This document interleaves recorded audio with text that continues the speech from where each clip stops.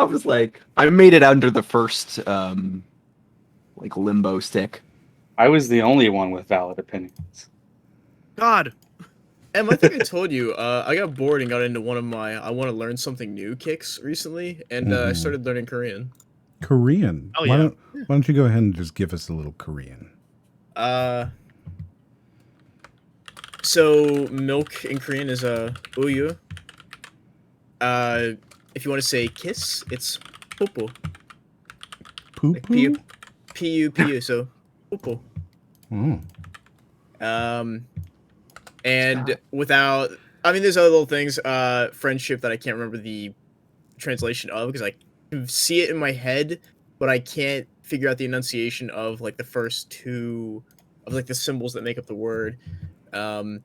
I can read most of the basic vocabulary like A E I O U Y, A E A E O's, and a bunch of other random things. Use that Duolingo. It's a lot of fun. Oh, yes is a really good one in Korean. It's just yeah. Okay. Well, hello everybody. We're I guess like a welcome to Vietnam kind of thing, you know. Whoa. Yeah, right. So we've got a couple of people here tonight, and we've got some more people coming a little bit later. But why don't we just start on the left and go ahead and introduce yourself, Nicco. It is I, Nicco. All hail buckets. You know, fine. That's me. I'm here. Glad to be here. Good introduction. So Nicco, he does music, and you might have heard him. He does the theme song of the Golden Bolt. Right, and then that is my claim to fame. He also he did the music that I use at the outro of all of my videos. So you've heard him there as well, So presumably. Like I presume, because of course you would watch to the end of all of my videos. I don't think I've ever made it that far. I don't even watch to the end of all of your videos, and I make your videos. Well, and here's the thing. I've been meaning to give you more music for so long, but I don't even have background music for my own videos. Yeah, every time we talk, behind. man. Every time we talk, you're always like, "I'm so sorry," and it's like, "No, but it's fine." You know, dude, I was born on the back foot, you know, so I'll die on the back foot. You know how it goes. All right. And then we've got Jeff. Yes, hello. I am Jeff. I am your next best friend or worst enemy or best frenemy. Yeah. That's an interesting way. Could you imagine, like, hi, I'm Jeff, and I'm your best friend. That's like starting off like one of those like you know, the videos that the PSAs. It's like starting off like a workplace PSA, like, hi, I'm Jeff, and for the next 15 minutes, I'm your best friend. Let's talk about workplace harassment. You know what I mean? I was thinking the same thing, workplace harassment. Yeah. Oh my god. Like 100%. That's how it feels to me. I love it. Well, there you go. All right. So your workplace harassment, Jeff, is that... Yeah, sure. You know what? Fuck it. Sure. All right. Oh, sorry. Well, I probably shouldn't. Well, I think it sounded like he was anti-workplace harassment, Jeff, to be fair. He is workplace harassment, Jeff. We need to make it clear. That's his name. That's how you should always refer to him. Do you want a shoulder rub? Oh, no. Now let's talk about why, as best friends, you shouldn't do that in the workplace. And then, of course, next up is myself, and I'm here, and hello. And then we've got Brody. Hello. Good old Brody. You've done it. Yeah, Hey, Brody. that's the full introduction. And then at the very end there is the place where you'll see Zoe when he comes in. And Yeah. That's the most interesting thing about the end slot here. Yeah. It's okay, Ryan. I acknowledge you. So we're gonna watch a Thanks, couple of man. trailers. Just a couple, because, you know, there's not so many. In a surprise, there were a lot of trailers this week. Unusual, but Unusual. They ended up having Yeah. Quite a few trailers this week. Yeah. Huh. So we've pared it down to what I think and what Ryden thinks and what we collectively agreed are the least boring. Maybe not the most interesting, but the least boring. And that should also give us some time for Zoe and Wolf to show up here. And then we'll talk a little bit about Army of the Dead. I'm excited to do it. I couldn't even sit through it. So Well, It was tough. We'll go into that once we're there. But boy, oh boy, man! Like, consider this. All right, this is a video game podcast, and this movie was such a work of art that I felt we have to discuss it on this video game podcast rather than talk about anything else. Yeah. That should tell Well, you I think there are very few forms of art that transcend the boundaries of it's a movie, it's a video game, and I just think that this is just so clearly a cut above everything else that it just it seeps into our category. We have no choice but to talk about it. Yes, exactly. I literally wrote it in my notes that like the way this movie is structured, like it's literally just a fetch quest. Yeah, it's a bad one too, but we'll get there. We will get there because I do want to make sure that if Wolf and Zoe are coming, they're able to come on. And yeah, I mean, where's Wolf's grandma? I'm not sure. I think that probably got kind of like forgotten, sadly. So we'll get her on. We'll get her on as soon as possible because that should be fun. And did anyone else get I thought it was a monkey line. No, nobody's figured that out too, Tim. So don't go telling everybody. You just get to be the best. I know that you know that you know, and now the world knows that you know. So, Is that referring to a different movie? It's referring to last week's stream. Yeah. Oh, okay. I was thinking 28 Days Later. Oh. Oh yeah, that's a good film. That's a good zombie film. Mm-hmm. I like 28 Days Later. I Then think they- 28 weeks later. Yeah, as well. then they did 28 Weeks Later, and I'm not entirely sure that I like it. Like, I think back to it, and I'm like, it's okay. It's a lot more action-packed, I think. Like, it's definitely more of an action film, but it's fine. So Nami They should make like a 28 years later where it's just like, oh yeah, the zombie thing that was like a terrible 31 weeks. I remember that. Right? That was Jeez. bad. Yeah.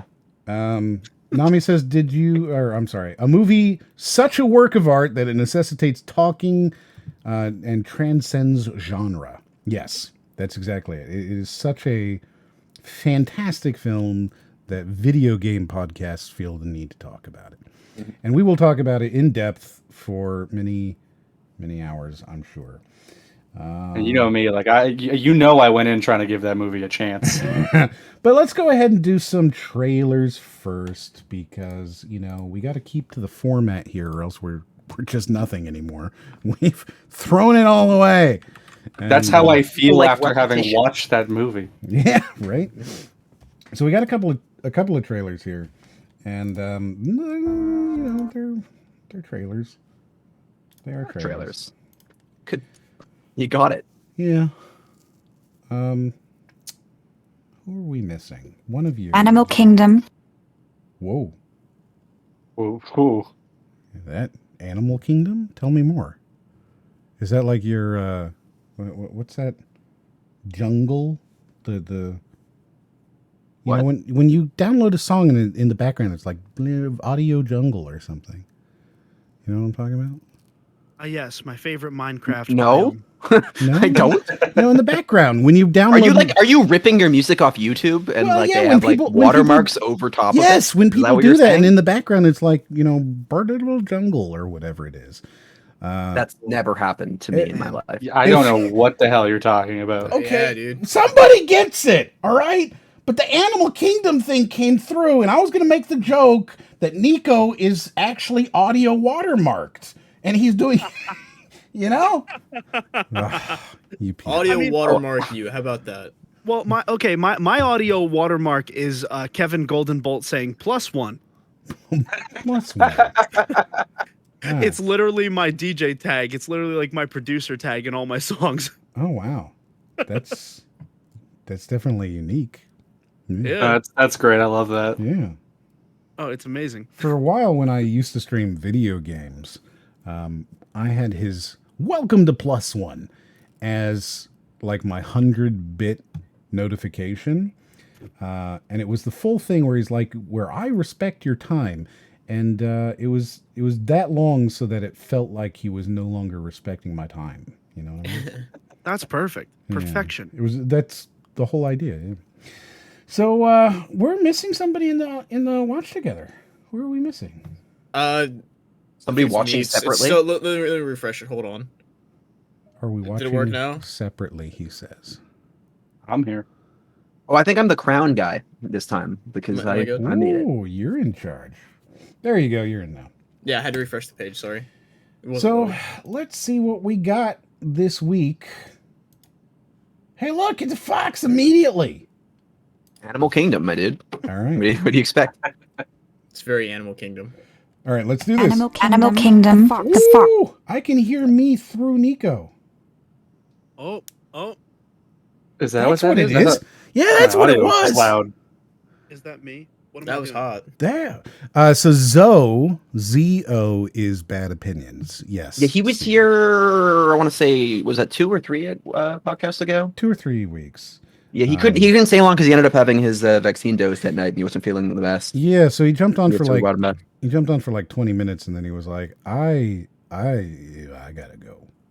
So we talked to him to get him. What a back. memorable 20 minutes it Yeah, was. right. We talked to get him back, and then obviously Wolfpackfam. I'm going back to push to talk, so that way you guys don't have to hear any echo if there is any. Okay. All right, that works.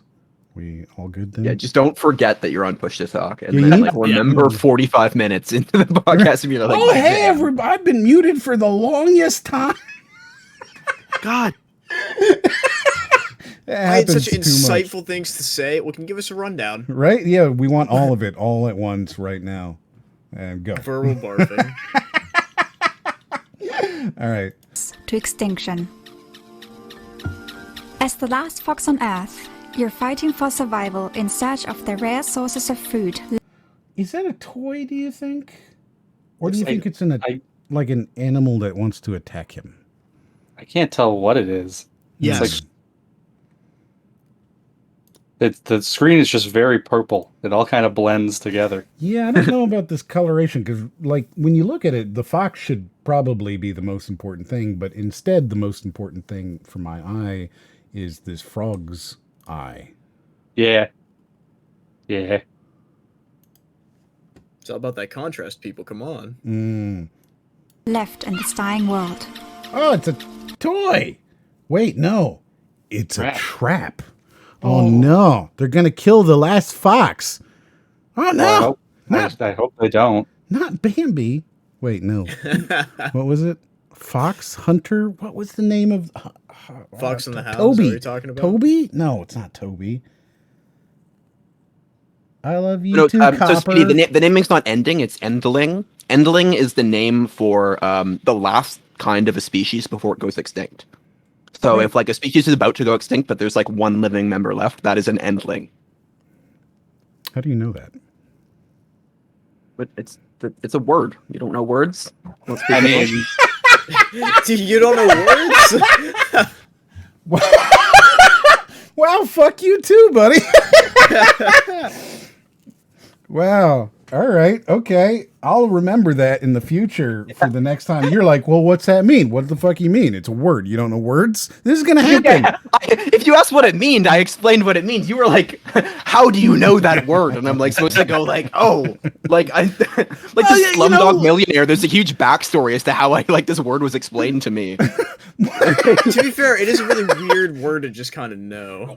Army of the Dead is already tearing us you know, apart. I used to focus on like nature and stuff, and I was in the Cub Scouts, and I once killed a fox, so now I know this word. Like that would make sense, but just being like, oh, I just know this super specific thing. I just felt like maybe there was a story behind it, and you're just like, no, there's never a story. What is this, Nier? You killed something and just learned a word? Like, come on. Yeah, exactly. Exactly. I killed That's it. how M gets all of his info. By killing things? He kills things and absorbs their words, and then Wouldn't that he be- learns. Wouldn't that be kind of cool, though? Like, imagine if you could kill somebody and just know everything that they know language-wise, right? Not necessarily just like, oh, I killed you and I know your PIN number now, but like, you know, you kill somebody and you know all the languages really they cool. know, right? That could be. I feel like if that world existed, I would certainly see a lot more people who are learning exotic languages being murdered. What? What did I walk into? So We're talking about murdering people. imagine if when And you getting their PIN killed number. somebody, you learned all the languages they knew. And that sounds like Starfire from, but that's kissing. That's a different thing altogether. Yeah. I imagine that's an anime. No, Yeah. from Teen Titans. Yeah, Teen Titans, the greatest. Teen Titans, the show was kind of anime inspired. I Oh, very much so. I have not seen it. Have you not seen Teen Titans? It's really good. Never read the comics. M hasn't seen a lot of good shows.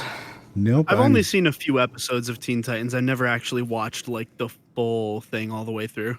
Very Probably 'cause good. Probably because it never really ended. It's just kind of like they gave it an ending, but No, they never got they never got renewed for the one season. It just kind of like it was the worst conclusion that they could have come to because it wasn't really a conclusion. Isn't They that left the that a show cliffhanger. Isn't that the show that had the fuck Batman thing happening? No, But you're that's thinking Titans. that's the live action remake. Yeah, live action Titans. So it's better because Yep. it's live action, right? No, I've that heard okay actively things makes about it worse. at best, but it's not been good. I mean, I Watch didn't hate Ender. it. I didn't hate it. I thought the costumes were very poor, but like it wasn't the worst. Has there ever been a live action remake that was better than its animated source material? Death Note, yeah. Oh, Hey, whoa. no. You can say what you want about Death Note. We Um, got William Dafoe in it, what- so that's already like makes it better. the, They the got Willem last- Dafoe and Lakeith Sheffield in that, and I'm just Exactly. Mhm, two see? of like So two it's of these fantastic. amazing actors. It's so good. I mean, Cruella was just given a sequel. We're gonna watch that. We haven't seen it yet. We're gonna watch Cruella. We're gonna watch it all. The whole movie? Yeah, some of Like it. now? Well, no. We're not watching it tonight. I'm saying like we collectively as a group, not necessarily each of you individually. We collectively as a group, Yes, we're gonna watch not that. not some of you. Some of you aren't invited to our watch party. If you want to come, you're okay. welcome. We haven't done it yet, so we're gonna right, watch we're- that. We're gonna watch the movie. We're gonna do that, and then convince Brody over there to edit it. Yeah, I was gonna say if this movie is fucking 4 hours, I'm gonna strangle you. We'll watch it twice. Yeah, we'll watch the original Dalmatians first. That way you can I really went- see the difference. I went through 5 hours of Justice League footage to get 3 hours of usable footage, and it was like it was hell. Like I'm not. I know we're gonna talk about it later, but Justice League, I had to. I split that into several days, and then Oh, it was pain. It was painful to And that's watch. fair. It was shot in 6 parts. Army of the Dead, I split that into a 2-day watch. I did not get through it in one sit through. Well, we'll get to Zach in a bit here. We'll get to Zach in a minute. Two Tim says, "What about Teen Titans Go?" I don't know. Okay. If he's trolling or not. Okay, Teen actually, Titans Go. good show. It is. Like, a lot of people hate it because it's not the original. That's the only reason they hate it. They don't give it a chance. No, Like it is actually like and it is like it is almost certainly the SpongeBob of like whatever the current generation of like young cartoon watchers are, like because they just play it all the time and it's got like that kind of humor. It like genuinely just a really good show. And Just the like- early seasons of it were not great. The later seasons have been pretty okay. Like I like how they break the fourth wall constantly. They're showing like the animation crew in the background, the voice actors, and all the It's very background. meta. influence. Yeah, it's cool like that. Everything else is pretty terrible. I wonder if the show could stand without its meta jokes. I never really thought about that. It could not. Hmm. No, it definitely relies on them, but like they work when they hit. Mm-hmm. I remember I sat down one day and like watched the show, and it was like a Control Freak episode, and they like break the fourth wall on how like everyone hates this new show because it's not the original, and like they're like self-aware of what people are saying. I'm just like, that's actually pretty funny. Oh yeah, it was But really cool. I say, if you don't like it, fine, but don't cry about it because it's not the original. Things change. Get over it. Yeah, go cry about Titans, the live-action remake that sucks. Yeah, facts. DC But stream. you're not searching food just for yourself. Oh, Echo. Oh no! Oh no! Are you Am good? I echoing? Who's Did you just hack the system? No, I'm trying to see who's echoing. Hold on. Alone. You're clumsy. Oh, yeah, it's 100% you, Nicco. now? I'm echoing. Yeah. Let's try it again. Sir Egan. Oh, nope, that's not Okay, gonna so work. here's what I'm gonna do. I'm just gonna mute the video and just listen to his echo. Listen to and that will- Yeah, all right. I mean, I don't know, man. This is a weird problem. We'll figure it out. He said burb. Yes. Food left in this dying world. But you're not searching food just for yourself alone. Your clumsy cops are eagerly waiting for your return and the safety of your... Wait, if you're the last one, you can't Yeah, have I know. cubs. That's the point where it's like, They reproduce by budding. It's the endling. The whole point is you're the last fox. They said it at the beginning. You're the last fox. Yes, not you're correct. the parent of the last foxes. That's right. That is everything they're telling us, and what the title literally is saying. And then The they point of the go, game is to find. but then they go right here. I don't understand. Okay, the point of the game is that you have to find the last sperm bank for the remaining repopulate. Wow. Okay, I believe I fixed it. Well, okay, let's find out, Nicco. shelter. I didn't hear it. Yeah, there we go. Good job. Yeah. So Mazel I'm, tov. Yeah, Now I don't I'm on have a to- Mac, and my audio routing settings are wonky, so I had to like do some logic gates. Excellent. Well, now Yeah. you can like hang out with us. Yeah. Welcome, Nicco. Yep, we're back for real now. Back for Bro. real. Cool.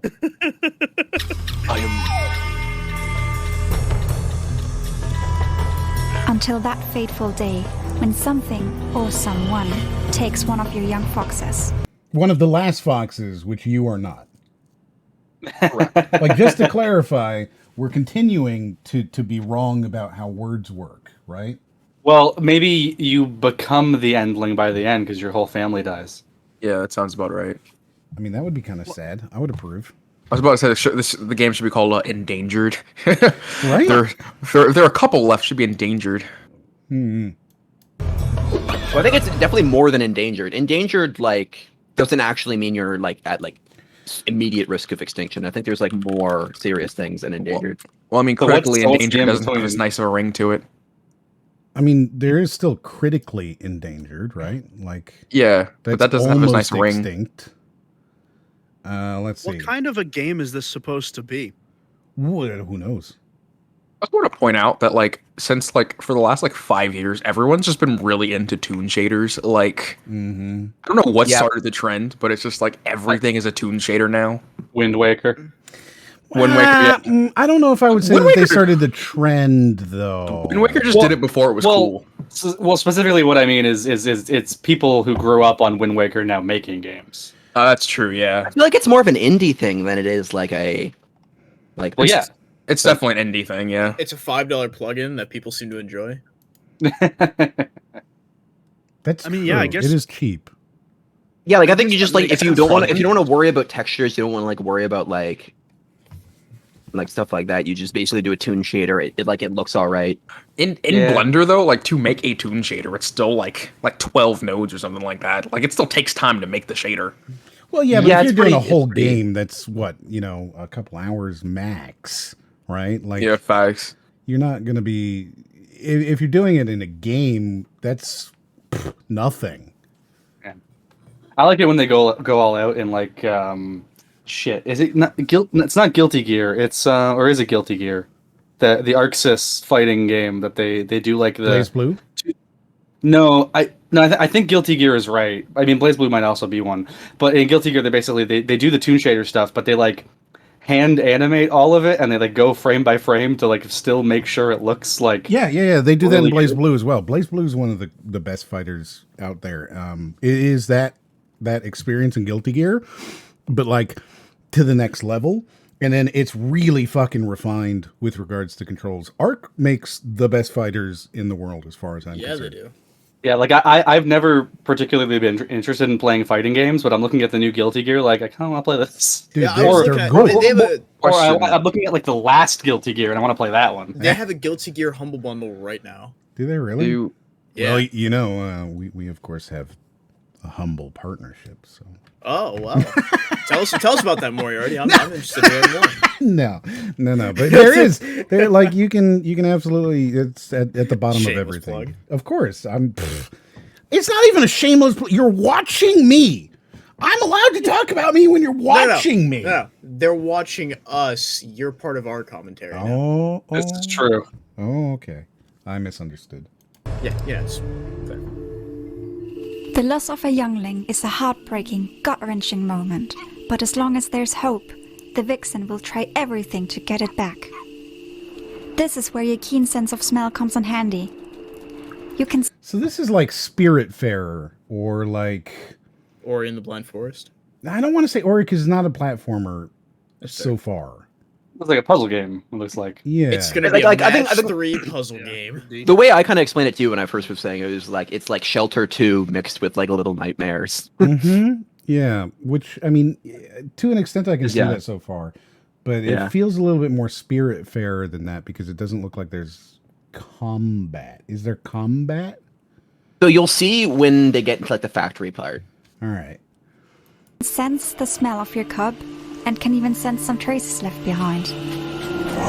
It's the Division. You got echoes.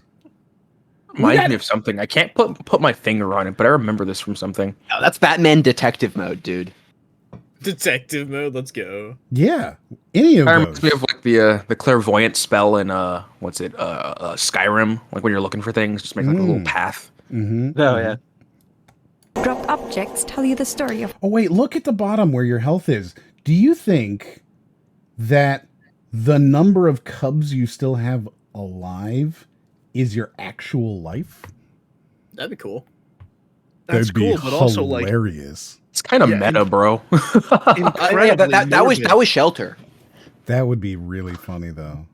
Like I'm having you to- really do become the endling because oh, it's dark. I like it.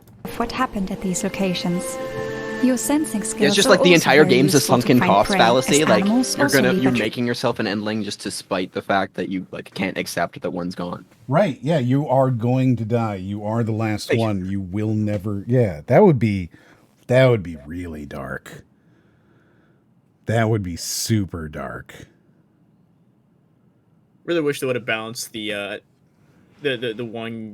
speaker for Mhm. this game. Would have balanced our audio a little bit. I like those plosives and the hard S's are really killing me. Mhm. Yeah. You need some multi-band compressors. Right. Throwing a little The EQ DS on or there. VST. Mhm.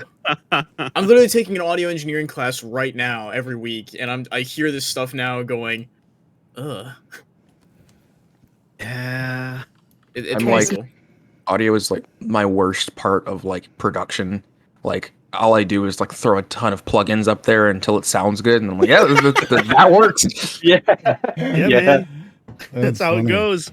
See, Or free VST plugins. the only thing I do is I do compression just because, like, I vacillate a lot in my volume. So I go from a lot of highs and a lot of quiets and back and forth just naturally as I talk. So compression's really important for me to just kind of like even it out a little bit. But other than that, I mean, I don't do anything. I bet you sound exactly like you sound right now in real life. Like I do. exactly like you sound in your videos. It's exactly how you sound in real life. This is it. Booming voice. Hey This guys. Well, I Don't mean, flatter him. He doesn't. you haven't met me. How would you know? You know, some I'm people I'm have pretty met sure me. he does. They I'm know. pretty sure he does. Nico's met me. Nico knows Yeah. exactly. Yeah, I was just thinking outside of the podcast. You're much more relaxed.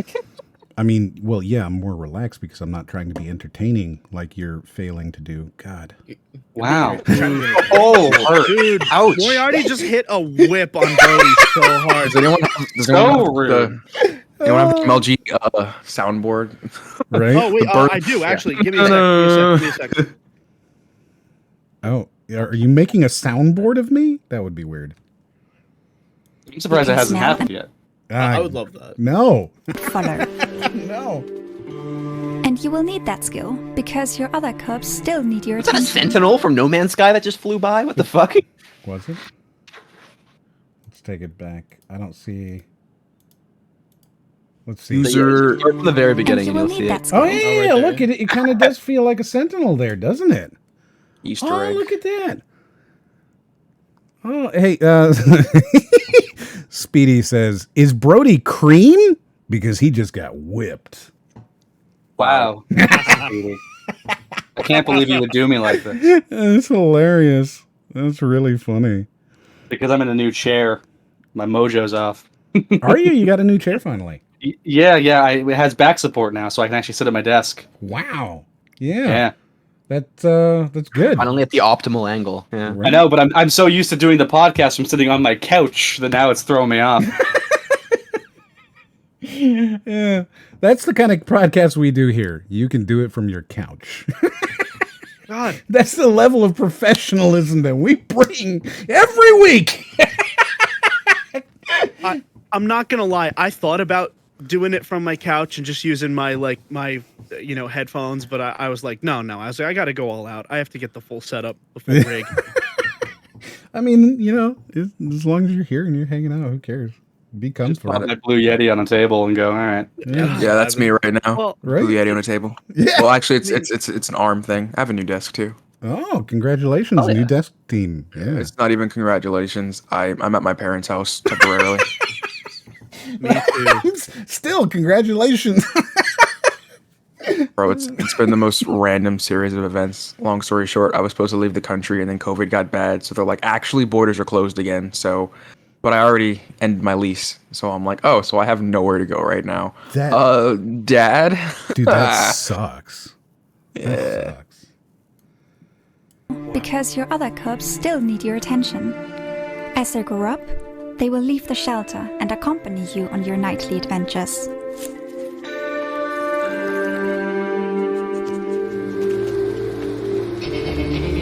They are new to this world, so keep the little ones close and safe. One far in the distance. Yeah. I don't know, man. I gotta be honest, this doesn't look like a fun game. Not at all. Like, it's definitely going for more like a poignant game than a fun.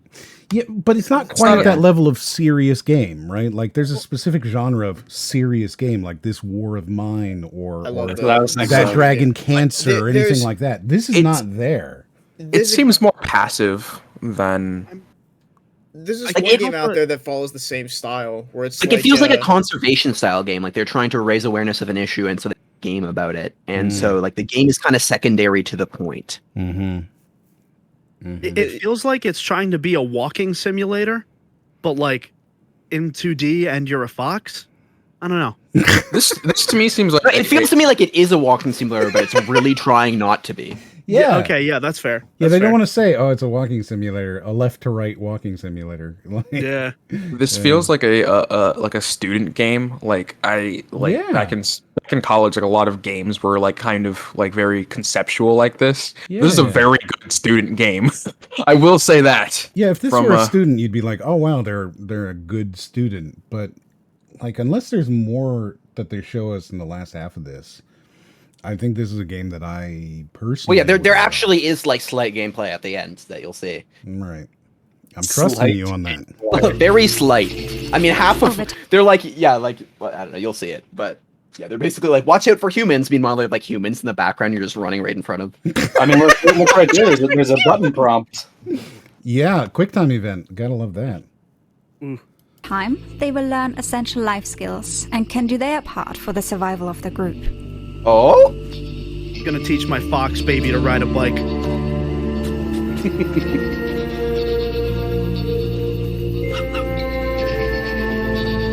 I teach the cubs to wield a sword? That's all I want to know. Right? Oh yeah, dude, just like Minecraft. Where? Okay, that's all I wanted to know. I was gonna say more Artorias, but yeah. Yeah. Nights are dangerous enough when perilous traps and other predators threaten your cubs. I mean, that's a dead fox at that point, right? No, it's just a quick time event. You just got to get out of there. But like in reality, that fox is dead. Absolutely, yeah. Like its leg is like off. It's Yeah. gone. Yeah. But during the day, the most dangerous predators of them all start roaming the world. Humans. Scary human. It's your job to guide your vulnerable cub. You're hiding just like 3 feet to the left of them. Must have been the wind. That's hilarious. That's really Oh funny. my god. This shot specifically is definitely giving me like inside vibes. Yeah, this is definitely an insider. I mean, I guess you could say Little Nightmares as well, but like I've never more played Inside. That's why I was saying Little Nightmares. it's more inside to me than Little Nightmares. Moriarty, maybe you know the name of the game. This is what it reminds me of. It's just a like zombie style game. You're a mother with her kid, and you're trying to like, as you progress through, you have 5 days to do so before the mom just dies, and then you just play as the kid. But the kid learns skills from watching what his mother does the whole time. It's got almost the same art style. Yeah, but Oh that's yeah, Last of Us. No. that one's a top-down one though. Like it's, Yeah. yeah. I know what you're talking about. That one's not out yet, is it? It was during the Steam thing. I would have to look. I don't remember what it is, but I know exactly what you're talking That's about. what it kind of reminds me of. Yeah, I know exactly what you're talking about. Safely through the dystopian future of an Left exploited leaves Earth. her cubs with the humans. Yeah, dude, this is inside now. This is like super hardcore inside. There's no question. On your journey to the last safe haven, you must overcome all the dangers that lie Abandon ahead. your kids. Oh, they're there. Survive. It's like that bear meme. This is Endling. Whew. That's kind of a painful one to start off on. I gotta be honest. If this were like a mobile game that I could play like while I'm doing nothing, I could see myself playing it. I mean, the Agreed. foxes are cute. I like the foxes, but doesn't seem like there's much to do. Yeah, It feels like I think I like the concept, but it really can't be like 2.5D. Like I feel like it needed to be like 3D. I'm worried that one of our friends here is going to get the urge to want to kick these like they do their puppies. so Nami says, if this was a mobile game, I'd play a different mobile game. That's a good point. That's a great point. Oh, that's fucking harsh, man. I play a lot of mobile games that are like really passive. Just like my brain doesn't do anything, and I kind of just like zone out and do things. But I'm saying I give it a chance. Is all you know. Yeah, I'm over here just playing Logo Quiz on my phone. Seriously, like it's I think this That is game the type still of game. exists. yeah, it does. It's bad. I think this is the type of game that you'll see a lot of streamers playing the day it comes out because it's probably 2 or 3 hours to get through, right? And it'll be, oh man, it's such a touching story, and people will play it, and then it disappears into our collective amnesia with regards to these kind of like off indie games, PewDiePie plays it. It becomes a meme. Everyone plays it. right? All right, so we got another one. I think Ryan was excited about this one. Yeah, I was. This looks great. It's Plaza.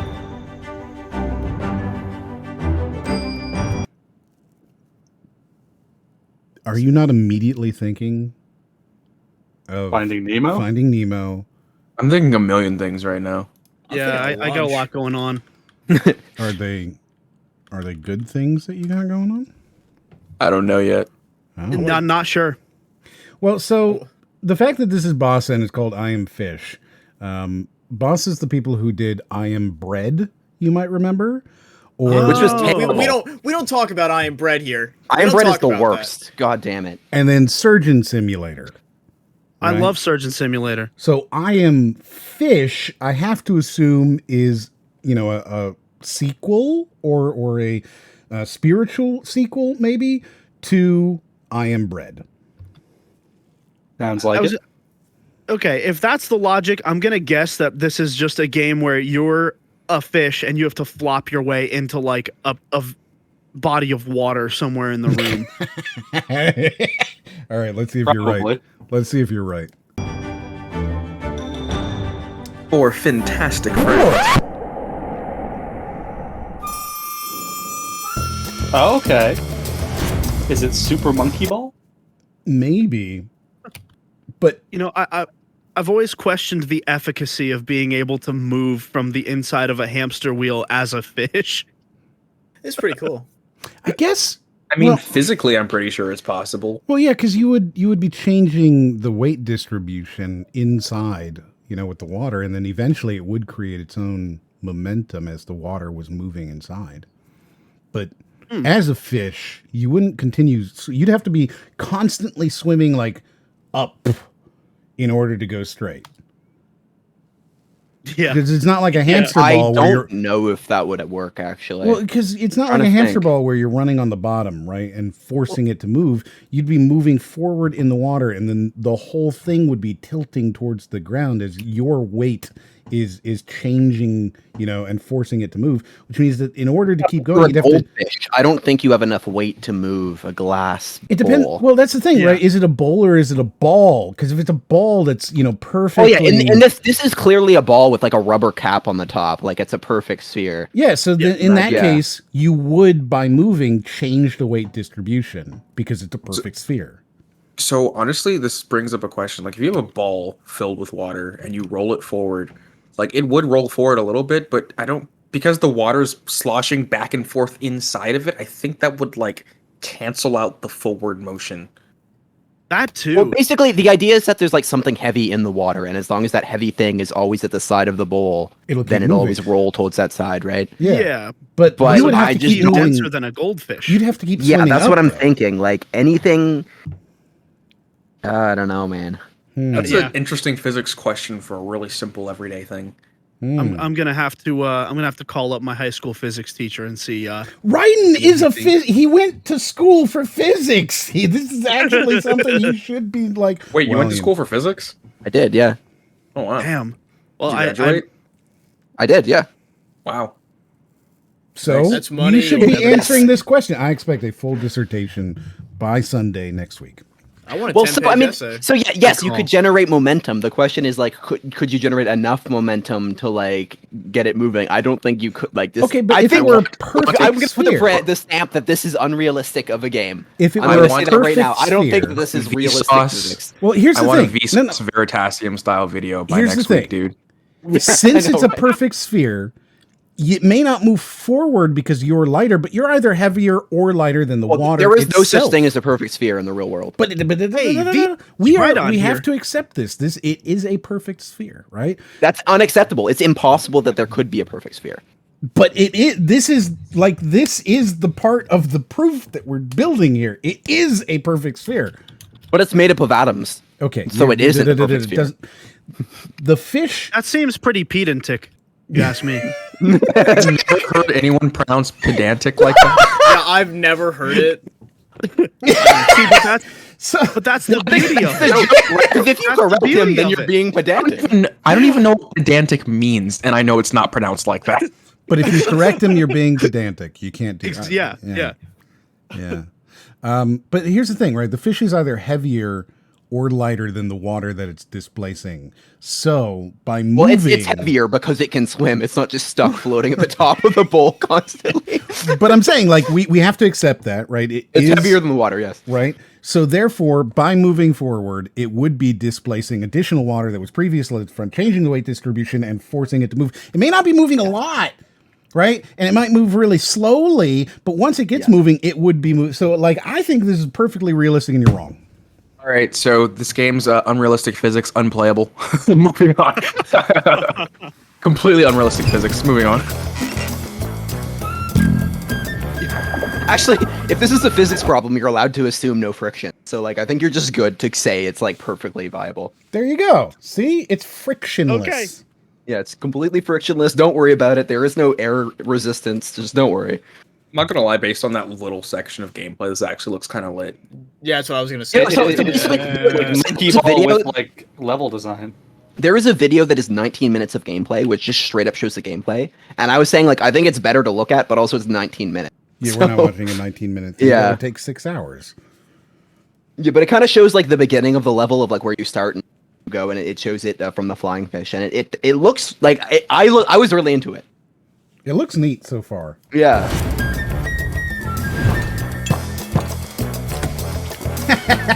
That's a dead fish. I really Okay. like that. That's great. This game was 100% inspired by the final scenes in Finding Nemo. Yeah. Like It's entirely Finding if Nemo, they yeah. s- They're lying if they said it wasn't even like a thought during the. no, I production like it. period. It's great. Also, the fishbowl breaks if you, like, hit the ground with too much momentum. So, like, you have to be... Like, if you, like, break and then you just start flopping on the ground and, like run out of air and die. So this is the long-awaited sequel to Glover we've been waiting for. I don't think anybody here is young enough to remember is old enough to remember. No, we Glover. ignored him. I know, we Okay. were making a very conscious decision to not respond to that. Yeah, and then you no, I ruined felt it. You went No, this is there and good. you gotta Because learn, Jeff. But see, I no longer go into the mini panic attack mode that you want me to go into when you do that. I just wait till someone else speaks, so it all Yeah, works well, out. Jeff ruined it. Otherwise, you'd be having a panic attack right now. I had plenty of them earlier. I'm all out. I'm all out. Yeah, I hit my quota about 35 minutes ago. I'm good now. It's true.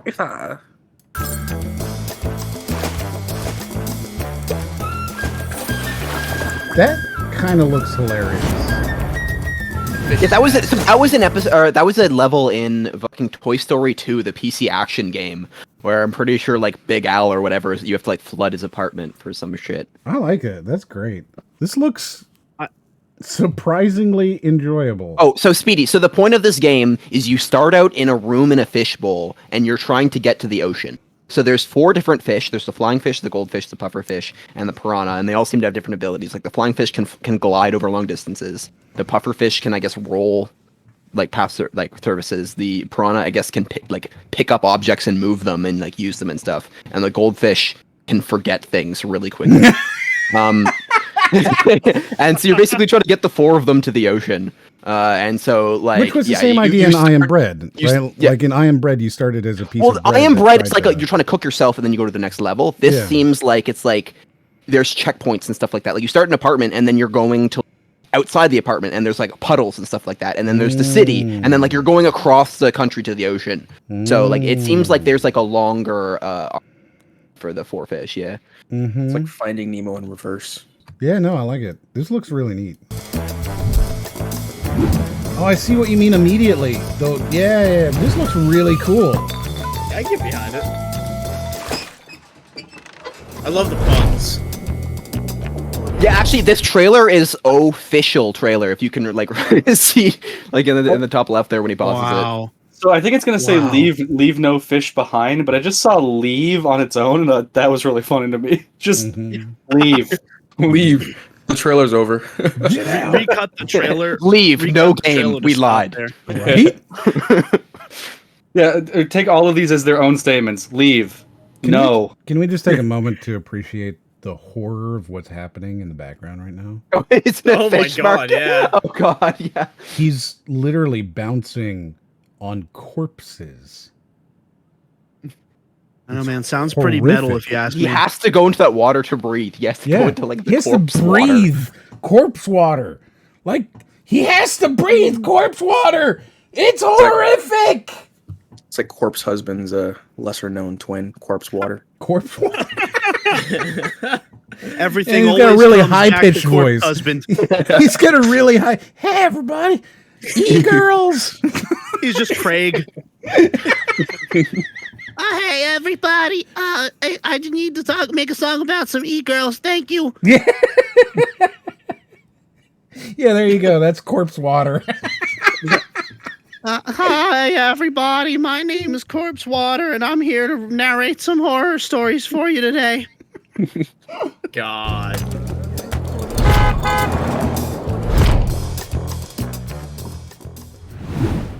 I dig it. That looks good. I would play this, yes. I'll probably buy it and then hate myself for buying it, but That yeah. looks good. I don't thought know. I'm somewhat surprised how much game there seems to be in it, because it seemed like a dumb little concept, and then like you actually watch it and like, wow, they like fleshed out a lot of this. Well, Yeah, if you it's remember really- what they did for I Am Bread, it literally was just a handful of levels. Then they kept adding a little more, and now they have like all these extra games, all these extra stuff just in that one game now. They're probably going to keep adding stuff to this too. last time I played a game that just seemed like a dumb concept that like went really deep was the Stanley Parable. Oh I was yeah. like, Yeah. this is just gonna be like a dumb little game for like 10 minutes. No, I spent hours, days. It's a It was great a game. long time on that game. Yeah, I love had the Stanley Parable. I had the Stanley Parable announcer for whenever I played Dota 2. Mm-hmm. Oh yeah. Mm-hmm. Mm-hmm. Also, I would be very disappointed. I had better see a Shamu DLC for this game. God. Oh no! Please no. That I hope not. Please, yes. I want to see him come through the air. You have to get shot by a shrink ray and then land in a little like cup of water Oh or something. god! The thing is that SeaWorld would do it, and Bossa would do it. So that's a real possibility. I want a cut of this. I'm gonna email them both. Be like, hey, you can't do this. My idea first. You gotta remember, these are the people who did the Team Fortress 2 version of Surgeon Simulator. Oh yeah, I forgot about that. That was really Mhm. cool. It was really hard, but it was really cool at the same time. All right, we got another one here. Retro Ninja. They made a lot of games. All right, so What is this rap? I don't know, but It's- I'm already convinced that I'm gonna get copyright strike for it. So, just hey, if you're watching this and there's no audio, sorry. Rip. So actually, one of their advertising points that they'll give you later on is that it's a fully original soundtrack. So I think we might be good. Well, they're fully. I got to be honest, right? Like, I love music. I have my Spotify playlist. Everybody knows that. Like, I update it every couple of days. And I need to follow it. I'm active about music. I love music. I listen to everything. This is bad. I like hip hop. I like lots of forms of hip hop, and I'm like, what is this? Yeah. Nani? Speaking of, I know they cracked down real quick on the whole, especially on Twitch using music and all that. Like, there was a lot of strikes that went out. Mhm. I guess a lot of the people that are using the, obviously Monster Cat's good. I guess Montage Rock is pretty safe about it if you use, like, any of their music as well. Because it's all songs that, like, everybody would know that don't have, like... The worst they can do is, like, yeah, you can't run ads on your stuff, but you can totally use this. It's no problem. I just don't do anything anymore, man. I just Yeah. don't do anything Man. anymore. No music. Sorry. Like, I unless was it's gonna say, unless it's as like Nico's a- music. Yeah. Oh yeah, you can use all my music, dude. There Any you of it. go. See, you've got Yeah. permission. But Yeah, otherwise, yeah. I don't touch music on streams. But as like a producer, as like a hip hop guy, like I don't know. I need to hear more of this before I can make like an official Yeah, like, yeah, of course. stance on it. It's just the opening was very jarring. It was like it Yeah. came out of nowhere, and I'm like, oh, okay. Yeah, That's fair. yeah. Also, the title of this game is very reminiscent of that one movie, Edge of Tomorrow. Back before it was Edge of Oh Tomorrow. yeah, live, die, live, repeat. Yeah, Mhm. live, die, repeat. Mm-hmm. That was a good movie too. It was. Yeah. It was the only good live action anime adaptation. Was it an anime? It's a manga, close enough. Oh, interesting. Mhm. Okay. Yeah, I think. I don't think they're ever gonna make a sequel, but they should.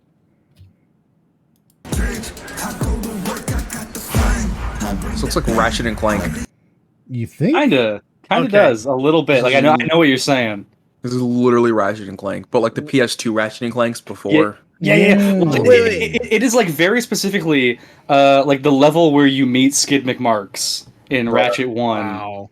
And the one offshoot path. It is like that aesthetic completely. The fact that you remember that singular level so like vividly is very Oh, of impressive course. to me. I mean, played that after- game like tons and tons. I mean, me After too. watching after watching Race It and Clank on twitch.tv/the charity room, I think we all have that pretty fresh in our brains. You know, it's That was weird, last right? week, yeah. Just seeing this still alone. If you sent me this without any of like the pre-alpha, or if you sent me this without a title, without anything else on it, I would look at this and go, could this finally be a good sequel to Perfect Dark?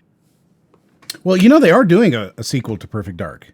Yeah, I heard about that, but I'm excited to see it. I loved Perfect Dark. I still have my N64 copy of Perfect Dark. Yeah, What yeah. is Perfect Dark? It's sort of like You poor GoldenEye. child. Like picture GoldenEye, but like not Bond. Interesting. Yeah, it's really, really enjoyable. It's really hard. Really. Is it? If you play it on the hardest settings, that game fucking hard. It's one of the hardest games I've ever played. With it. Like even growing up, my dad and I rocked the hell out of it. Play Perfect Dark, especially Perfect Dark 0 on the Yeah, hardest wow. difficulty, and good luck. Good luck. I'm play looking. Zero. I'm looking up Perfect Dark right now, and the main character she is Laura Croft mixed with Joanna Dark, yeah. Angelina Jolie. Wait, Angelina Jolie was Laura Croft in that one movie. Never mind. In It's the, just- in the Tomb Raider film, yeah. No, great games though. So I mean, oh man, it This just character looks so is good. hot in like a very PS1 kind, in like the most PS1 way possible. Yeah, that always kind of reminded me of Triangular. like Alita, like Battle Angel Alita, especially if you guys have seen the live action. So it's what just kind of reminded me of a little bit. Mm. Was that? Or movie? no, not Battle Angel Alita. Ghost in the Shell. Sorry. Oh, That's a totally different movie. yeah, is, completely yeah. different. And completely different designs, too. Speedy says this is pre-alpha. Isn't that just alpha? I think before, if you're talking pre-alpha, you'd be talking like gray boxes and prototypes and stuff like that. So this would mean it's not playable, right? Like pre-alpha would mean it's not playable. There's no game there. So everything Yeah. you're saying is just visualizations.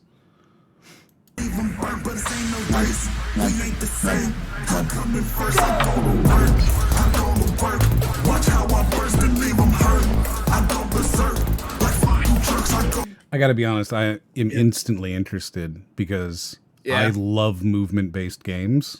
You know, Which reminds me of the mirror game. Mirror's Where's the Edge? Mirror game? Mirror's Yeah. Edge, yeah. I don't know. I actually think this gun in- looks more like Ghost Runner, or there's another one out there that I can't remember off the top of my head right now, but it's a runner game where you're running on or in a bunch of laser lights, and you have to like run along it, and you have to jump. It sounds like a rhythm game. It almost slowly looks gets like- faster. I can't remember what it is. Very cool game though. Like It if looks you put like a gun in the Apex hand. Legends. Yeah. Put a gun in the hand, it's either Apex, or it also kind of gives me some like the way the hand is and everything, the metal on it. It kind of reminds me of like Unreal Tournament, like some of the later games. Okay, every game looks like Apex. All you have to do is add a bunch of hexagons, some orange, some teal, and lots of glow, and it Oh, yeah, good immediately point. looks like. You know what? I've been Points. playing a lot of Apex Okay. lately, and it's really nice. Mm. The soundtrack. So I went back and I was listening to just this song like by myself, and like I can't help but feel like they're trying to be DMX. They're trying. I feel like bad. I feel like what I was about to. happened- I'm good. 1 second. I forgive me, but there is a space available.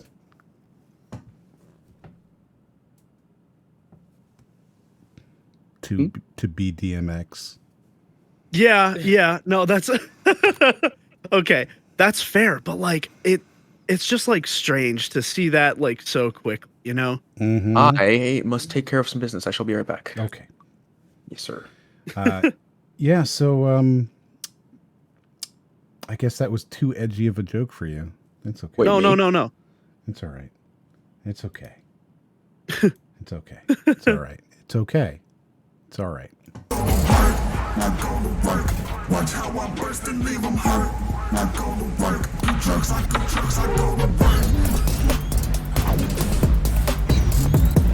Yeah, this looks kind of neat.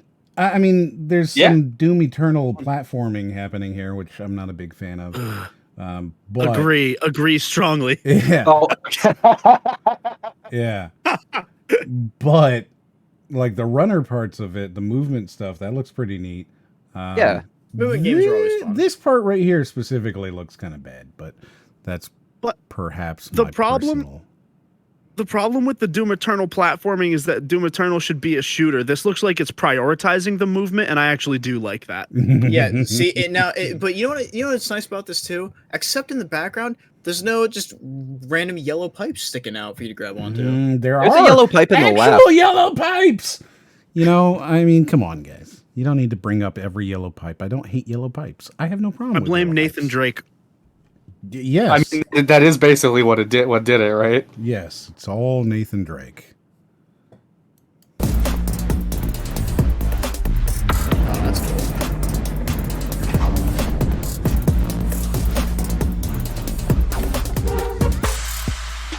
Yeah, I mean that That's looks pretty all right. cool. Yeah, Yeah, looks all right. Original soundtrack, multiple genres. Yeah, Yeah, that's the- what I was gonna say. Like it's such a strange advertising point you would make. Like we've got our own music. We didn't even license any music. It's like, oh, Yeah. well, you could have. Like I wouldn't have been upset, but okay, cool. Yeah. If there is no melodic death metal in this soundtrack, I'm gonna be mad.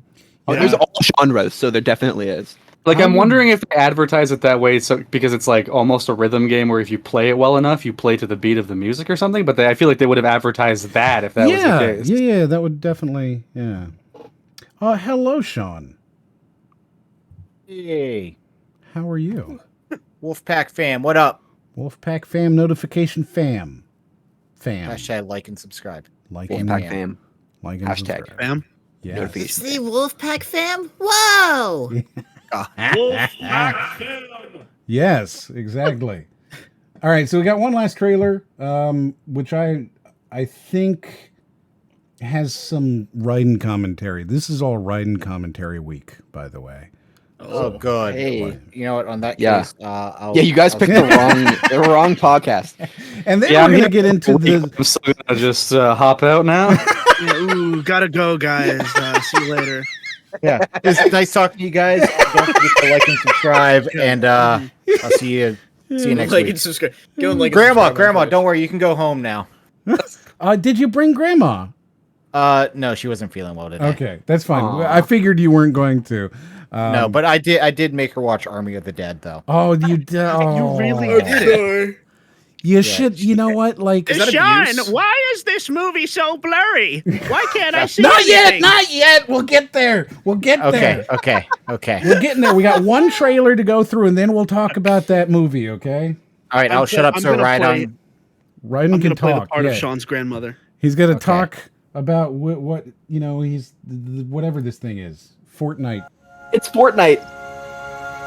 It's Fortnite. I don't understand. Okay, it's Fortnite if it's Stardew Valley, I guess. I don't know. Oh, is this the one with What the does that animals? mean? Yeah. Right. Like I'm intrigued. I don't know.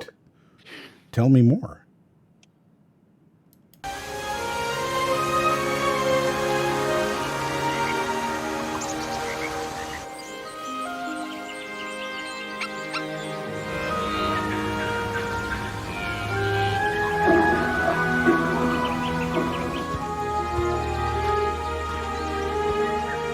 I mean, yeah, this has Like, that. tell me this isn't Fortnite. All right, I was Mobile willing. games.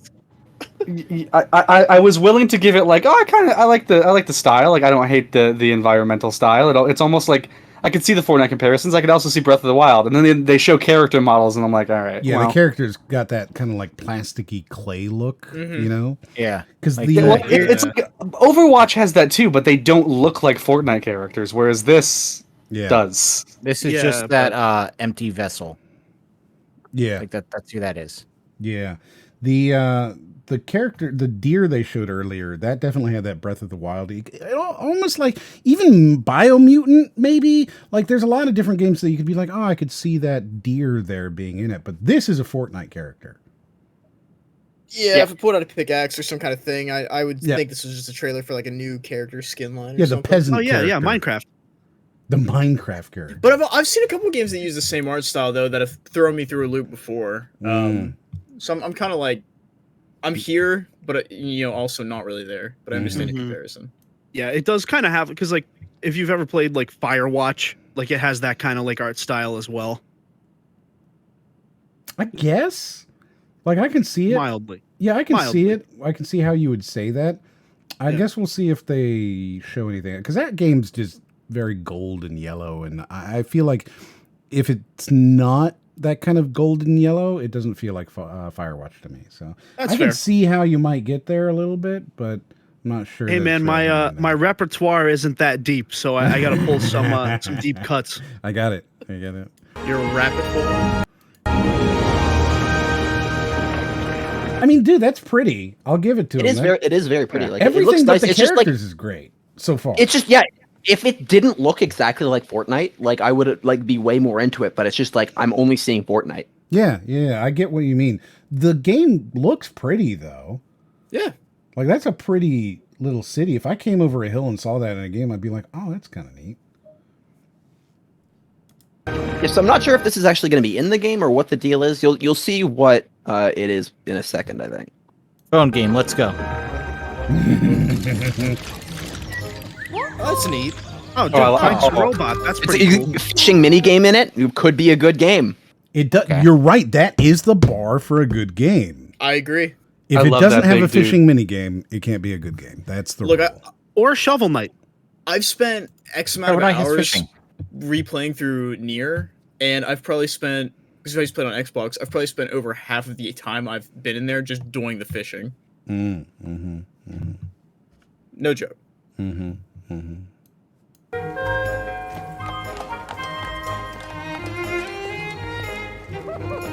Getting Warcraft vibes. Okay. Yeah. A little bit.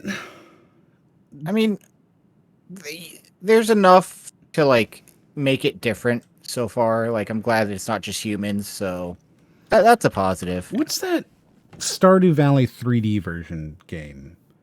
It was Minecraft. No. Harvest Moon or Story of Seasons. No, the 3D one that was on Epic Games. Boney Toloni says Fable or Not- Porsche. Porsche. That's it. Oh, Porsche. No, Porsche. Oh, God. Tell me this everything's doesn't chibi. give you like serious Porsche Oh yeah. vibes. It also it's called Palia. I don't get Porsche vibes because Porsche just felt more like along the lines of Story of Seasons for me. You know, it's weird. I like to also point out another thing about like the character designs and all. Their outfits. It looks like they got all of the design choices, like the boots in the background on the guy, the stitches on the arm of like the tavern keeper here, the belts and everything. It looks like they took the models from like Fortnite, but the clothing they took from like Hero Forge or something for D&D, and just like threw them all together. I mean, if this is a game that uses Unreal, that's a real possibility. So Let's find out.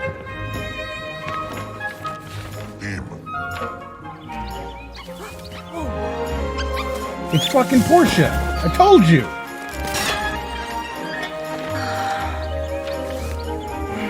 Just trying to basically, find Moisty It's Meyer. fucking Porsche. I didn't play Porsche. Is it good? I am disagreeing with the Porsche comparison. Oh, you're so wrong. You're so wrong. No, I'm not wrong. You are wrong. We're clearly back to Minecraft right No, now. no. Hey, look. Yeah, Minecraft. Yeah, obviously.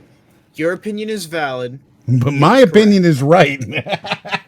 Yes. No. Excellent. You look, I understand you're having a rough day, but like you don't have to lie. Okay, it's okay. Damn. Oh This- man. This All chick right. is definitely looking for Moisty Meyer, though. Moisty Meyer? Yeah, Fortnite. You Fortnite. never Yeah. played Fortnite? Moisty Meyer. Is that a real thing? It You used to played be. games before him? Yes. Oh my goodness. That's what I cut. Never mind. Huh. Moisty Meyer. It sounds Yeah. like a I thought But you not were- Loot Lake. Oh, fuck you. So Literally just fuck you. I thought you were making a Jewish joke because she's cutting the tip off.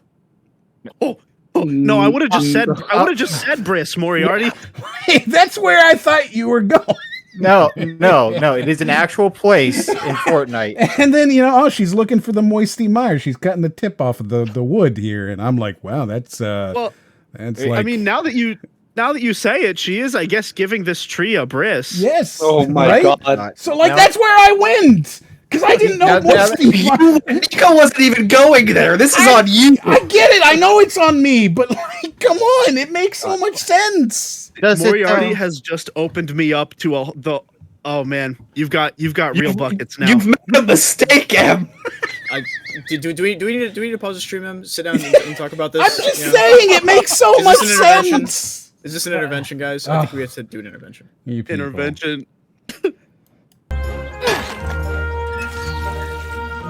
It's fucking Portia. How can you not see Portia hardcore right here? Was Portia good? I'm still only seeing never, Fortnite. I've never played it, never even looked at it. It's like, fine. But this, everything they're showing, this is just Portia all over again. There's It's no Animal difference. Crossing. Got it. It's Animal Crossing mixed in with like a Harvest Moon or a Stardew Valley. Yes. Yes. There's nothing here that I haven't already played, is what I'm saying.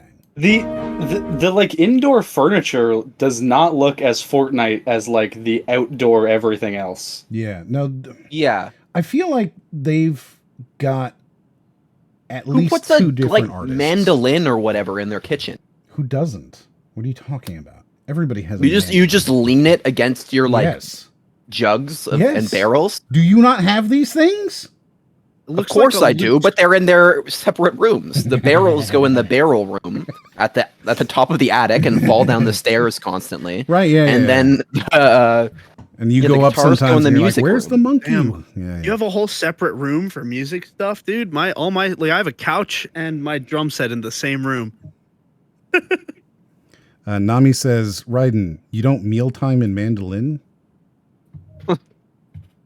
I try to segregate them out a little bit. You're, I don't like so getting. just to clarify, you are in favor of segregation. To clarify, absolutely not. I just don't like That's getting not what I like curry slopped all over the guitar strings. and stuff, I think you he's gotta- more in favor of separation of church and state. Oh, is that true?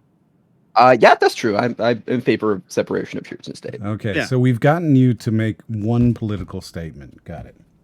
Ooh. You've now turned this into a political podcast, and that will now be the end of this.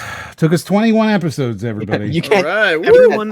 Everyone You should got a get a good run. toothbrush. It took us 21 to get him to make his political stance clear, and now that we've done that, you're all welcome to cancel him. See, I like how you do that, and yeah, you will not deny the foot to dog ratio there. The foot to. No, I've never thought about that. The foot to dog ratio. I've never thought about it that way. There's nothing to think about. Just don't think. Just Yeah, stop don't think thinking.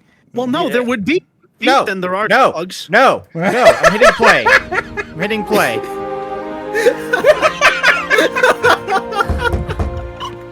What's this? What monster's gonna be outside? It's a real monster. It's friends Mike. from earlier. I like the robot. That I do like the looks robot. it's good. Oh, Robot, so that's pretty cool. It's an MMO. It's a fucking MMO. It's an MMO. Yes. That's cool. Oh, It's an MMO. So just so we're clear, there's like a 95% chance this game has crafting, right? Oh yeah. Yeah. It definitely Yeah. will. I would say more than 95. This Yeah, is of course it does. 100%. Because otherwise, Yeah. why would you be? Oh, hello, phone. Steve over there has a bow. Like, and you're too far away for me to like Make walk the over call there and turn live. it off. Make the call live. Yeah, put him through. Yeah. Jamie, Jamie, can you put them through? Right? Thanks. Oh my god, no. And it'll go away. It's fine. There we go. I don't believe you. By the time I would have walked over there, it would have been off, and I would It's have had distracting. To I walk don't over. even know what we're watching anymore. You know what?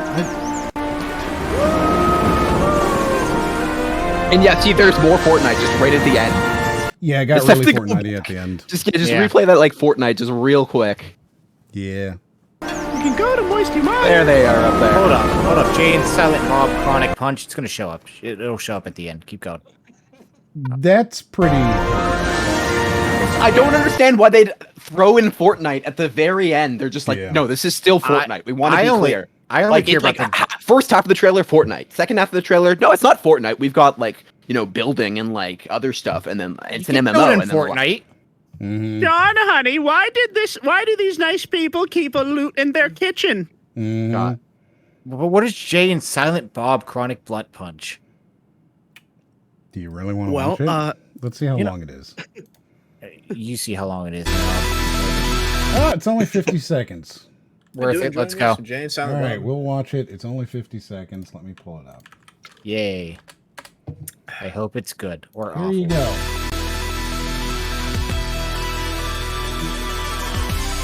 Already liking the music. I agree. Oh. I love it. I love the art style. Oh, yeah. It's in the style of like the cartoon they did, I think. It's a Yeah. brawler too. I can dig Okay. it. Look at this.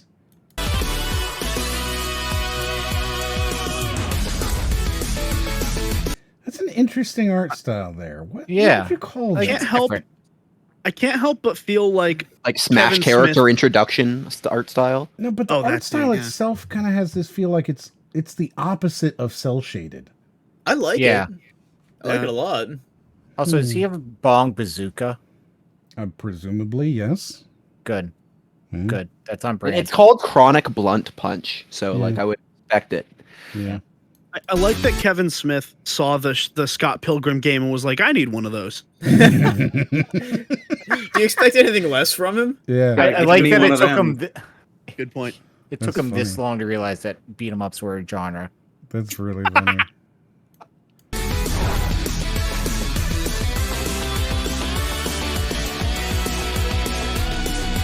Hit it with a short Yukon. I mean, this doesn't look bad. Yeah. I'd play it. Shit. Yeah. Like, I'm not Secret. seeing anything objectionable here.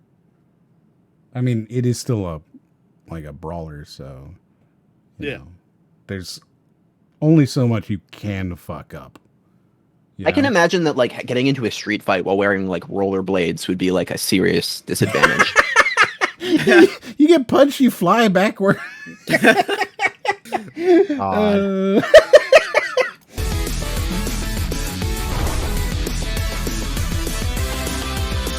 Are those the kids from Dogma?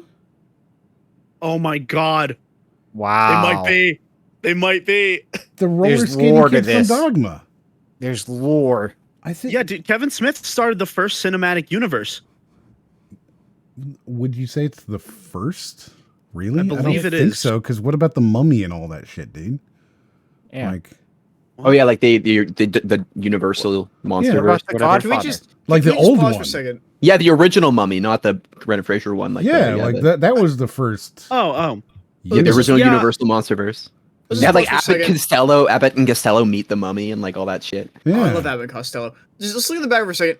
Who would like to buy a bag of bread with a single piece of bread in it? Or And there's how also about there's poop also chips? poo chips. Yeah. Yeah. How much? Oh, $5.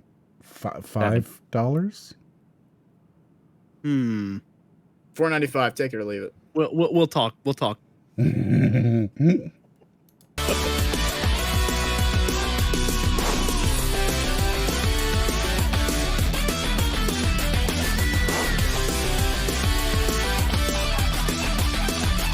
They cut back to the convenience store one more time. I'm gonna lose.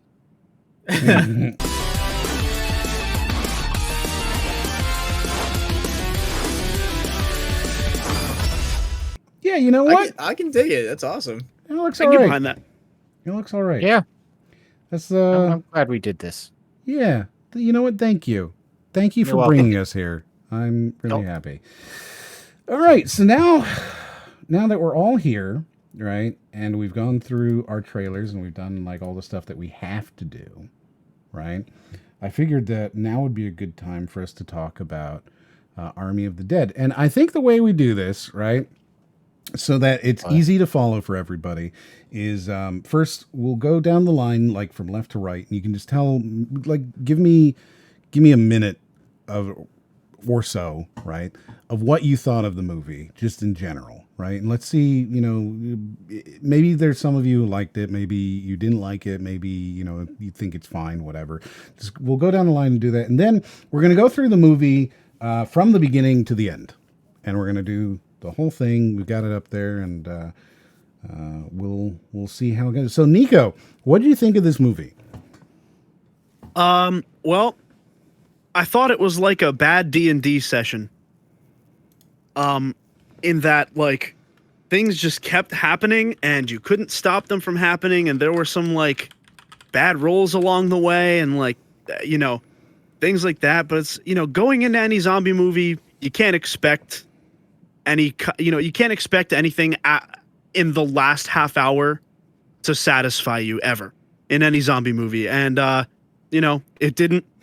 And Hey, Shaun of the Dead had a good last half I hour. was gonna say Shaun of the Dead. Yeah. That did have a good last okay, half hour. yeah, that's fair. That's I don't fair. think it's fair to call a comedy a zombie movie because Yeah, I feel like when you're talking about zombie movie, you're talking about like the genre of like horror, not necessarily like a movie with zombies in it. Yeah. Okay, I mean, so I might agree specifically with a you if Shaun horror of the film. Dead wasn't the best zombie movie. Yeah, it's pretty good of a movie. Like they did just about everything right. Okay. Yeah, but otherwise, have you heard that song by Puddle of Mud that just goes, "Everything's so blurry"? Yes. That sums it up. That sums song- it up, man. Oh, also that song Alright. can work with any situation ever. Yeah. Like any. All right. All right, and not to derail this, but like Snyder actually spent time buying 1960s Canon Dream lenses on eBay, and he had to get custom cameras made to make it blurry. Yeah. Yeah. Yeah. So Jeff, what do you think of the film? So, from what I've seen of it, because I couldn't finish it. I'll say this one positive about it is that these movies, all of them, from all of the Dead series, they always start pretty okay. They always have like a really solid start, or at least a really okay one, at best. So I mean, I was cool with that. And then you would expect it to just maybe have a bit of an up and then slowly go down toward the ending.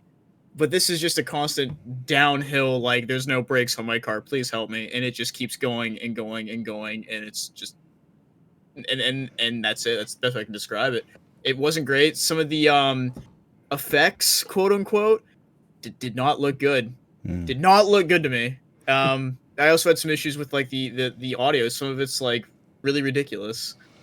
So I had gone into this film personally having heard only like that Tig Notaro or Notaro, I can't remember. Ignataro. Yeah, Notaro. I had only come into this knowing that she had replaced Chris Delia. Delia. Yeah.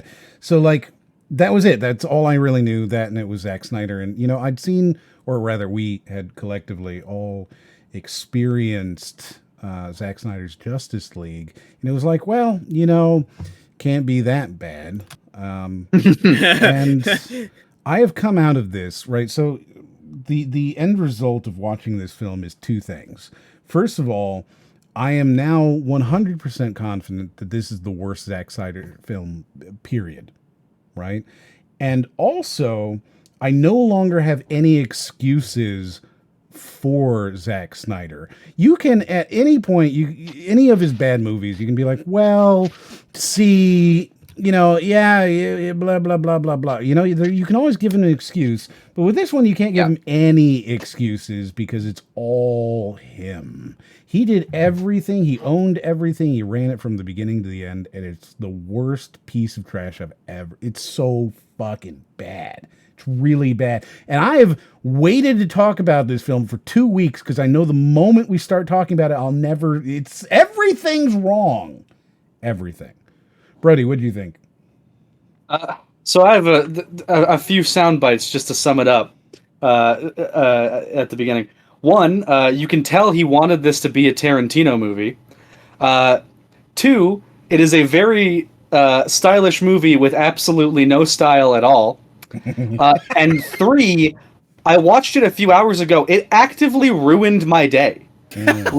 Like I said this before we went live. I'm like, if I am not as energetic as I usually am on the podcast, it is because I've watched this god awful movie. Like I came out of that movie in a bad mood, and like I still haven't washed off that funk entirely. That's so good. Ryden, what'd you think, man? So I think, well, first of all, I want to say, like, haven't had any problems with Zack Snyder really before. Like, I enjoyed some of his movies. I enjoyed 300. And I think, like, Dawn of the Dead, honestly, like, I don't think it was, like, a great movie, but I really enjoyed it. Ooh, really good movie. Yeah. Dawn of the Dead. And, yeah, Oh, I feel like when you make Dawn of the Dead, and then you come out with Army of the Dead, like, there's an expectation there that you're making a zombie movie. And so I think, like, I went in excited, being like I knew it wasn't going to be that, but I was still excited for it. And then like the second I like realized it was trying to be I Am Legend, I was just like, fuck no. Like you can't do this. Like this isn't a zombie movie. You've lied to me. And I felt tricked at that point. Like I knew it was bad and I was getting into a bad movie, but I thought I was at least getting into a bad zombie movie. Mm-hmm. And yeah, like I feel like just the entire, if it was just a zombie movie, I think it would be fine, but like that is the entire part that ruined it for me, was the whole. And I think I'll go in more detail later, but I think I can trace that as the exact like thing that like rippled out and destroyed the entire movie. They could have done something cool like Land of the Dead, but they didn't.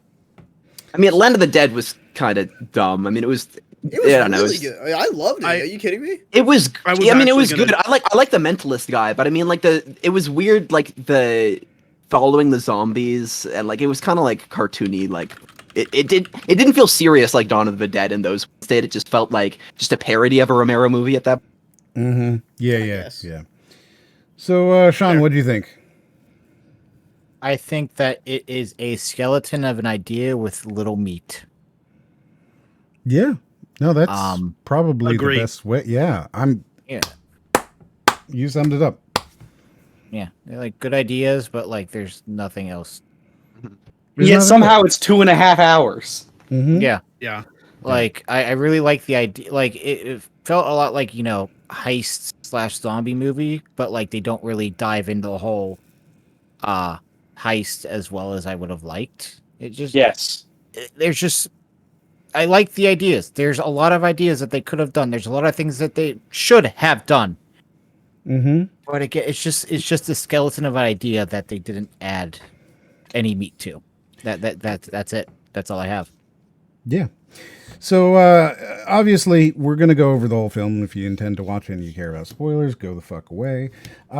This film starts off with a convoy of military trucks, right? And this convoy of military trucks is driving through the desert, and there's a guy who's like marrying his hooker girlfriend or something, like they're getting married to in the Vegas wedding thing, right? Like that's what you're seeing is the Vegas wedding thing. And then the military convoy crashes into the guy because he's getting Roadhead, baby. roadhead Got him. from his new wife. And then he's not paying attention and he crashes into the truck, and the military truck like shoots off its cargo, right? Into the street. And that's like the beginning of the film.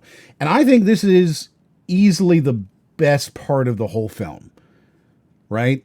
Because it makes sense to an extent. It doesn't make a whole lot of sense that like the soldiers don't see the only car on the highway.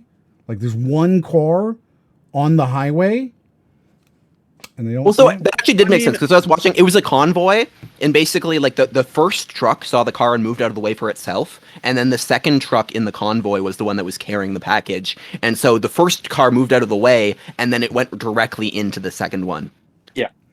And also, to be fair, this is the same way that like pretty much every piece of zombie media that people know like begins. It's like the same as the beginning of To Make. It's the same as it's like very similar to Dawn of the Dead, kind of. I mean, hers is like, I guess theirs is like more in a bedroom, but it's the same. Well, yeah, that shows the start of it from a normal person's perspective. This shows the start of it from like the actual like patient zero. Patient zero. Yeah, that's fair. Which you'd see in things occasionally, I guess, like a Resident Evil, right? So like Resident Evil, the first film, you see the thief, that you don't know who it is at that point, throw the vial of whatever out into the room, and then it breaks open. Like you get the idea that that's the beginning of this outbreak, and maybe it's the only place the outbreak happens. And with this one, you've got the monster that like pops up in the street, as the thing gets hit by the car, and then it flies out into the street, and you get the monster that comes out, and they call, and you get kind of this feeling that there's a level of threat, right? Like they start off with this level of threat, by having the military guys.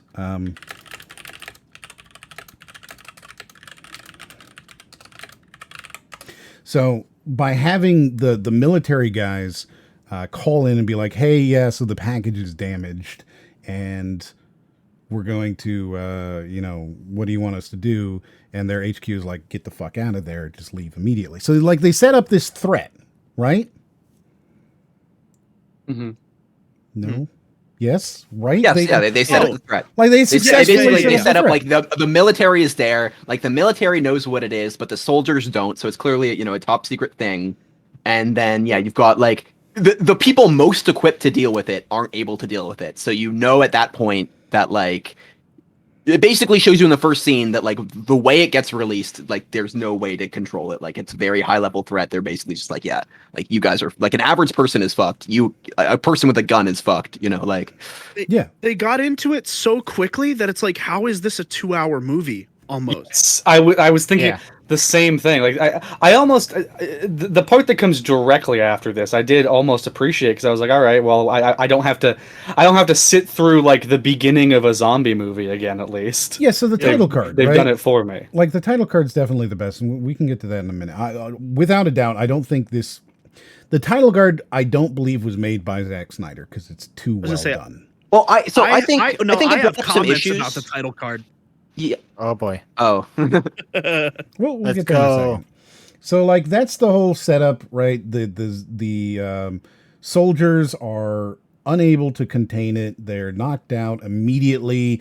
You see how fast this, I don't know what you call it, zombie prime is able to move. You get the understanding that it's like, whatever, very strong, very powerful, maybe not exactly a zombie because it's military. So like they give you a little bit of leeway with accepting all this stuff, and you're able to pretty quickly put your sense of disbelief, into whatever box it needs to be and watch the film and kind of get into that fun thing.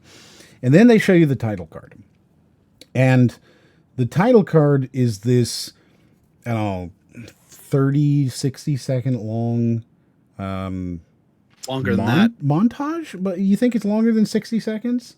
Oh yeah, big time. They go through the whole song. Richard Cheese's part and the girl's part. I think they you do could the whole probably actually just play this in the background here, right?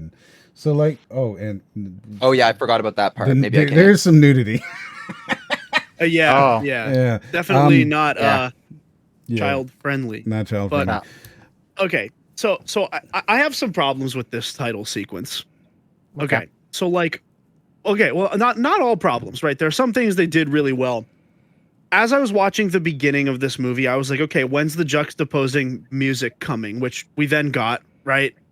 And then we got the music, and I was like, I was like, this kind of sounds like Richard Cheese.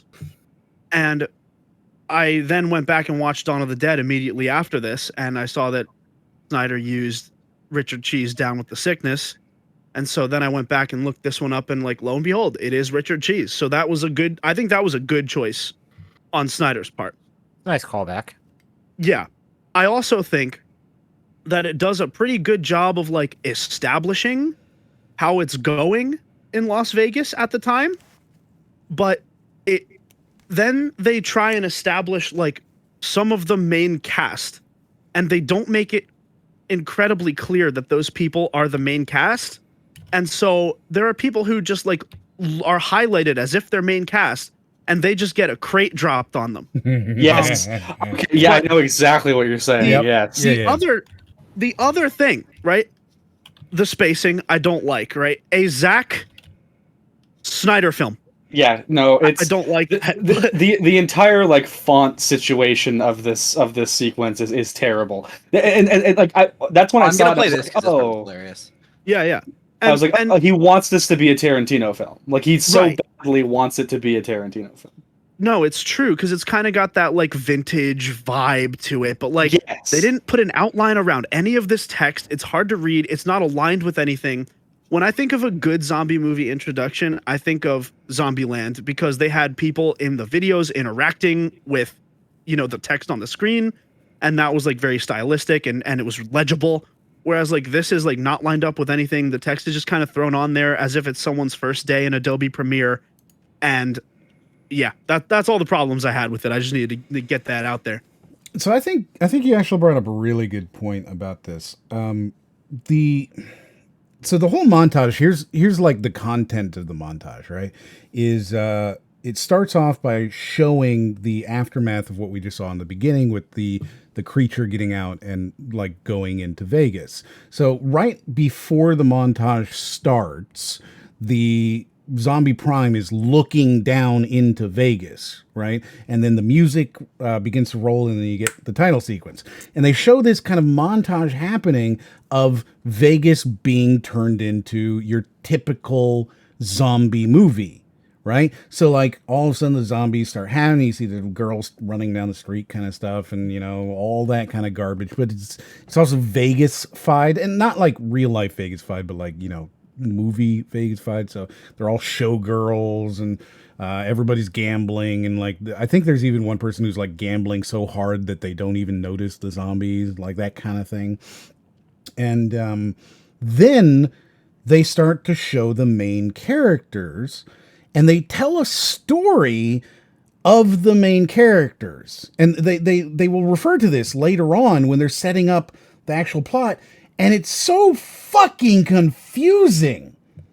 Okay, because they start... I don't remember which character they show first. It's the dad, I think. Yeah, right. And if you're able to... Yeah, sorry. I just... Knowing that there's nudity in there is like me like afraid Don't of worry like about it. jumping around. What's the worst that happens here, man? I show... So they show what's his face here, right? The wrestler. God, what's Big Batista? Dave Bautista. Yeah. So they show Batista with like his daughter first, right? And they show like, then they do these weird. This is it right here. What the fuck is this shit? All of a sudden, they just show the characters holding up pictures. And you're supposed to assume, I guess, as soon as they show a picture, and oh, this is me and our family before the zombie apocalypse. And here we are being juxtaposed against who we are today in the war. But then they do this with non-main characters. Mm-hmm. What I'm the not fuck? sure. I think they only do it with the three of them. But no, they do it with the one girl.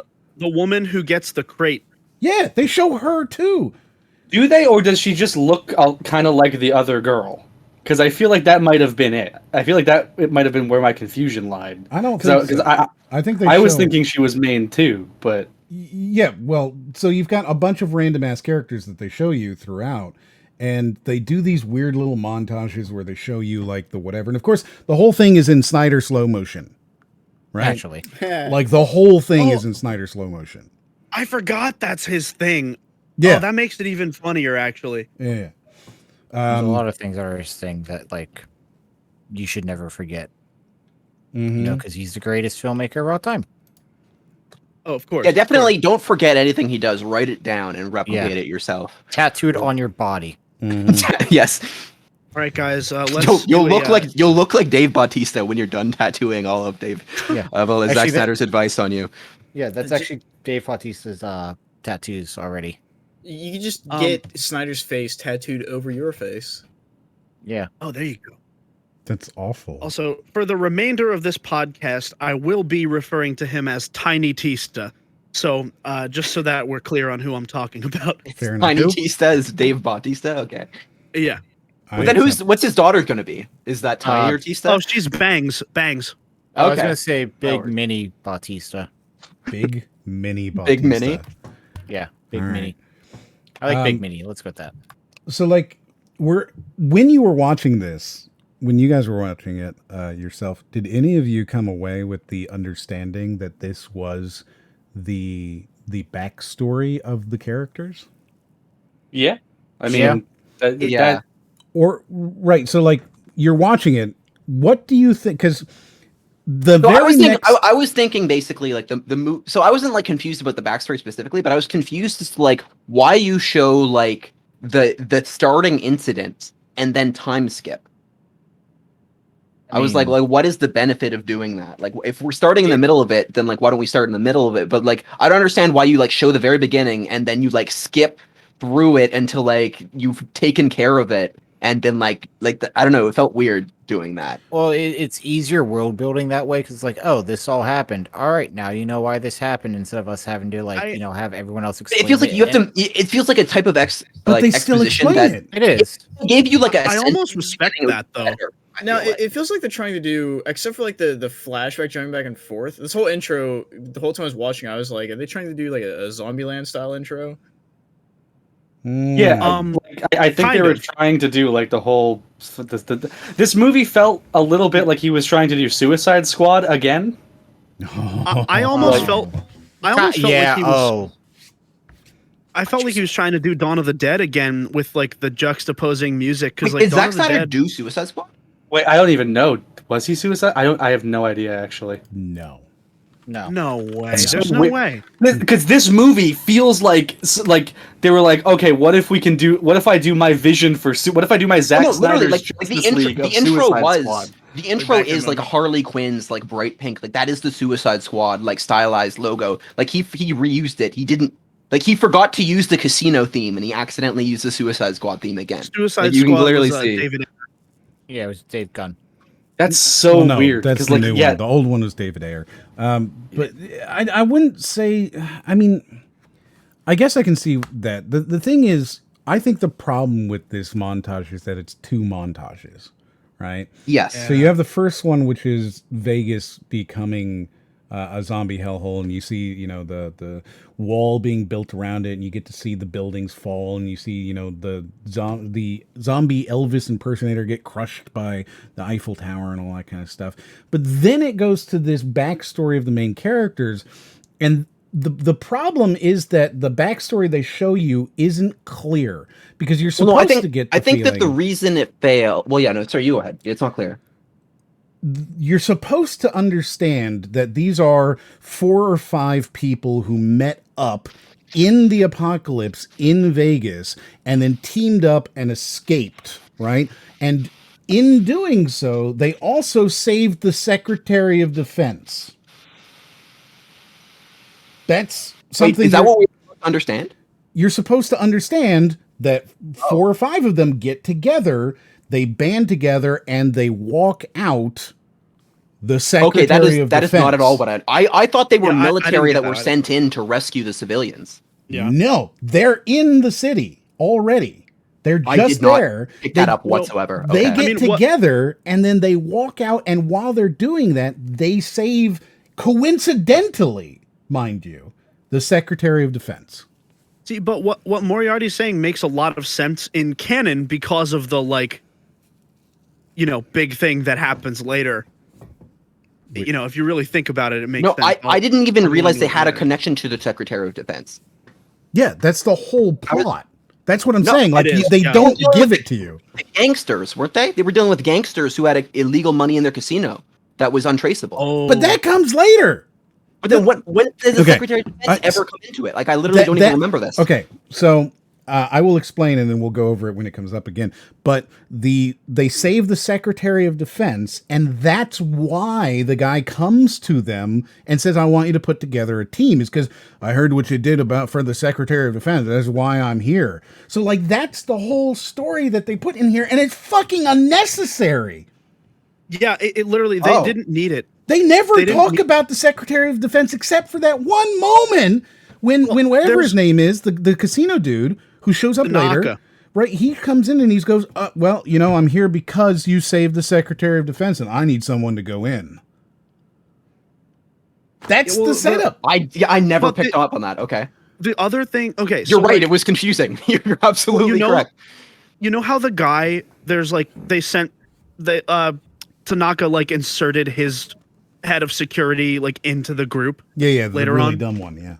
That comes back, and that's why they're really in there. And I don't want to go too much into detail about Yeah. that yet, but Yeah. yeah. So, that whole thing, that's the part that you're missing here. On top of the Sorry, fact what that this I just wanted to character- say about the montage specifically, if you're about to move on, go ahead. was that I think the reason it's confusing is because it's trying to do 3 separate things, right? You see It's 3. trying to not. Sorry. You see 3? Because I only see the 2. No, what the montage is trying to do 3 things. It is trying to, number 1, establish the timeline. Like, okay, like you're trying to understand how the infection spread through Vegas. You're supposed to understand that it's contained to Vegas. Like, you're seeing them constructing the wall around Vegas the whole time, and you're understanding that they're dealing with the zombie thing, and they're keeping it contained, but they're pulling back, and you're trying to understand that. So you're trying to understand the context of the war. Number two is they're trying to introduce the characters. So you're supposed to understand who Dave Bautista is, who that girl was, and who that the guy with the saw was, and who all these people are, and you're supposed to understand like their role in doing it. And then the third one is they're trying to give you somebody to follow, which is this woman here with her daughter. And they're trying to give you an emotional thing to connect to to care about the scene in the present, as opposed to just caring about it as exposition or to set up the characters. And in doing those three things, they sacrifice each other. So, for example, the girl who gets killed by the crate, right? Like her daughter, this mom is getting attacked by zombies. The daughter runs back and hugs her, and then they both got smushed by the crates. If they were trying to develop the character, that scene absolutely needed. It was necessary for Dave Bautista to see the daughter, go back and save her, and then the mom gets crushed. Like, that was necessary to establish the characters. But he forgot about it because he was just trying to...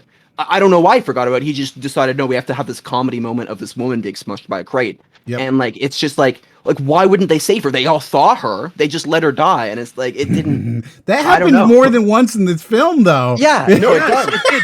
Well, no, but I literally have that written down, that, like, I would have had, like, it would have been nice to see the contrast of, like, the blood on the ground when they drop the crate, and then they do it again later, and I'm like, okay, so they know that they should have had that. They just didn't put it in. Like, why? It's just one big, like, batch of ideas that sometimes string together and sometimes are just there. Yeah, well, so I think that's part of Zack Snyder's, like, process. He talked about this a while ago with 300. Are you saying Zack Snyder's the new Balan Wonderworld? In a way, in a way. So he talked about this with 300, and he talked about it with Sucker Punch too. His whole process is he develops a moment, right? So he comes up with a moment, whatever that moment is, and he develops these series of moments throughout the story, right?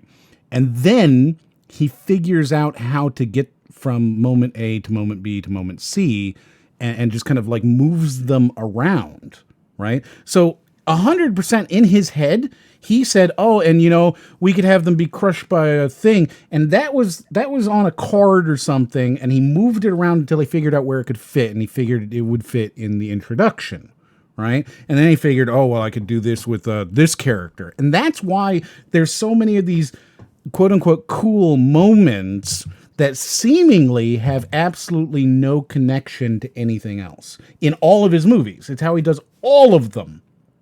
He comes up with the moments first, and he comes up with the cool visuals first, and then he tries to make them all work by stringing them together. This is the inherent problem with him as a story writer and as a director. He's really cool. If you give him a film, he could make you a cool image. It will be in slow motion, but he'll make you a cool image. I did have a lot of Sucker Punch. I did like Sucker Punch. Zack Snyder would be a great dungeon master. Yeah, okay, so Army of the Dead. Again, the skeleton on paper sounds good. A lot of the ideas sound good, but the execution just isn't there. There's no meat. Like every character has I could say maybe 3 things about them, and that's their character. Yeah, that's more than I could say about almost any of them. Like he's a dad, and he's a soldier, and he's buff. Yeah. That's you struggled. You struggled for a third thing. Tiny glasses. Tiny glasses. Yeah, he does have tiny glasses. Well, but so he has these ideas, and they're good. There's there's ideas, there's action potential, but he doesn't follow through. Mm-hmm. He makes me appreciate other directors. There's a for not being shit. Most of it. Like, I think what I think the most fun part about Zack Snyder's films is you can go through them and you can see I feel like you almost need to come up with a new term with it, like Chekhov's misfire or something like that. Like, he'll place a gun obviously in the scene, and you're watching it, and it never goes off. Mm-hmm. Yeah, I could tell you some ideas that I like in this movie, but at the same time, I don't think it's a good movie. Yeah, no, this film sucks. So after this introduction, where you are supposed to understand that all of the characters met in Vegas and banded together, because there's even like extra characters who were part of their get away from Vegas team that they never introduce again. Like they're there, but they're nobodies. And they kill off one of these main characters to show you that there was tragedy in that original story. And if you back this up just a little bit, Ryan, you'll actually see Dave Bautista walking out with the Secretary of Defense, and that is this is just where they got smushed. So he pulls the thing if you down. pull it back further, right? Pull it back further. You'll see Dave Bautista. Keep going. Keep going. Further back. There you go. Right there. Oh, that was it right there. That was. So right here, you'll see that he's running out with right there with the Secretary of Defense, and there's the football, the nuclear football, and he gets out. That's the setup for why. 2 seconds Yes. is the entire. So I missed that 2 seconds. Yes. I didn't memorize that guy he was carrying out was in a uniform, and therefore that made it important. If you Yes. didn't pick up on that, Correct. then the entire justification for the movie is like not Correct. here. Correct. Yes. Dude. Exactly. You know what? No, there's one other moment that shows you. There's one other moment that like kind of foreshadows it, and I'll tell you when we get to it. It's when Batista accepts Tanaka's offer. So that's the first part of this, and then we go into the actual story, right? And I feel like I watched the trailer, and so I think the trailer set the expectation that like they were burned by the government or something. Like I thought the story going in was that they were the military sent in to clean up the thing, and then like they did it, and they all have PTSD, right? But they basically got forgotten by the government. And so, like, they just, like, are pissed off. They're like, man, I gave, like, all my life to rescuing these people and I have nothing. Might as well just take it back myself and do the one heist to get what the government never gave us. Like, I thought it was, like, one of those types of things. No, I didn't they're realize just that, like, they were randos. just objectively bad people. They're just randoms. Yeah, they're just random fucking people. Which makes it even more annoying when in the very next scene we start off with Dave Bautista at the... he's cooking, right? Like he's cooking. Yeah, he's flipping patties, dude. SpongeBob. Yeah. So he's doing his thing and just like hanging out. And that's where we start off the whole film. And at this point, you're supposed to have already understood everything in this montage that is just frankly a failure, you know? Yeah. Like just frankly a failure. And by this point, by the way, we are almost 15 minutes into the film, right? Like the this is the 13-minute mark exactly. The beginning part of the film has that, you know, the army thing, and then you get actually I'm looking at it now, it looks like it's almost 6 minutes of title. 6 minutes. Well, that's what I was saying. It's like a speech. It's like a wedding speech that goes on too long. Yeah, I didn't realize it was 6 minutes, man. That's crazy. Yeah. That whole montage, all 3 of the montages they smushed together, I guess. Well, because right before this montage, I actually had it written down. I forgot to say anything. There's a funny moment in that military scene, and it comes right before they hit you with the montage, and that marks like the 8-minute mark of the movie. And it's like this guy had just like passed away and become a zombie, and he just looked like a normal guy, but then they just have him going and it's really, really funny. But then it cuts immediately to the montage, and then the montage is 6 minutes long. Yeah. It takes forever. Yeah, it does. It really does. And it doesn't tell you anything. That's the worst. Because, like, even here, just talking about it, half the people who saw it were confused about what it was. You know? Yeah. And then we go directly to the diner scene where they actually start off, if you remember, with more expository dump by showing the video on the TV of the newscaster talking about them putting the wall around Vegas. Like they start off with even more exposition. I couldn't even keep that to myself. You were telling me the entire time we can't talk about this, because it's all coming at once. I couldn't not mention the fucking. They drove me nuts. The fucking like commentary, quote unquote, on like the, I guess, military industrial complex or whatever, like just the quotes from the president were just like, Because it'd be really so cool. absurd. Yeah, we're gonna blow it up on the 4th of July because it would be super cool. Quote, It'd be cool. directly quoting the president. It would be super cool. And I was just like, are you Yeah. fucking kidding me? Yeah, it's Their really president annoying. is Sonic the Hedgehog. Actually, Zach, Literally. Dude, he really wish. is. You're no joke. Yeah. So then we get what's his name, Tanaka, and he's going to come in and talk to Dave Bautista, and this is where he says, "Hey, so I have a job for you, and I want you to come and do this job because you got the Secretary of Defense out." Like that. Oh, he's dressed to the nines. Wow. That's where that part comes in.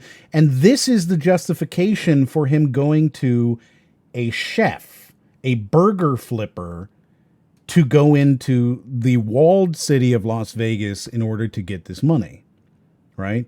The whole reason he does it is because he's the guy who got the Secretary of Defense out. And there you go. We've set up the plot. Their relationship makes so much more sense now knowing that. It's fucking stupid. That's what So, it is. Like I didn't. I'm like, they didn't. Yeah, I was confused. Like, I didn't think they gave enough justification for why Dave Bautista would start committing treason now. And I didn't, like, he just was never military. Why was he dressed like a military when he was leaving? Wasn't he? Weren't they all dressed like they were military? In the thing, as they're running question. through, they don't start dressed as the military, right? Like the first time you see Dave Bautista or you see the girl that dies suddenly, they're just like dressed in pearls and shit. The first woman that you'll see, the soccer mom, Like, looking at him there, like, I 100% thought that was a military guy. no, go back That's just further a and you'll wig. just see they're just guys. They're Oh, wait, just that's wearing- not Dave Bautista. That's the saw guy also. That's the who's saw carrying guy the who never Secretary of uses Defense. the saw. Yeah. Oh yeah, I guess He does use the saw in the montage. yeah. Well, He Yeah, just he- never uses it in the actual movie. yeah. Why does okay. he? Okay, so the Saw guy, am I the only one who thought that he looked like Jake from State Farm's elder cousin? That's fucking terrible.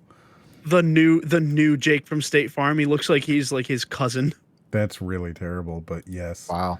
No, Um, no, not like they don't. Yeah, you know what I'm saying. Like, yeah. You So get what- while I'm looking through this, by the way, I did find they do show the woman that gets crushed. They do show her holding up a holding up a picture of herself at 10 minutes and 18 seconds. They show her holding up, or maybe it's 11 seconds. They do show a picture of her holding up. See right there, and she's the one who gets crushed with her daughter, but they still show her like she's a main character. So. It hasn't shown up yet. Well, it will, but they still show her like she's the main character. So you were wrong, Oh, Raiden. yeah. You were wrong. You were wrong. You were wrong. Let's all. Why did they agree. even do those? Or is that Why like a did they? canon Yes, photo shoot this that is they it. did? This is it. So Yeah. the whole fucking montage. Why did he do it? My guess is that the reason he did it was to be like, to like make you as an audience member go, okay, these are the characters being set up, and then to have that scene where they just get fucking dunked on, be like, okay, I guess the threat is alright. real. I No, can't. no, I was asking, like, they were in front of a canvas, like, they staged this photo, right? Yes. I missed it already, but, like, they staged the fucking photo, like, you're in front of a backdrop during the apocalypse, because you can see the fucking dead bodies there. She died, so this is, like, in Vegas. Who set up this photo shoot? Well, Are we that- to believe school that picture they day, set of up course. I mean, that's just a stylistic. Yeah, that I'm Choice. not even. That's clearly a thing where they're trying to highlight these characters as being major parts of the story, and they're showing, where they were and where they are now. I'm not saying it's a good device, but I understand it. The problem is that character that you're seeing right there, the very first one that they're introducing as a main character, part of the plot, is not. Yeah. Is not. She will die before this montage is over. She is meaningless. They never introduce her again. Her daughter dies, so it's not even like my mom died kind of story plot. It's literally meaningless. It is a meaningless point to the entire thing. It's the stupidest. This montage is the way he writes shit. He sees it in his head, and that's it. It just comes out. Here you go, everybody. On top of which, Snyder? there's like 10 characters that go in, and only 3 of them are in like this situation, like have this going on. Mm-hmm. It's true. Yeah, because they will highlight the girl who dies. They highlight Hello. Dave Bautista. They highlight He's back. they I'm highlight back. the mechanic chick, and then they highlight Saw Dude, and that's it. I can't help but feel like Zack Snyder would have been an amazing music video director, but Some music videos. Oh, Okay, actually, we're on it- Zack Snyder now. It is We it is have been, yes. possible. I don't know 100%, and this is just giving an excuse, a free excuse to Zack Snyder. It is possible that he had everybody in the montage, but then because he couldn't reshoot Tig Notaro in the montage, he took them out. But he'd still leave other people in, and then like he could make Tig's position make sense.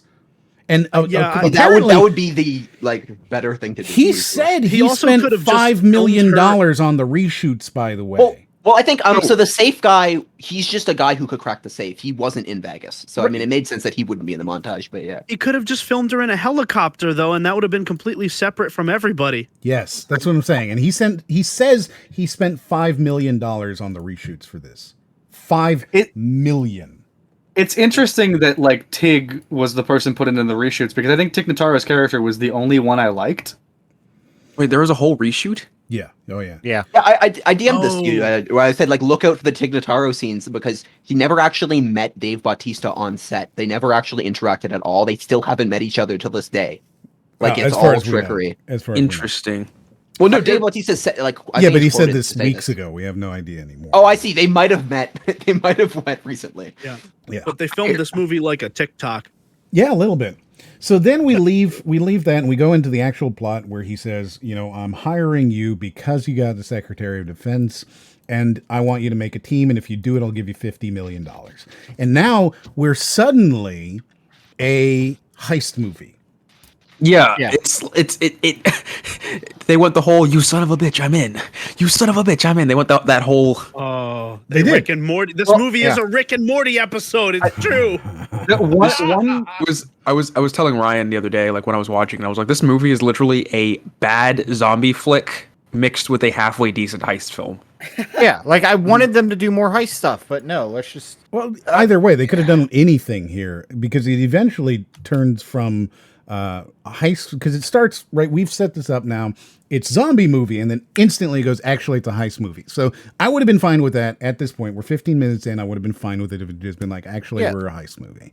Then at the end of the film, it suddenly goes, oh, right, we're a zombie film. And we'll get to there eventually. But like the whole concept of how they introduce these characters and why he's coming in, why they're willing to do it is ridiculous. So It's literally a Rick and Morty episode. You son of a bitch, I'm in. it is. It is. The one joke that I assume it was a joke that I actually like appreciated during the whole like "you son of a bitch, I'm in" part was the fact that the amount of money being offered to people got increasingly less and less as I wrote that down too. And I it agree. never That came was up. hilarious. I thought for sure like the daughter was gonna say something like, I don't care about the 15 million, and everyone else would be like 15 million. Never came up, and I actually think that makes it funnier. I agree. Like I think that's probably okay. So I'm 95% that there are major parts of the plot that are still on the cutting room floor because Chris D'Elia is in them. Yep, Yeah. I agree. And I would not be surprised if that scene is in there.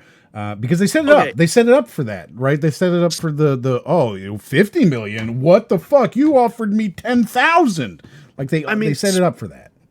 Speaking of which, I do think that it was very good for the industry to show people that, like, yes, if you're a scumbag, we'll cut you out of the movie no matter how far along in production it is. So I guess props to Snyder for doing that, because that was a very good thing to do. So go ahead. I'm sorry. I just have a question on the reshoot. Why did that happen? Because So- it turns out that he's a scumbag. He's, Chris. He's been child grooming and like worse, I think. Oh, okay, yeah, I understand So that. the film was already in the can. Then COVID happened, and then I don't know, however many people came out saying, by the way, he did this to me too. And so then they were like, well, we can't put this film out. And they spent a couple $1 million, according to Zack Snyder, reshooting all of his scenes and recutting things and doing new CGI. Zack Snyder is like the reshoot king. Yeah. All the stuff he's gone through. Yeah, unfortunately, he doesn't do it very well. Yeah, I agree. So just to like recapitulate what the plot is at this point, because I think we didn't actually mention that. There isn't one. Well, so Tanaka comes to Dave Bautista. He comes to the diner and goes, "Hey, since you guys saved the Secretary of Defense, here's the thing. I've got a casino inside, right? And in that casino is $200 million in cash." And I've already been paid by insurance $200 million. So that money is just there. Now, here's the thing. The president, who keeps saying he's, it's going to be really cool, is going to nuke the city to kill all the zombies. And he's going to nuke it on 7 a.m. July 4th or whatever, because it's 4th of July at this sunset. time. Right. They literally made a point to say, we're going to nuke it 4th of July at sunset specifically for some reason. Yeah. Like, So we're going to do it whenever, right? So here's the thing. I want you to go in, and if you go into Las Vegas and you go get my money from the bank, I will give you $50 million of the $200 million. That's the plot. So we've set it up as a heist movie. We've set it up that he's stealing his own money. It's already been paid off by insurance, and that's the whole thing. Right? Yes, that's the plot. Yes. Now, it's really important that we agree that that's the plot. Good. Okay? Good. I mean, good concept. Honestly, I was into it at that Is it a at good that concept? pitch. Well, I think so. I can dig it. Hold on. Here's the biggest thing that like still bothers me. Zombie apocalypse, zombies, all that crazy shit. Why does money matter right now? Well, because only It's only in Vegas. Yeah, it's only Yeah. in Vegas. Because the zombies are entirely isolated to just the area of Las Vegas. They make it very clear that it's only in Vegas that there are any zombies. The rest of the world is still the same, still fine. Yeah. So Secondly, why would you want? I just want out of there at that point. Well, $50 million means that you can get out of there and live a good life. And they're about to nuke Las Vegas, so you know for a fact that Vegas is going to not have zombies anymore. So you're not living in a zombie apocalypse. You're living in a post-zombie apocalypse. And we also know that Batista is a career chef because he talks about, starting a food truck later. Oh, yeah. So we know he's a career chef.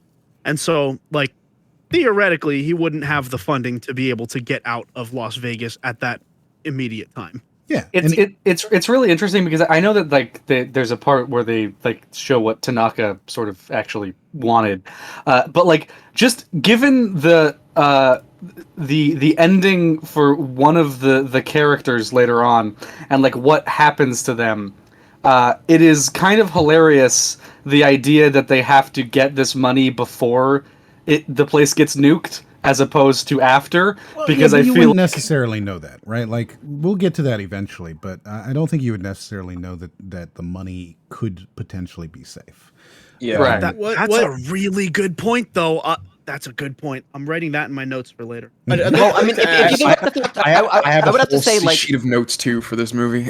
you'd think that they'd come up with a cleaner weapon. I'd say, first of all, you wouldn't nuke Vegas. You'd probably use a realistically, different bomb that No, isn't you nuclear. would nuke. You would definitely nuke. I don't think you use would, anything. because these are zombies that aren't alive. Nuclear weapons don't, tactical nuclear weapons that they're talking about, suitcase nukes and stuff like that. They're not going to produce a whole lot of flame. They're going to produce a lot of radiation and things like that, which would not necessarily kill the zombies, especially since we do find out almost immediately after this that the zombies don't die. They just kind of go dormant, right?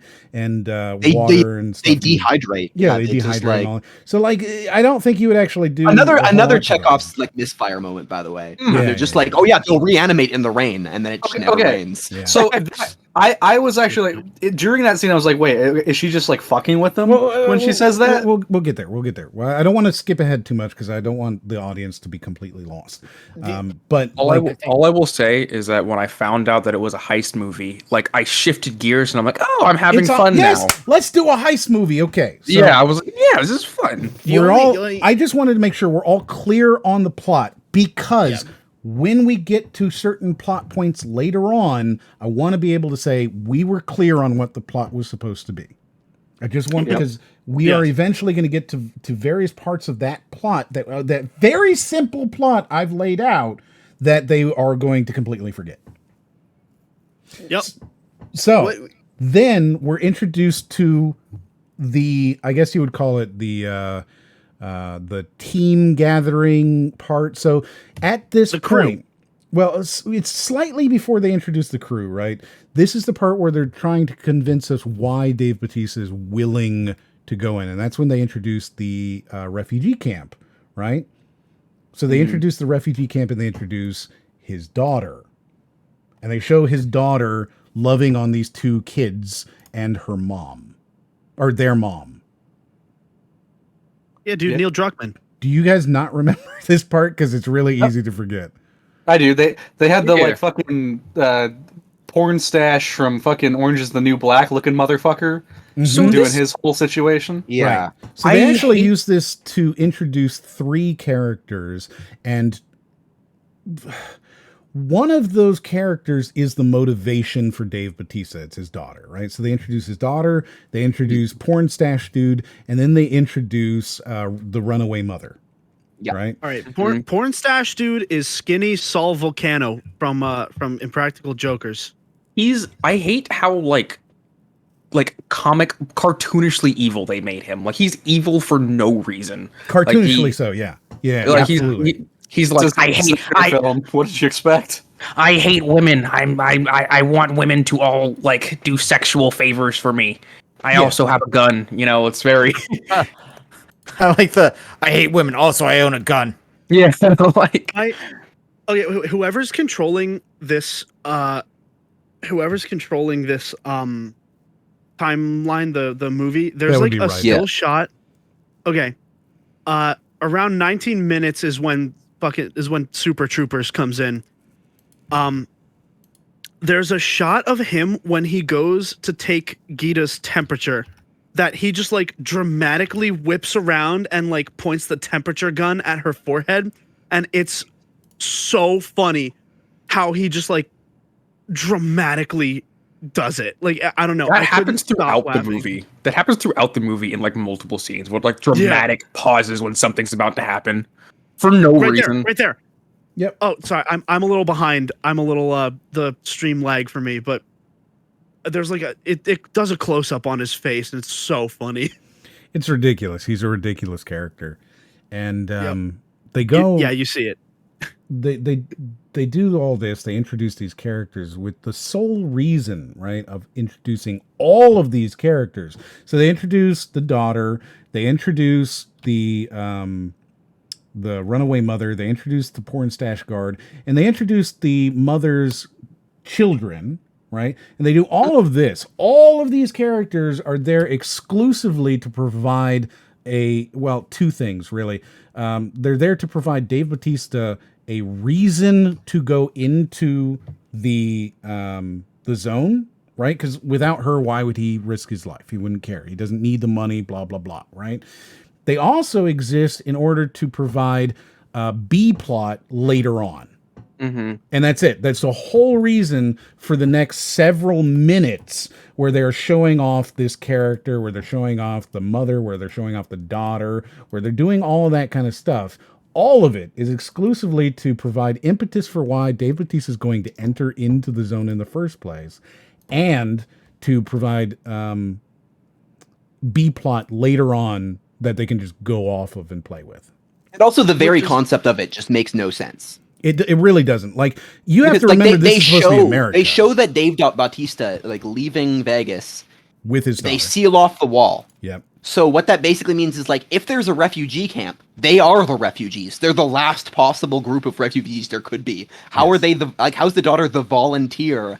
And there's other refugees now. Like, Yes. So she's volunteering at the refugee camp, presumably because she feels bad, whatever.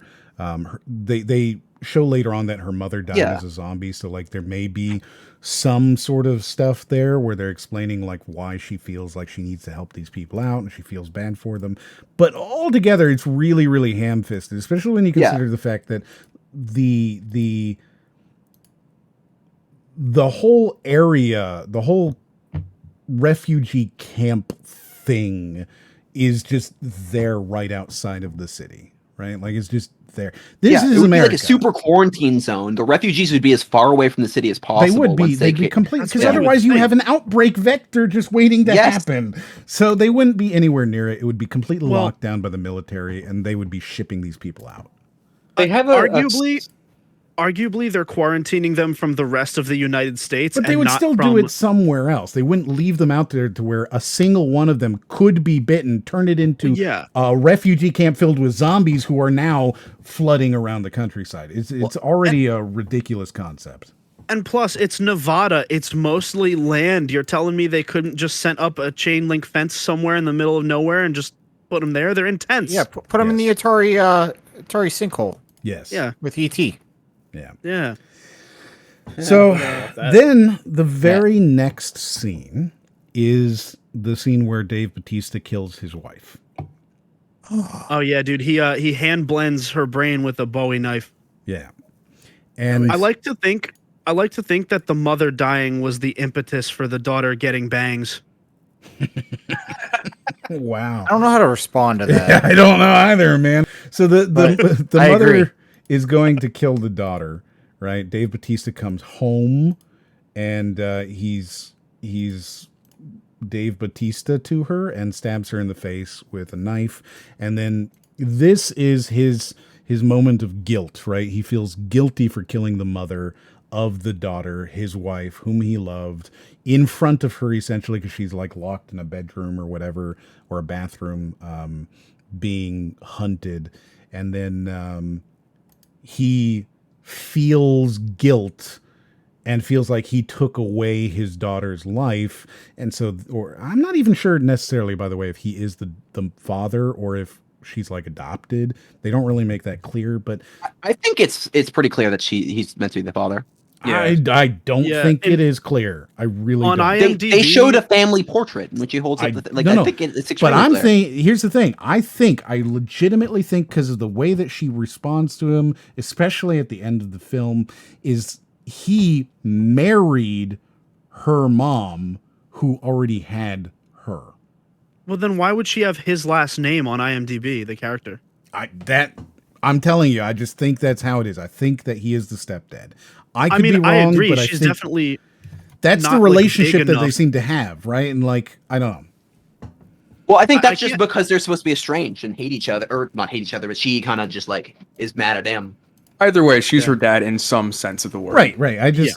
I'm not sure what the relationship is there, but he is the father figure, and he kills the mother in front of her, and he feels guilt for this, and he wants to give her back her life. And this is sort of like showing that he has that, and it's fine. There's nothing really that you can talk about there. But then it goes immediately to him taking the job offer, like immediately. Wait, someone find the still frame of the girl with no bangs right here.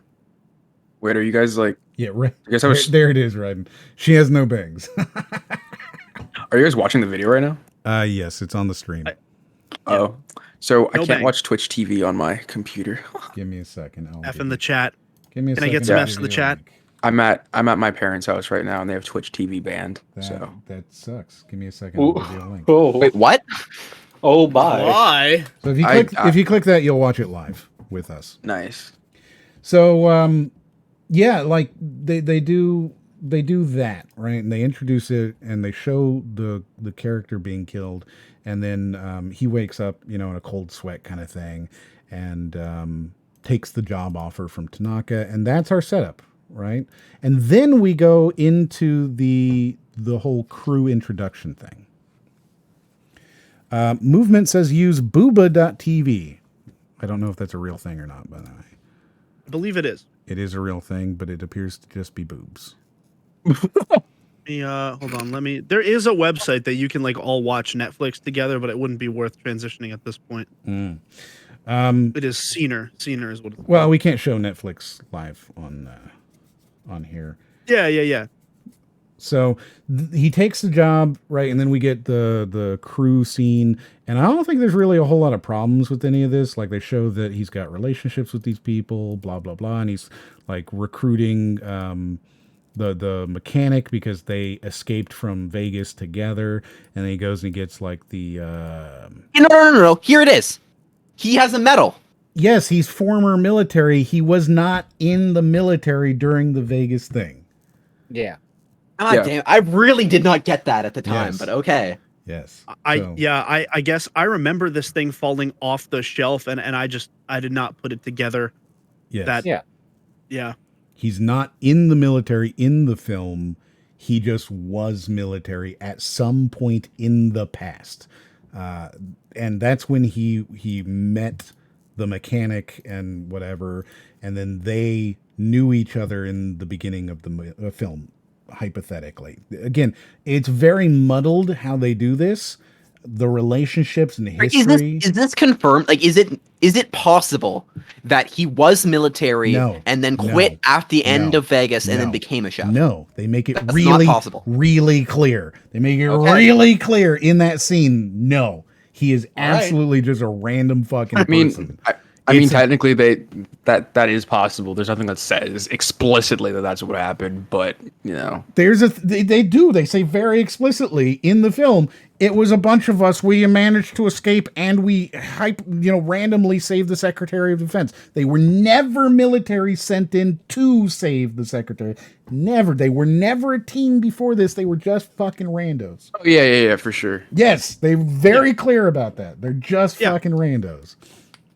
I'm sorry, Raiden. Which You're is why. wrong.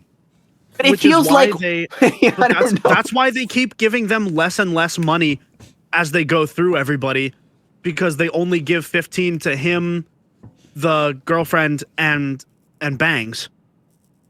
The three who knew each other. The Yeah. rest of them are just Well, no. randos. The Saw guy knew each other and he got less money. Yeah, well, whatever. They still Right, they knew each other, but they said 15 for family. yeah.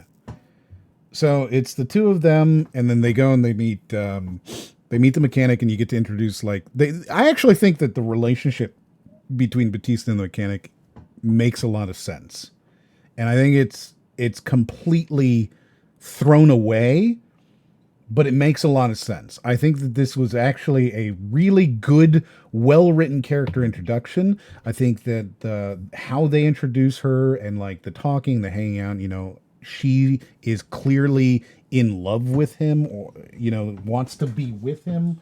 Like, it makes a lot of sense how they introduce You got that? Because Okay, I literally did not get that at all until the scene where she was like, I Same. only came here for you. And I'm like, where the fuck did this come from? Yeah, Yeah, same. no, I me was too, like, what? me too. I was like, where did this come from? I I thought it agree. was really clear.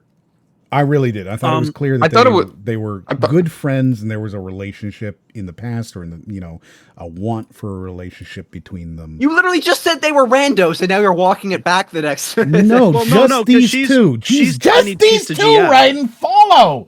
I know So it's a I- Zack Snyder I film, but cannot- just follow the plot. I don't like. I knew that there was a relationship there, but I was like, oh, it's just fodder relationship for to hit the demographic. I didn't think it was actually like a written thing until that scene happens. I'm like, oh, they were actually. Oh, okay, whatever. To me, it just I- felt like they were like, sort of like that like old war buddy kind of like just kind of like they were buddies. They're like, oh yeah, let's go. Like, Hook up. especially when they refer to like their group as like family or whatever. I'm like, okay, so it's like a Fast and Furious kind of thing going on. Like, I don't know. Like, I did not get. Don't you like, besmirch like, Fast and the Furious with this? I did get the feeling that she was Big Tista GF, but like I didn't get it to the point where I was like, ah, yes, they're in love with each other. It was just like, Yeah, yes, yeah, exactly. I She's don't Tiny think Tista GF. I don't think that there was this deep love here, and I understand where that may have been. What I mean is that it was clear that they are very close. There's a relationship, and that she wants to be with him. I felt that. I Was will clear. say, Yeah, I didn't get that at all until that like final scene with her. I was focused a little too hard on the blur at this moment because they didn't even finesse it. No, It, no, like, yeah. literally, So I actually wanted to comment on that. Schneider shot this entire thing on like these vintage Canon rangefinders, and like the aperture is like ridiculous on it, and he really liked depth of field. Like, But he didn't I do don't know. depth of field well. the Yeah, they- best was that he was like, yeah, it was a lot more in focus than I thought it would be. yeah, these like if you know like camera lenses and stuff, these were like 0.08 f-stop lenses. Like, and you know, like a regular lens is like two. Anyway, they're really blurry lenses. They're from the 1960s. Yeah, I'm not gonna lie. Like, I kind of like it. Like, I like how sometimes it's too much. It's too much sometimes, but I'm I was wondering why this movie had no style, and I think that might be what it is. Because everything's the fucking thing is, blurry. I think the blur makes it like almost a little claustrophobic. And so if they were in like a smaller area for the whole movie where it was like kind of a claustrophobic movie, I think the blur would do pretty well. But I don't like that they're in like a wide open space and everything's blurry, you know? from a purely artsy standpoint, I'm like, this is kind of cool. I actually like the super blurry lenses. I think, like, for me, like, I was watching it, and it's blurry in every scene except for the reshoots with Tig Notaro. And it just, like, it those made are me think, those are I'm like, CGI. maybe They that's why absolutely those are are the blurry, but they're best scenes. CGI blurry. Well, it just made me think, like, did they add the blur in post so that they could, like, just, like, basically it was too obvious, like, that they were hiding Cristelia, so, like, they had to blur everything so that, like, they could justify the blur in that one scene, you know what I mean? Like, if they're trying to hide, like, a background character and blur it out, it'd be really obvious, but if the entire thing's blurry and they just cut to it, then it's just normal.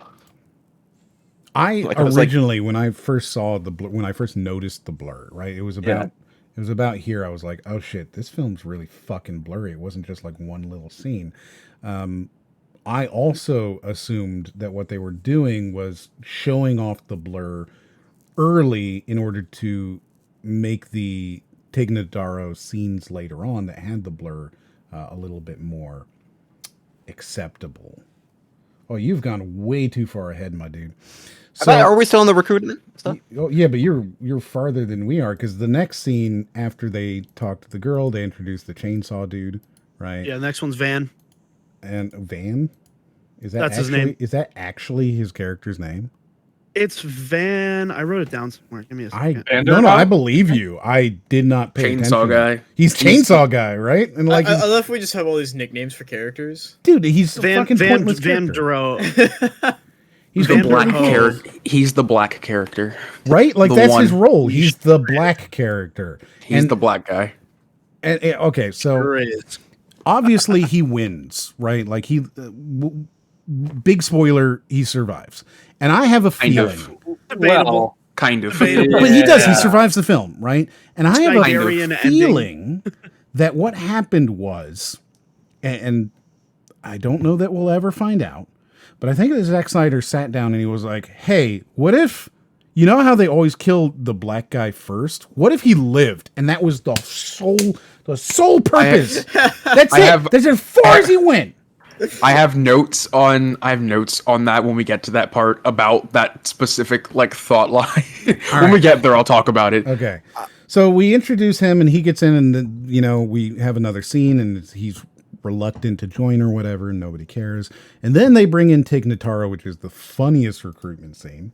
This is the best. I died laughing. I It's couldn't. so funny. Here we go. Yeah, so if you watch this while it's coming up, she's clearly not they're clearly like they never show them in the same frame. They're clearly behind this weird ass fucking fence and like you see, oh, it's so bad. It's But just so the scene bad. here, the camera shake, and just like the fence is CGI. It's not even a real fence. They added a fence Yep. in post. It's ridiculous. It's just, it is absurd. Yes. I don't know what I'm watching. It's so bad. fucking. My favorite is that they didn't even bother to like rewrite some of the lines. They were just like, "I'm the helicopter guy." And like they didn't even rewrite that one bit. It was No. literally just that. Yeah, I liked legitimately. I liked Tig Notaro in this No, movie. I'm with you. I Tig Notaro agree. was the absolute greatest. Every line was so good. What, $20 million? Fuck yeah, I'm in it for $20 million. No, I don't want to hear what the fuck the job is. What are you joking? $20 million? Get Yeah. the fuck out of here. The only thing- that was so good. The Stole only thing every that I scene. couldn't the only thing that I couldn't get past was that like it literally sounded like I was on TikTok watching someone like making a TikTok talking to themselves. Mhm. Like that was the only thing. Yeah, There's she's- so many and that's not She's even on a for whole the different scene. thing. Yeah. Because they couldn't Like- just have her background in the scene. They had to justify, like, this is your shot, right? So every single, like, time, like, she'd just be randomly, like, there, and, like, you know, you don't realize she's there, and then she just gets, like, the badass, like, line, where it's just, like, front camera, blur's gone, and she just says some, like, hilarious one-liner, and it's just, like, it was so Yeah, good. it's great. It It's is- it is true. legitimately a good part of the movie. Yes. Her one-liners were amazing. I do agree. Mm-hmm. But you'll notice if you back this up or take it forward just like I don't know, 5 or 10 seconds, you'll see she's walking backwards and all the blur is gone. She's walking back towards the things like, yeah, I'll take the job, and all the blur is gone. 100% gone. Maybe that's why the scenes were so good as well. There it is, right there. Oh. So as she's walking back, just watch, because all of a sudden, all the blur is just gone. Just gone. Completely legible fucking scene. I also Completely love 100% legible Look, scene. look, they have to look. If they Oh. actually show the movie, it'll get like worse. if you look closely, Well- the blur was there. They just blurred the chain link fence in front of her. Yeah. Well, You can the tell that reason- was done in post. The reason they did that, Yeah. like they made it so it's the camera was on sticks there, it was like on a tripod, and she's moving back, and the depth of field is so shallow that they had to put more of the scene in focus. Otherwise they would have had to track her motions across. It's easier to just unblur the scene. It's just hilarious. It's Funny, baby. hilarious. I also like that she smokes a black and mild through the whole movie. Yeah, well, that's her character, unfortunately. I feel like it would almost be easier to just, like, shoot it all in focus and then just, like, rotoscope them out and blur the background. it really Like, would if you're gonna blur to this extent. Well, the like when you blur, like a bokeh blur is different from like a Gaussian blur or something like that. Like it actually does it does things to the focal plane and stuff like that. So you can tell it's fake. So it's, I mean, it's best I to do. could tell the fence is fake, so they clearly don't give a shit. But no, I see what you mean. Yeah, it's more jarring to see like fake blur. It's like looking at like a when you look at clearly Are you suggesting that Instagram. this level of blur isn't jarring?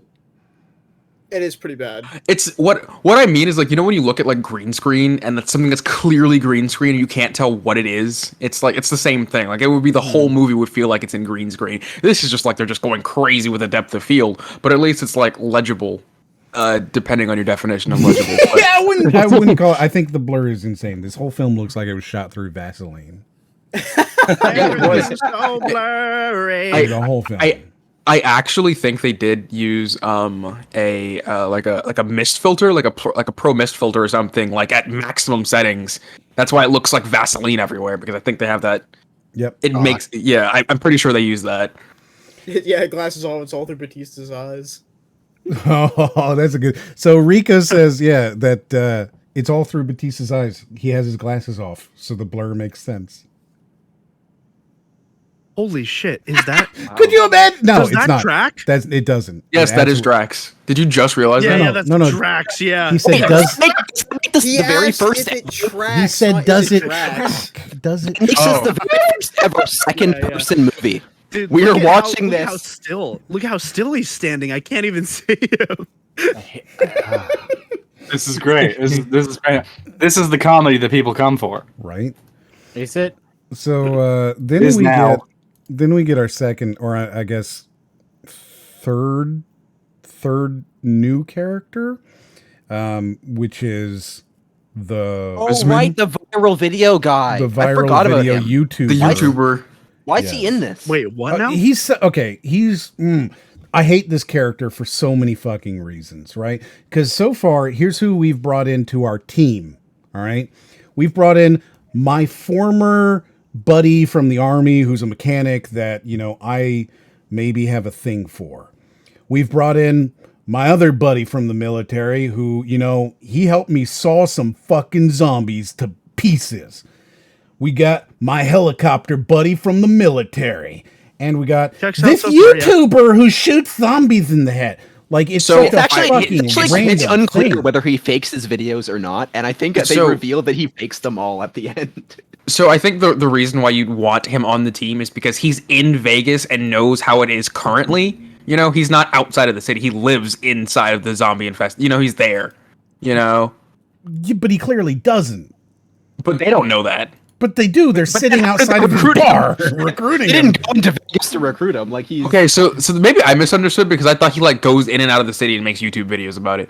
Yeah, it seems that is what he wants you to believe, but it was revealed that he's been faking them all. Yeah, while watching the movie, I assume that he is going in and out of the city, killing zombies, and I'm like, oh, he knows what Vegas is like right now, so it's a good idea for him to be on the team. And see, for me, the way that I read it was that these were all videos that were shot during the outbreak, right? So it wasn't like he was currently doing this. It was like, this is what he did before they walled off the city. That makes so much more sense. That does make a lot more sense. That's what I thought it was, and then they went to recruit him. He wouldn't need the daughter. He would be the guy to get them in the city. Okay, that makes so much more sense. Can I also point something out about this scene right here? Because when they're introducing this character, they have a cell phone video of him that's clearly a planar track screen replacement. I don't understand why they didn't just shoot them on the camera and then play that video on the phone. They probably didn't know what they were going to do yet.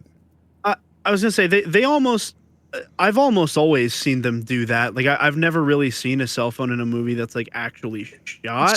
So a lot. I just don't notice. I mean, recording screens is sometimes just a problem. It genuinely polarization is also a better idea to just planar track it. It looks like I've done a lot of videos where I shoot cameras at phones recording something It just looked really bad. It wasn't tracked very well, and it just the edges moved and stuff. And I just think they didn't know what they were going to put there yet.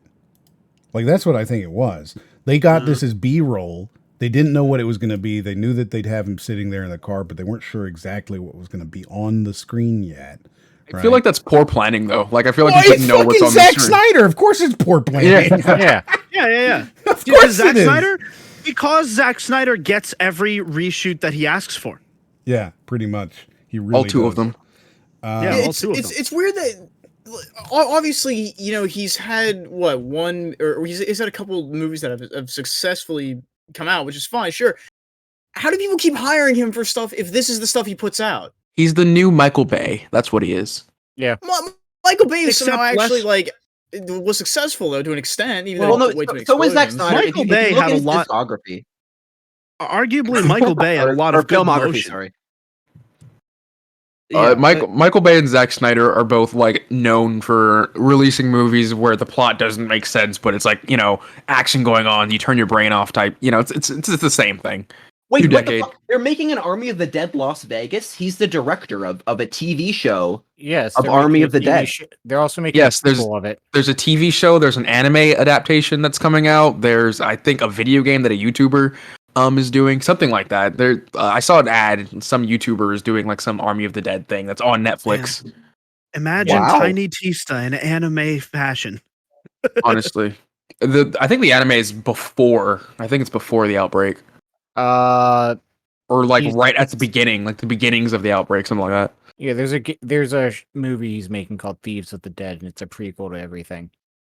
Yeah. So, is Netflix just Zack Snyder's a hot property right now? We gotta. You think Netflix knows what they're doing? No, they just dude, here, make. Well, no. If you look at his filmography, then you've got 300, you've got Dawn of the Dead, which I don't think was critically acclaimed, but I think retrospectively people have come to view it favorably. You've got 300, you've got Watchmen, which everybody says is the most accurate comic book adaptation. So then after he did Watchmen, they gave him Man of Steel, which was I think Man of Steel was the wrong tone for a Superman movie, but I don't think it demonstrated that he was a terrible director. I like Man of Steel. And then Justice League, his daughter died, so I think you can justify the issues with reshoots, and you can understand how things can happen and studio interference and stuff like that.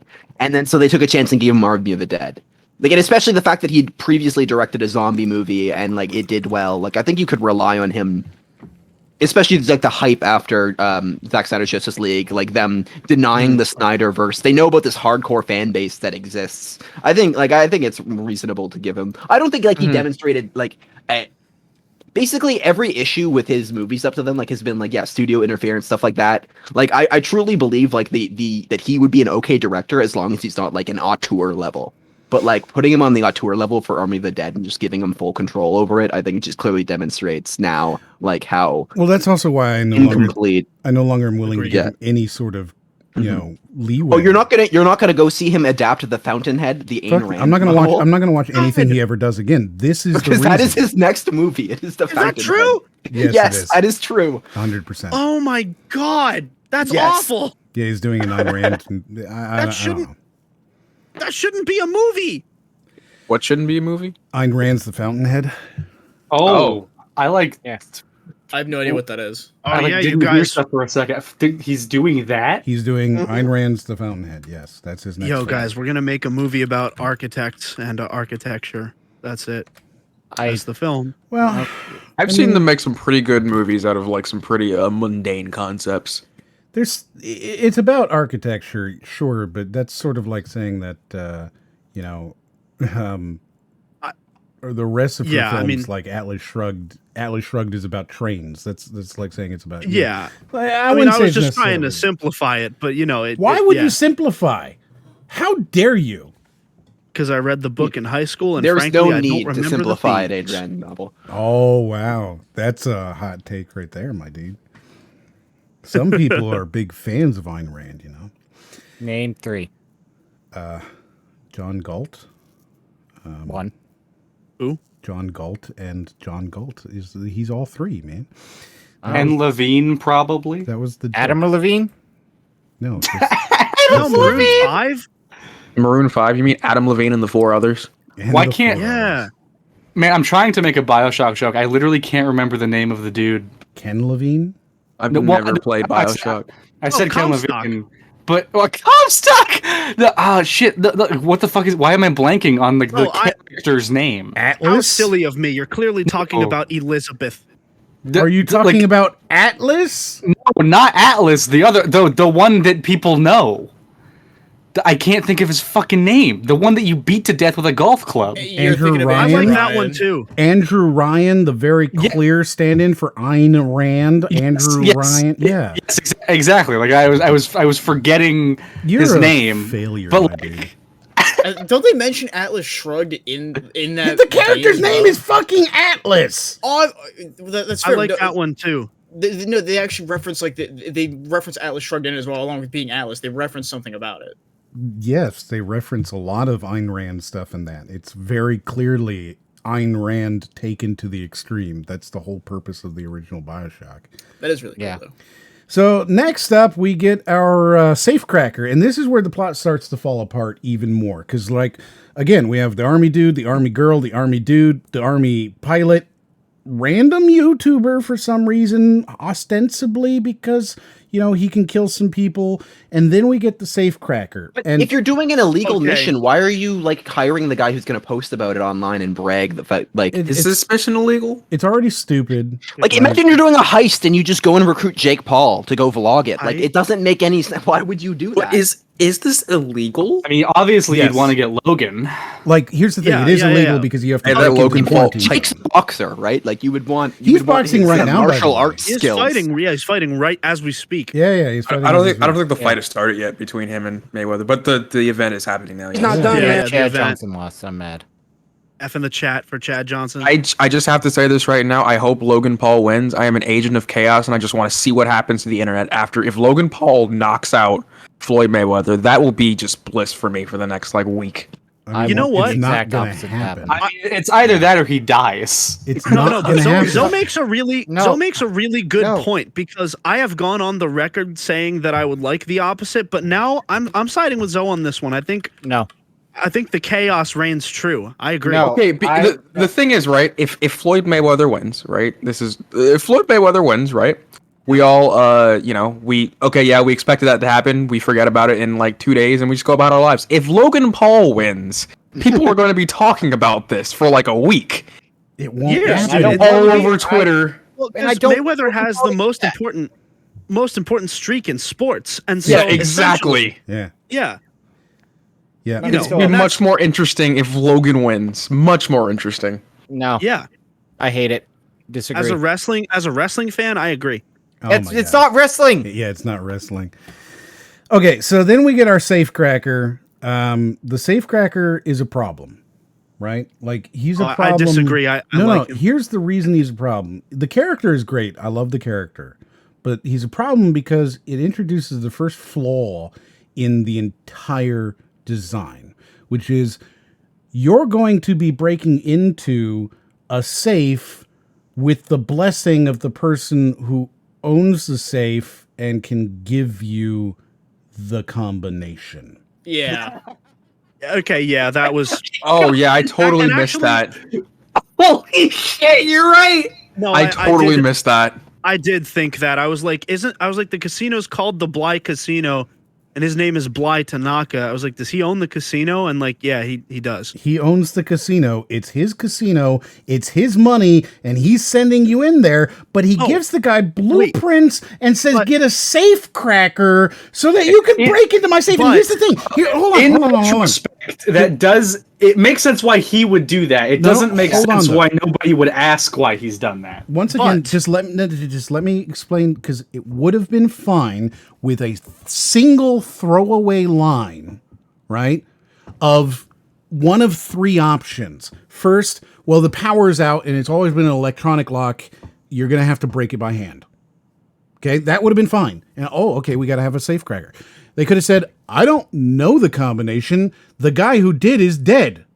Actually, so I hate to be that guy, but like later in the movie, he says that it's a randomized password. He says it's a randomized combination.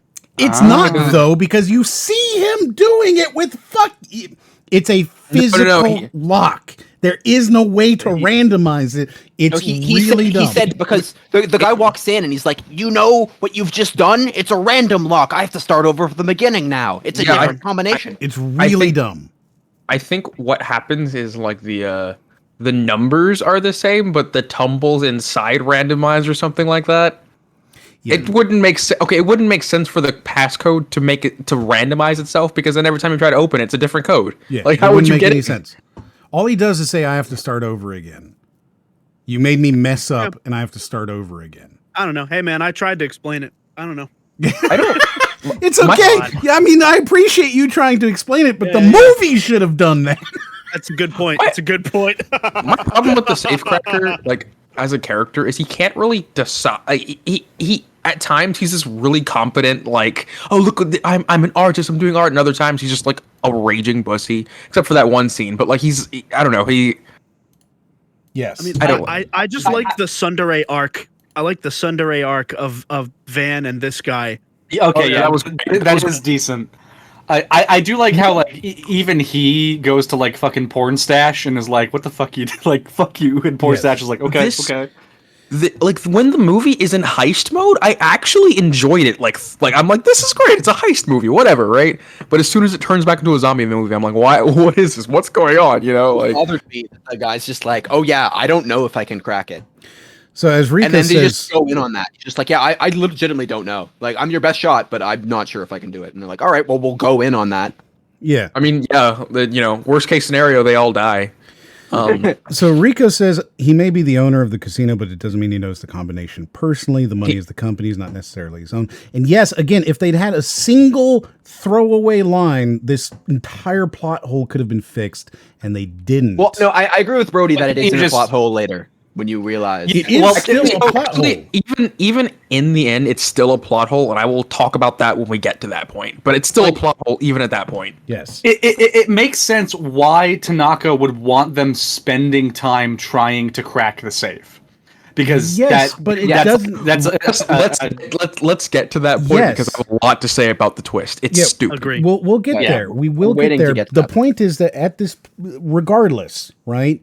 This is a thing where Dave Bautista's character should have said, You own that safe, though. Why do I want to get a safe cracker? You can tell me the combination. And then they have a single throwaway line that ties all these complaints together.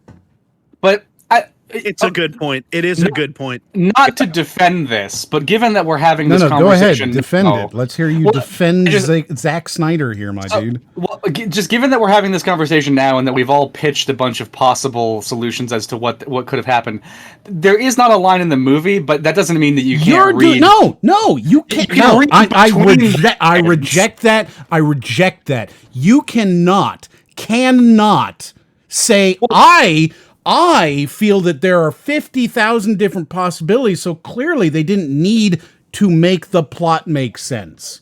That's not an acceptable. That's not an acceptable excuse. It's a detail that is very easily filled by your own mind. From a writing perspective, I will say this. You're both technically right. However, I don't think it, like, the writer, it's distracting the fact that you have to think about why he didn't include this one throwaway line to explain. Literally this goal. one line. Agreed. I understand that you can come up with reasons that would explain it, but the fact that it distracts, like, we're talking about it right now, you know, it's like it distracts from the plot of the movie, and your job as the writer is to keep the plot, you know, stop the reader from thinking about these things.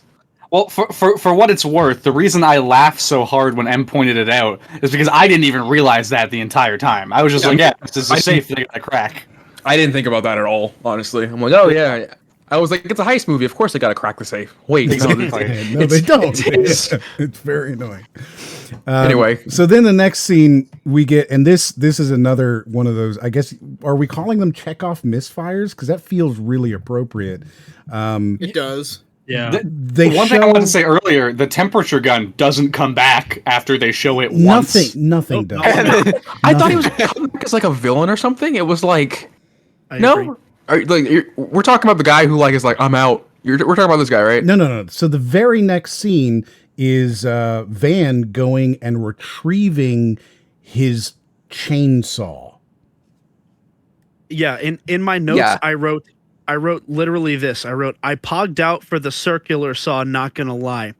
And then it never He never goes did anything. he goes out and he digs up the saw from the desert. He digs it up. It's in a like a body acid barrel thing, and he Why is pulls it out. buried? Who knows? And he pulls it out, and he's back in the game, baby. And then they show the what's her face name pulling out her guns, and like they're all getting ready to be part of the crew, right? Oh, that's a good one to pause that. She likes her guns. She This- likes her guns. This scene was fun. You know, I enjoyed the suit up, get ready to go. I enjoyed this. Those are always kind of But neat in movies. they I like 'em. they show him pulling out like his defining feature of the circular saw, and then it's just fucking gone. Right? The only time they show it again is as a piece of comedy when the safecracker touches it. But they No, also it was Mustache Guy, I believe, wasn't it? Yeah, Porn Stash tries okay. to take it and be like, "This is going to be my weapon," and he's like, "Don't touch my saw again." Yeah, okay, and so it was porn stash. But the point is they show him one time and that's it. That's the end of that circular saw, right? Like it never shows up Yeah. again. Well, it's even worse because, well, not even worse. Basically, so the scene, it's kind of skipping forward a little bit, but it's when he does the thing with the porn star guy and they do that comedy moment. Do you mind if I just skip there for real quick? Well, no, we'll We're get doing on there. the saw. No, Okay, we'll get there. Okay, well then I'll bring up the saw again when we get back there. Okay. So then the next then- scene is the crew gets together. It's our big like Ocean's 11 meeting, or I actually think it feels a little bit more like the Gone in 60 Seconds scene, right? Where they're all sitting there and they're going, "Here are the 50 cars that we got to steal," right? Like that's that scene. And they bring up the casino and they show all the stuff, right? And like it's the big scene where they're telling what they're gonna do. They're doing the typical heist thing where they're like, and then Billy's gonna sit inside of this can and at 12 seconds and 52 more, you know, they're doing that. I really liked the montage where like he was narrating what was gonna happen and they were like acting it out, and then like safecracker guy kind of like breaks mid skit to be like, "Oh, I'm kind of scared." That was actually really fun. I enjoyed that. Yeah, I agree. He was like, Excuse me, how do we kill the zombies again? Yeah. So you've got all of that, and it kind of makes sense for him to ask that question, right? Like the excuse me, but just one point: how do you kill a zombie? It kind of makes sense that he would ask that. Adding an audience stand-in to it to an extent, yeah. Sure, Yeah, I mean, you have to establish what kind of zombies these are because every zombie movie has different types of zombies, and he was like, oh, it's brains killing zombies. Word, got it. right? Yeah. Yeah, So it's very effective. totally fine with that. I do still want to be clear about the fact that, like, as an audience member, like, it's he directed Dawn of the Dead, and this is now Army of the Dead, and like, are we like not supposed to wonder whether they're like related or not? Like, is I this was just gonna ask that. Yeah. prequel? Well, is this also, like you're 35 minutes into the film at the point that they describe what kind of zombies there are, and we've already seen several zombie killing scenes. Well, they only half describe what kind of zombies they are. I guess. Yeah, they don't have to, but like I'm not. It's not egregious. I'm not mad at it. I'm like, okay, yeah. Again, the whole Me thing, neither. that scene's fine, but then they do something that does annoy me, and Well, it doesn't exactly. annoy me until I think later. it's more important that they explain what the zombies are because we've seen the alpha one at the beginning, and we know that they're not normal zombies. So the fact that they're trying to basically like bring it back is like, no, forget about that. They are normal zombies. They're just normal headshot guys. Don't worry about it. They're just normal zombies. I have to point this out. You know how like in most movies they either have like the slow walker zombies or like the alpha zombies that are fast and will kill you quick. This movie couldn't decide, so it had both. It's like we have both kinds of zombies because Well, I actually, one of you guys had mentioned Land of the Dead earlier, and like, Me. yeah, I think they stole that like alpha concept from Land of the Dead, where like they have like a semi. No, they stole it from I Am Legend. Really? Yeah. Yeah, they stole it Legend directly did. from I Am Legend. it's very Okay, this movie's I guess- very I Am Legend Yeah. That makes sense. Actually, it makes a With lot some- more sense if I think with some about Rise of the Planet of the Apes thrown in there too. So Well, Crypto now. Spook, this is Army of the Dead, which is Zack Snyder's newest film on Netflix. Rise of the Army of the Apes. So they do all that, but the thing is, they introduce something as part of their joke here that's very annoying, which is after Dieter asks, excuse me, how do you kill the zombie? They go, oh, is there anyone You guys else? are really good at that accent. Is there anyone else here who hasn't killed a zombie?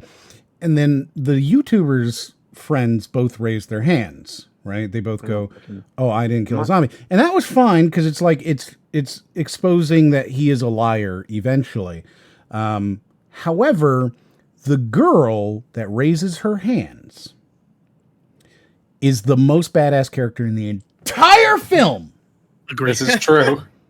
And she's never killed a zombie before. But the moment, like in her fight scene later on, which we'll get to because it's annoying and it's stupid and it doesn't make any sense, she is the best fighter in the entire squad. So Wait, to is ha- she was killing you humans. see- Killing YouTube guy humans, got the skills kind of. I'm sorry, you guys are all talking over each other. I can't hear what you're saying. All right, Ryan, go for it. Yeah, sorry, that was my bad. I was basically saying, so yeah, she and then that one random guy who left are both with YouTuber, right? Yes. Yes. Yes. Okay, yeah, okay, you go ahead.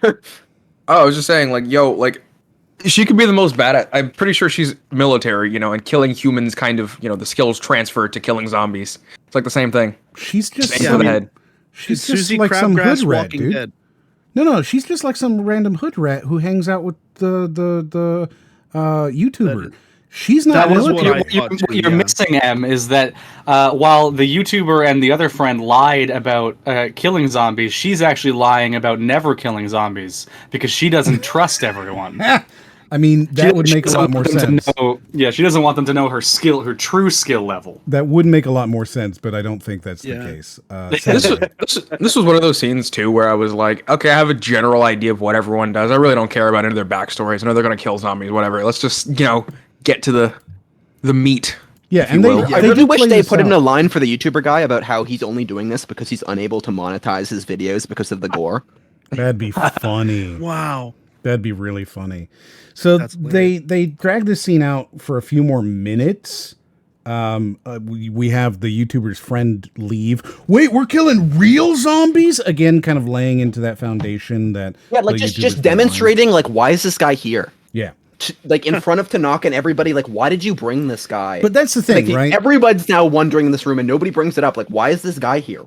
That's the thing. Yeah, he leaves and never comes back. Like I thought, like I said earlier, I thought he was going to be a villain or no. He's like, I'm out, and we never see him again. Yep, never So, again. again, Never they're again. laying the foundation for the YouTuber has been lying the whole time, which is fine, right? They're laying that foundation. The YouTuber has been lying, but it still doesn't solve the core problem of why the fuck is he here in the first place, right? Like, yes, we understand by the end of the film, he lied. He never, all of the zombies, quote unquote, that he was killing, it was all fake. It was all for the views. He did it for the Vine, but why is he here in the first place is never addressed. The only reason that they say, oh, he's here at all, right, is because it's a cool character to have. These are your video game characters that he wrote down on a piece of paper and then it was like, how do I bring them in? And like this is sorry, go on. I think it's okay for him to come in because like I feel like he just wanted extra hands and he wasn't paying him very much compared to everyone else. And you know, a YouTuber who like kills zombies on his page or whatever, yeah, he'd probably be down. Let's get him. You know, like he didn't have to bring him, but I can see why he'd pick him. You know, but it's just like the fact that you're committing a crime and this guy's going to be documenting it. Like, is it a crime though? It is. Well, They're it's breaking into the tax quarantine. fraud at Yeah, least because definitely. he's claimed the insurance. So, or not tax fraud, but it's the insurance fraud or like some sort Is of it? fraud. Is it If you claim like for Yeah. money that you like didn't lose, then yeah, that's a false claim. So if your house goes up in flames, right, and you say you lose money in the fire, claim insurance money, and you go dig up your house and you find like the $1 million you had in your safe, is that insurance fraud? Yes. Yes. Interesting. You have to tell them that you found it Yeah. and give it Like back. it doesn't have to be a house. You can insure like objects. Like I can like if I have a signed baseball or something like that, I could get that insured and then I could like destroy it and then claim the insurance money and then just have faked like the destruction. Like that's fraud, right? That is But it's fraud. not like an intentional like faking. It's like, oh yeah, this happened to actually Except- survive. Whoops. But he's Well, I'm taking sure advantage of the you could situation. like pay the money back to your insurance company if you found the money. Yeah, and that's you wanted it exactly to be what they legal. would. You would have to pay them back 100%. 100%. There's Like, no yeah, you question. wouldn't Just immediately most go to likely. jail because you reclaimed your money, but you'd have to then like contact them. give Yeah, them like their so money back. very specifically, so- it's not just like your house burning down; it's you've burned down your house. So this brings me to my this ties in with like the twist at the end. So it's like the movie would have been better if he didn't claim the insurance money. Like what? There'd be a lot of ways this film could have been better. Like it doesn't make sense for him to say, "Oh, I claimed the insurance money already." He could have just Even because it's untraceable. He's already claimed it, so basically, like the money is now laundered. They can just get it and it's cash, and they can do whatever they want with it. I don't I'm really saying think that was a from the problem. movie perspective. Like, don't even mention insurance. But I don't think Like, that was a problem. I think that makes sense. Why would you go in there to get this money? You know, well, it's claimed on insurance. It's free money, and I'll split it with you. It makes sense why a rich person. It does would do make that. sense, but this has to do with the twist at the end. So I'll save it for later. It's weird though that like he has to get like it's a zombie apocalypse, but like the insurance won't cover it unless someone goes in and steals it from the zombie apocalypse. No, it's already The been insurance covered. has already covered it because it's gone. It's in Vegas. You can't go back to Vegas. Yes, like it's it's already already gone. It's illegal to go back into this quarantine zone. They're gonna break the law and steal it back, and then have Because this it's free untraceable money. money that nobody knows about. Okay, so he already has the insurance. Yes. Yeah. Okay. Yes. So the whole thing makes a lot. All of these characters make sense to an extent, with the exception of the YouTuber. But they didn't have to make him not make sense, because he could have made sense here if his friend hadn't just fucking walked out in the middle of the group and everyone had been like, "Why is this guy here?" Clearly, he's an amateur and he's bringing amateurs. And then you have Dave Bautista go, "Look, we needed a local." Again, a throwaway fucking line would have this- taken care of it. This whole prep scene is also part of why like I thought like it reminded me of Suicide Squad, because I feel like that movie also like had its whole team building segment, and then like in the planning segment they were like, and here's also just two other guys that are going to come along and die. Yeah. That happened in Avengers too. It was like, here are the Avengers and Hawkeye. You get Hawkeye too. God. Yeah. So then we go into the next scene, which is more of the story beats, where we get Batista saying to his daughter that I'm going to go get you money. Right. And so now we're solidifying. And again, this arc makes a lot of sense, specifically the arc of I'm going to go get this money for you because I killed your mother. Right. Like that specific arc makes a whole lot of sense. And this is the solidification of that arc happening. Right. Oh, I'm sorry. And one last thing. In the last scene, we also learned that Tanaka is sending a random lackey along with them. Played by what's his fucking name? I always forget this dude's name. Is that he's, French? He's the Rick Flag from Suicide Squad character. Yeah. That's another reason. Like it's the same character. He's like He's a I've comedian. noticed He's a comedian. similarities. I know him, but I don't know who he is. He's just the fake Steve from Dawn of the Dead. He's the guy who messes up everything, presumably. He just looks like the most generic person. You would expect to see him on like the cover art of a video game from 2011. Like he looks like Boyle from Brooklyn Nine-Nine. Honestly, in my opinion, He is from Brooklyn Nine-Nine. No, he's not. No way. He is the guy from Brooklyn Nine-Nine. Yes. He's not Boyle. Is he from Brooklyn Nine-Nine? Yes, he is from Brooklyn Nine-Nine. He Detective No Dave way. Majors from Brooklyn Nine-Nine. I fucking knew it. So What? You gotta be kidding me that he was actually on that show, and I've been Yes. calling him Boyle this whole time. Yes. And then he was on Brooklyn Nine-Nine. He was on Deadwood. He was on Fear the Walking Dead. And then he was on Army of the Dead. So like I knew I'd seen him before. He's been around. He's been around. He's just the generic random guy. Was I feel Tig like inserted after the fact the here? look he's going for, but this collar is or the button is just like way too low. He's supposed to be a dick. That's it. That's his whole personality, and it makes no sense. He should be eating an apple right now to make him look like more of a dick. Right? Yeah, he needs to be Yeah. eating an apple. Two Tim says, I kind of want a Dead Rising game with a heist story.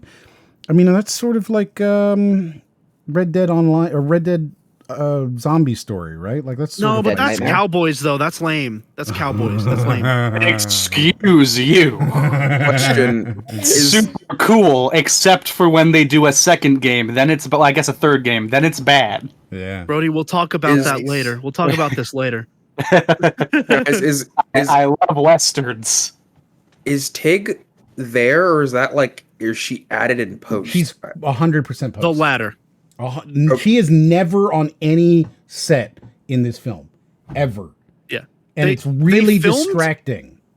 They filmed and finished the entire movie Yes. with Chris D'Elia, and then replaced him entirely Yes. with Tig Notaro.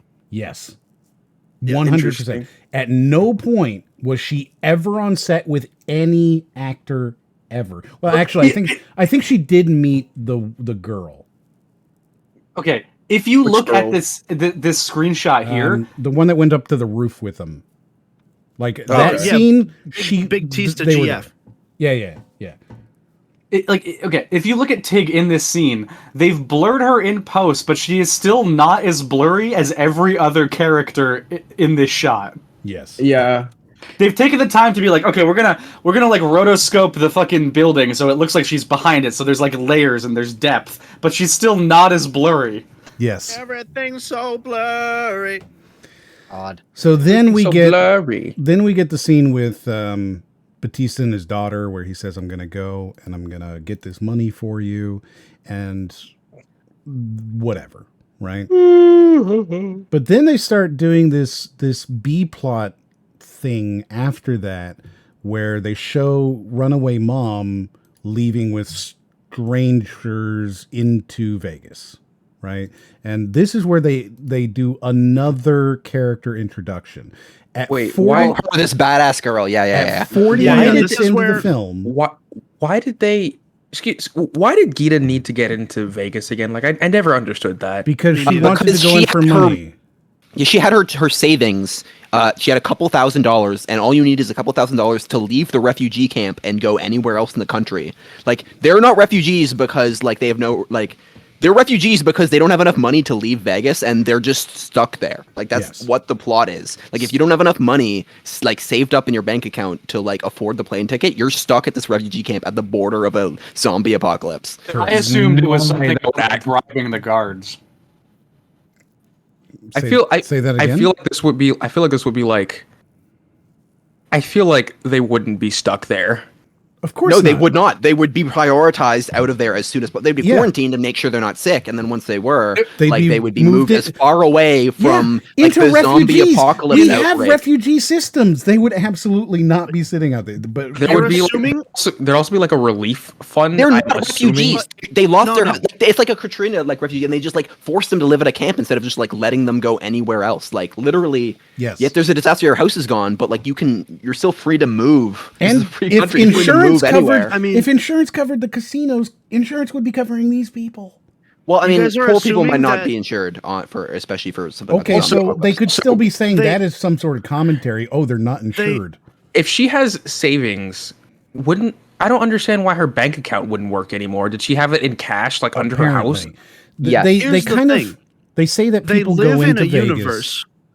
Well, hold on They just a live in a second, Nico. uni- So they say that they're going into the city. They say that many people go into the city, and they refer to it several times that people go into the city to get money, to go in there and find, to loot essentially and leave. Mm-hmm. That's many people go in there to find stuff in order to get enough money to get out of the refugee camps. So why doesn't Gita, like, instead of going in herself, ask this badass girl who gets her into the city to go do it for her and give her some of the savings in return? Like, that would have made much more sense. There's a lot of things that would have made more sense. because she gets you in and out of the city, but she's doing this multiple times a day, and like she's I not will give you- responsible for the people. I will give you more money if you do this one thing for me. Okay, sure. But The thing she that would like just is keep really the money. weird. She could just Yeah. keep the money then. Yeah, Like she'll there get are a you lot of in and then things. she leaves you. There are a lot of things then- where And then We Gita wouldn't- reports the badass girl to the authorities. Hey, she's smuggling people in and out, and then she They can't. know because they? mustache. Yeah, porn mustache knows who she is. Well, tell the poor mustache's boss. There's someone in the chain of command who will stop her from doing this if you tell him. See, here's the problem. You guys are assuming, like, I think everyone's giving too much credit to the government and the authorities in this universe in a world where the president says, yeah, we're going to drop the be nukes really on cool. the 4th of July because it would be, quote, pretty cool and kind of patriotic if you think about it. Yeah. Was that actually a quote from the movie? I was right on this one. I'm pretty sure that's actually pretty close to what they actually said. Yeah. Yeah. It's very close.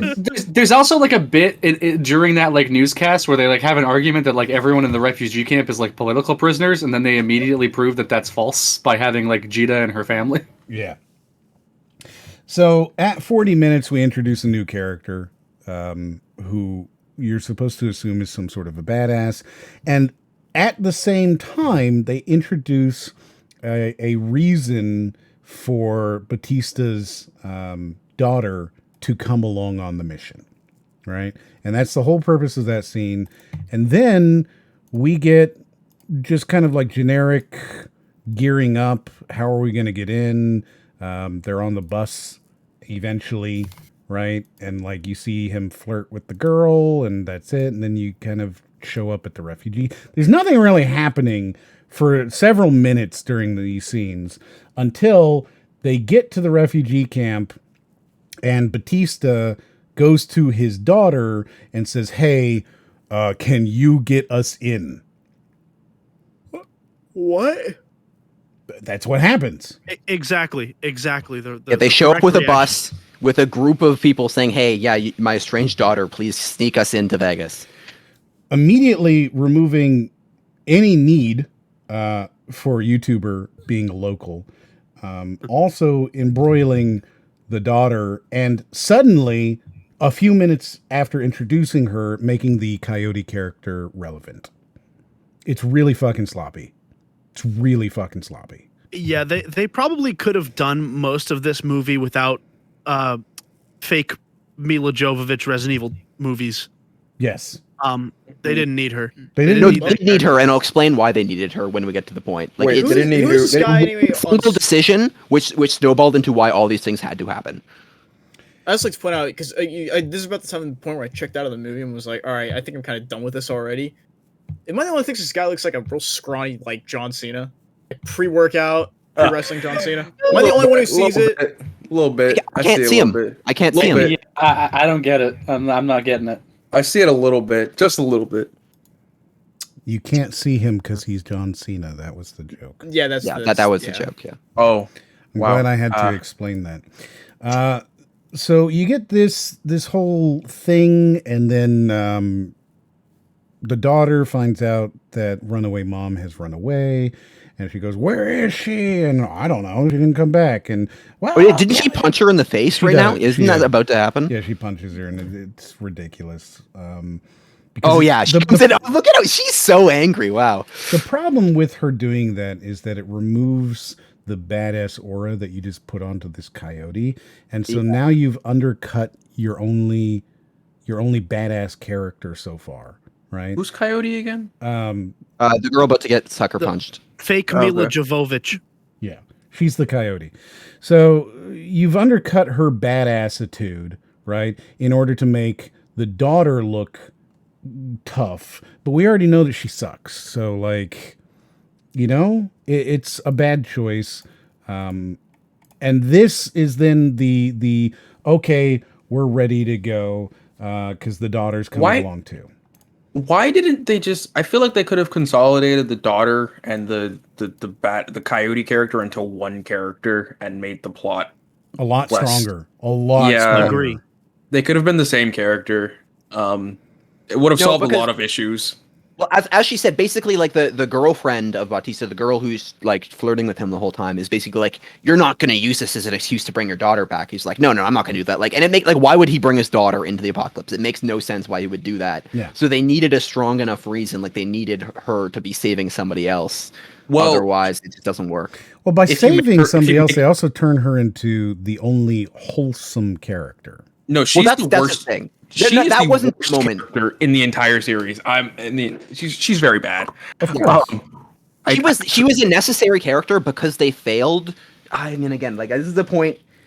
There's a specific point which then like allows me to explain everything that I'm trying to say. Yeah, I really feel like they could have consolidated those two characters into one, because then you could have brought her into the thing by she's the smuggler, so of course they need her to get in. Yes. like, Considering that they go to her to smuggle them in anyways. Yeah, I feel so like it's that would really undercut a lot of like the father-daughter stuff they try to do with Bautista and her, though. They No, could have rewritten you- it because they would have had to, because she never would have snuck Yeah. anybody in. But it would have given them. They could have removed the entire B plot about the runaway mom. They could have had a reason for her to be especially cruel to the mustache dude. Also, it would have given her a reason to, okay, she smuggles people in and out of the city because, she lost something in the city. So she tries to help people get, recover things. I don't know, something stupid There's like that. a lot of ways you could have done it, and it would have made sense for them to go to her and for her to be involved instead of just being there. Especially, so Speedy, we will talk about that. She does. Here's the funny thing. I think that she's the only reason anybody survives, actually. These characters are all too dumb to live, and the only reason they survive is because she is also too dumb to live and manages to. And we will get to that.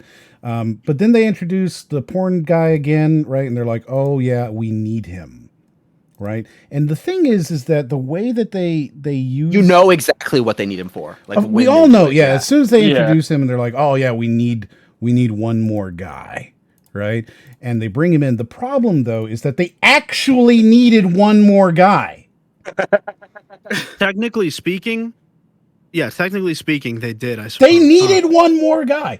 Oh, here. It wasn't specifically that they needed one more guy. It's that they needed a guy that no one gave a shit if they died. Yeah, they needed one more guy. Well, And here's actually, I'll talk about that when we get there. yeah, Like you know they- what? they I did, probably though. have the same thought that you're having. I probably have the exact same thought. Yeah, like I'll talk Is about it- it when we get there. Because I got one too. It's about the porn stash and what happens to him, but I'll Yeah. talk about that when it happens. I mean, we're about to be there. Same. So yeah, you've got that, and then they introduce another one of the It looks like a zombie right here. the Chekhov. Yeah, she does. misfires, I guess. Right, like after they go through the tunnel, the container tunnel, they introduce another one of the Chekhov's misfiring gun things. Yes, where they they show do. off the zombies, and they go, "Oh no, they're actually still alive." Right, and I think this is such a missed opportunity because it would have been really fucking cool. And we're at about 50 minutes almost exactly. Gotcha. Not even halfway through the movie, mind you. So here's the scene. I wanted to bring this part up, Okay, actually. go for What it. I was saying, which is the guy takes his saw. Right, porn stash touches the saw. Yeah. And then the guy is like, oh, like, here, don't take the saw. Carry this for me. Uh-huh. Right? And basically, I didn't understand this, that I was the one being an idiot.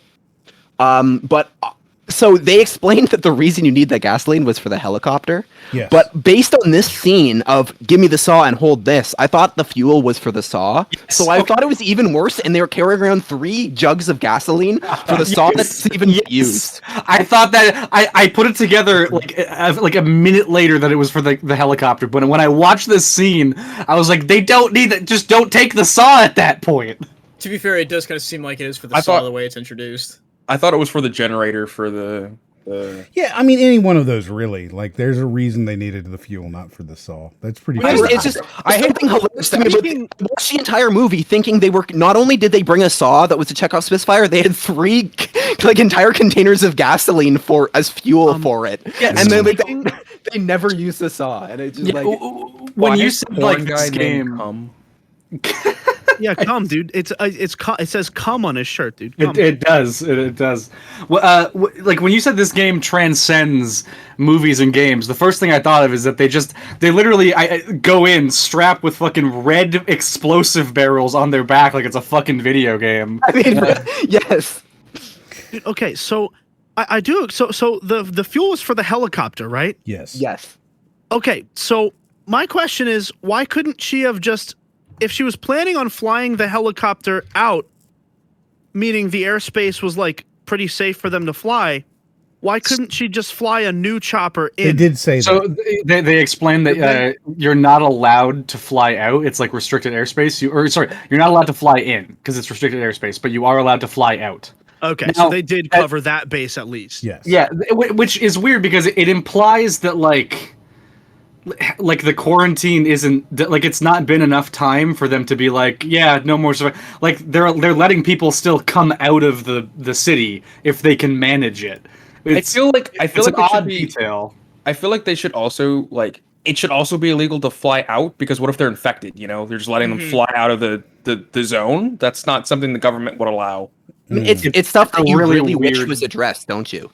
Instead they that's why the commentary they did give us was just so parody level that it just it was a joke. I felt insulted when they started making haha, the president is super cool sunglasses explosions guy, and it's just well, give us actual commentary. There's actual things to say about how the government is clearly failing the quarantine, the government is clearly failing the refugees. They just don't care about that. They're just trying to make fun of a caricature, and it was so weird. He went for the cheapest jokes possible every time. I don't even want to say it wasn't even they were making fun of a specific president. It was just they're making fun of an exaggerated American president. It was so generic about it too. It wasn't even they were making a political statement. It clearly it wasn't Trump, it wasn't Biden, it wasn't anybody. It was just the American president. It was badass. The from Independence Day. The same president from Independence Day. It was the president from that spin-off Metal Gear game where you're Senator Armstrong. Yeah, I don't even fucking know it. Yeah, he was a senator. Yeah. I said before, this movie ruined my day, but it didn't ruin my day for the first hour. The first hour, I was still willing to give it a chance, and the level of absurdity and near parody that it went for, I was almost you know what? I can get behind what you're doing because you have committed to being so disjointed and just not going to explain anything that I'm all right, you know what? I can almost get behind this in a weird way. And it wasn't until they actually started to do more serious stuff with the movie that I was like, this movie has just. I'm having a bad Sunday now because of this movie. Mm-hmm. Wow. Yeah. So This movie has something to offer, but I'm just not sure what it is. pain. So in this I would part, argue- in this I would part of the argue that- film, oh, I'm sorry. Go ahead, Jeff. No, he said pain. I just made me laugh. You said Yeah. I'd argue that. Oh, that was me. Oh, I sorry. said I would argue that getting emotionally like invested in a zombie movie is bound to make your day bad no matter which zombie movie. It wasn't even that. Like, it wasn't even about. It was just like I watched it, and like I was like trying to put things together. And I'm just like, watching this movie just makes me not even angry. Just I just like I feel bad now. Maybe not even specifically towards the movie. I was just watching the movie, and I was like, I just like how I feel right now. I don't enjoy life at this moment. Like. So then they introduce this Chekhov's missing gun. You need to figure out a better way to phrase that. I'm not sure what to call it there, but they introduce these zombies and they say the zombies Chekhov's blank. I don't know. Chekhov's blank. I like that. I liked Chekhov's misfire. I actually liked that. Misfire? Yeah, I like it. Well, I feel like the only issue with Misfire is it implies that they tried to and it just didn't work. Yeah. I like blank. Whereas blank is not just like, yeah, it was never a gun in the first place. It was just a... Yeah.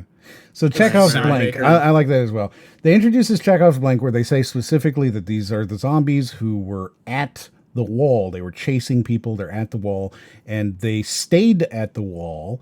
And then they dried out in the sun over time. And they're still alive.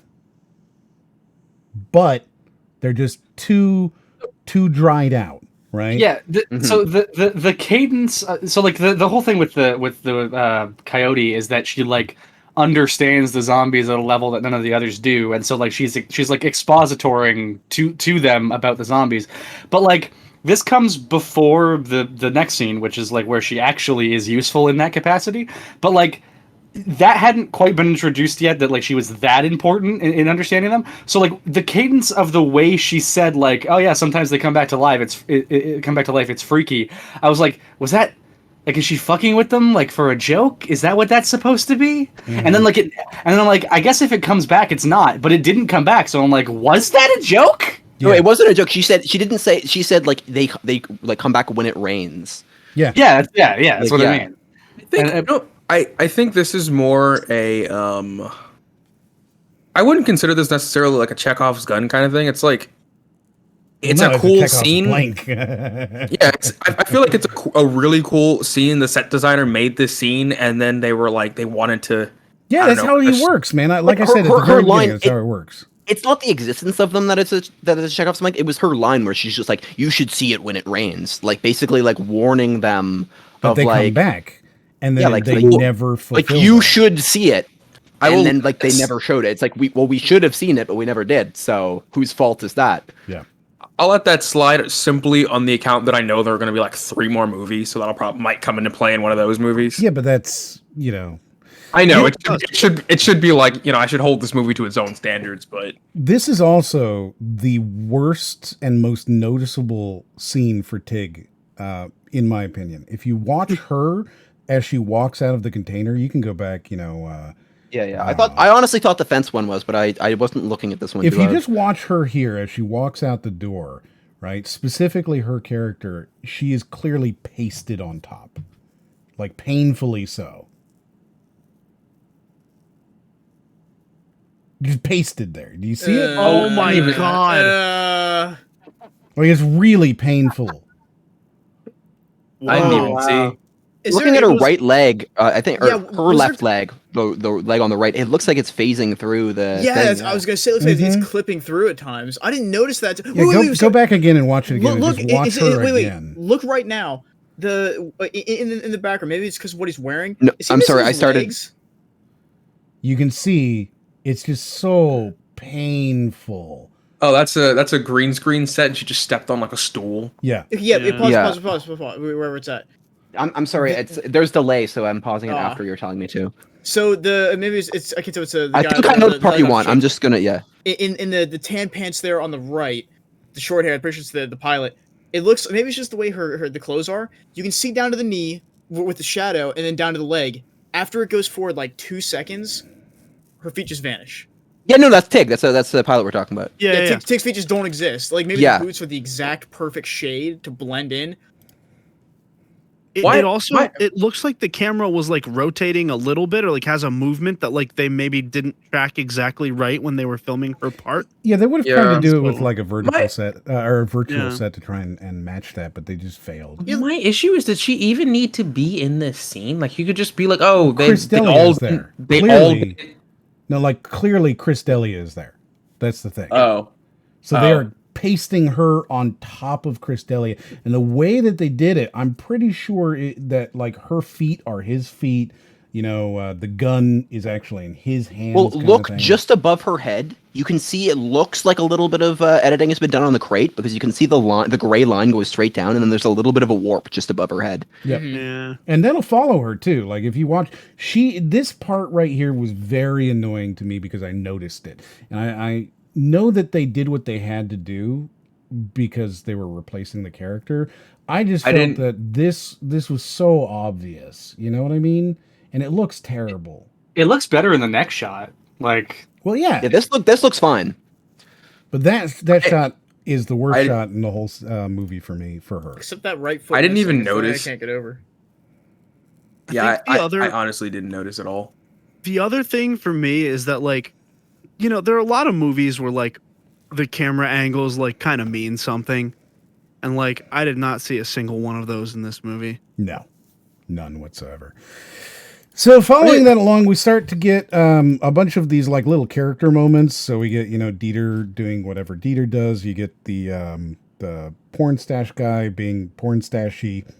I You get the hate two- how, like, I hate how we gotta keep going. I hate how comically evil porn stash guy is at every single turn. He Yes. makes every sexist remark. He's a It dick was for no necessary. reason. It was necessary for the movie. Well, It's- we need to, as an audience, be willing for him to die. And see, the problem is that, like, even after all of the things he did, that still doesn't justify what ended up happening to him. Like, I'm not. We can continue. So then you show the YouTubers having their character moment. You have the corporate guy having his moment with the coyote, which, you know, they don't telegraph it well, but it's actually really important that he's building a relationship with the coyote there.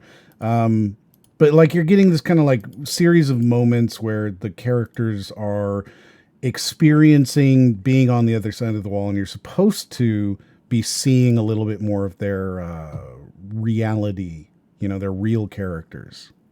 I just want to point out there's this moment at 52 minutes where there's like this really weird cut they make when when blonde girl comes up, like she stands up, and they make this really weird cut, and they do that all throughout the movie, and this was just one of the more jarring ones. Like 15 seconds out from it. Is it like right here? It's like when she stands up from this shot. Also, And I the think tiger this is looks another thing fantastic. we were talking about, is they had their cool moment, which is that animals turn into zombies. Yes. And then it's like, so what about birds? Do birds turn into zombies? Dogs, squirrels. There should be like zombie Again, cool fauna. moment. They thought it would be cool to have one of Siegfried Roy's tigers be a zombie, and it's one of the prime zombies of the area, prowling through everything and is unbeatable. So deadly that you can't even get into a fight with it with 8 men with machine guns. Yeah.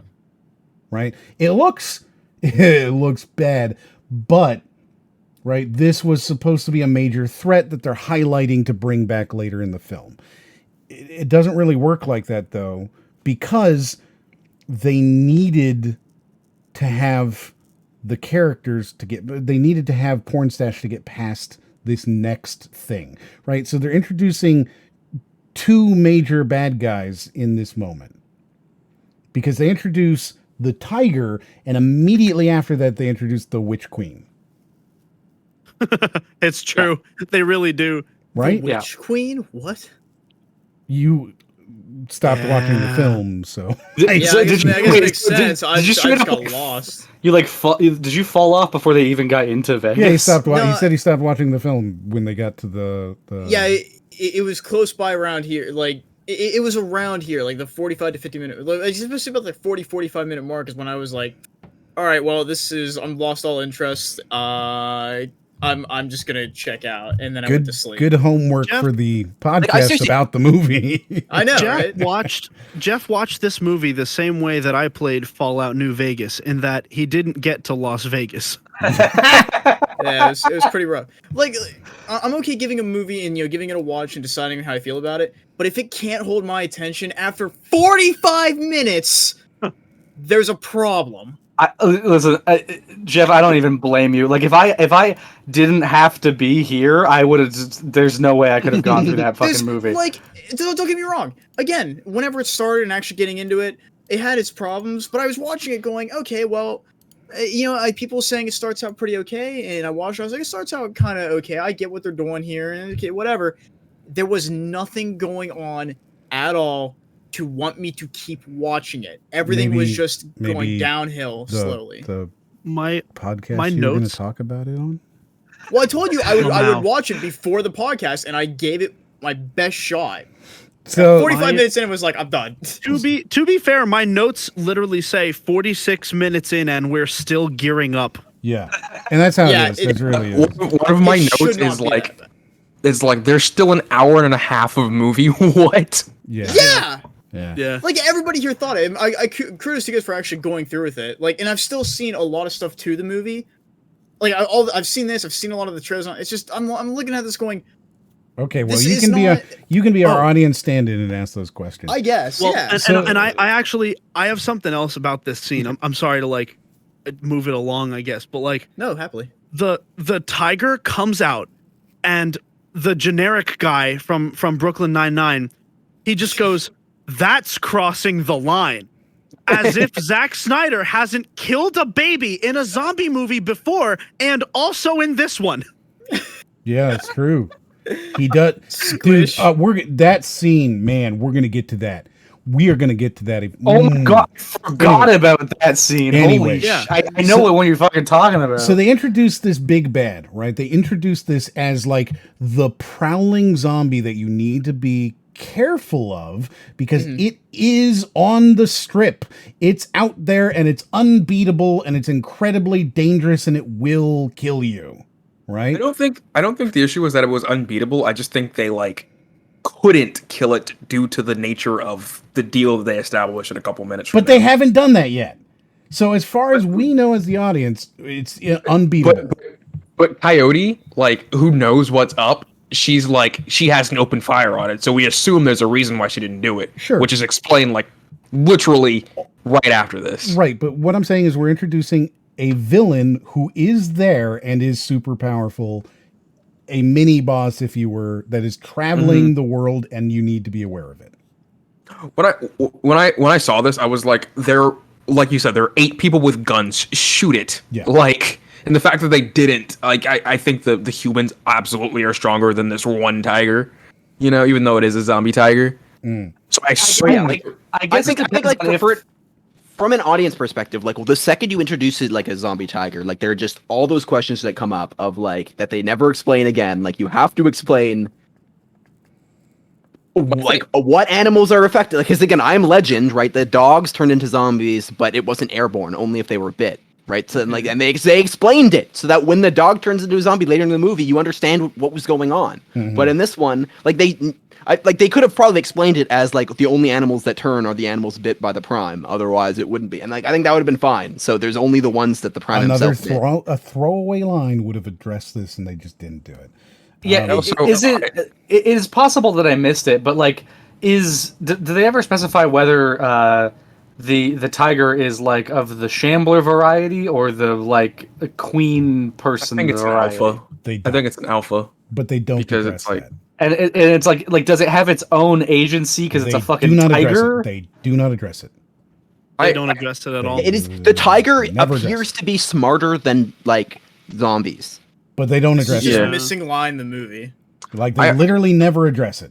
Yeah, it's just questions that get raised that like it's a cool moment, but it ruins your entire concept. Yes. Like because yeah. Then they introduce the part where we have to kill Porn Stash, right?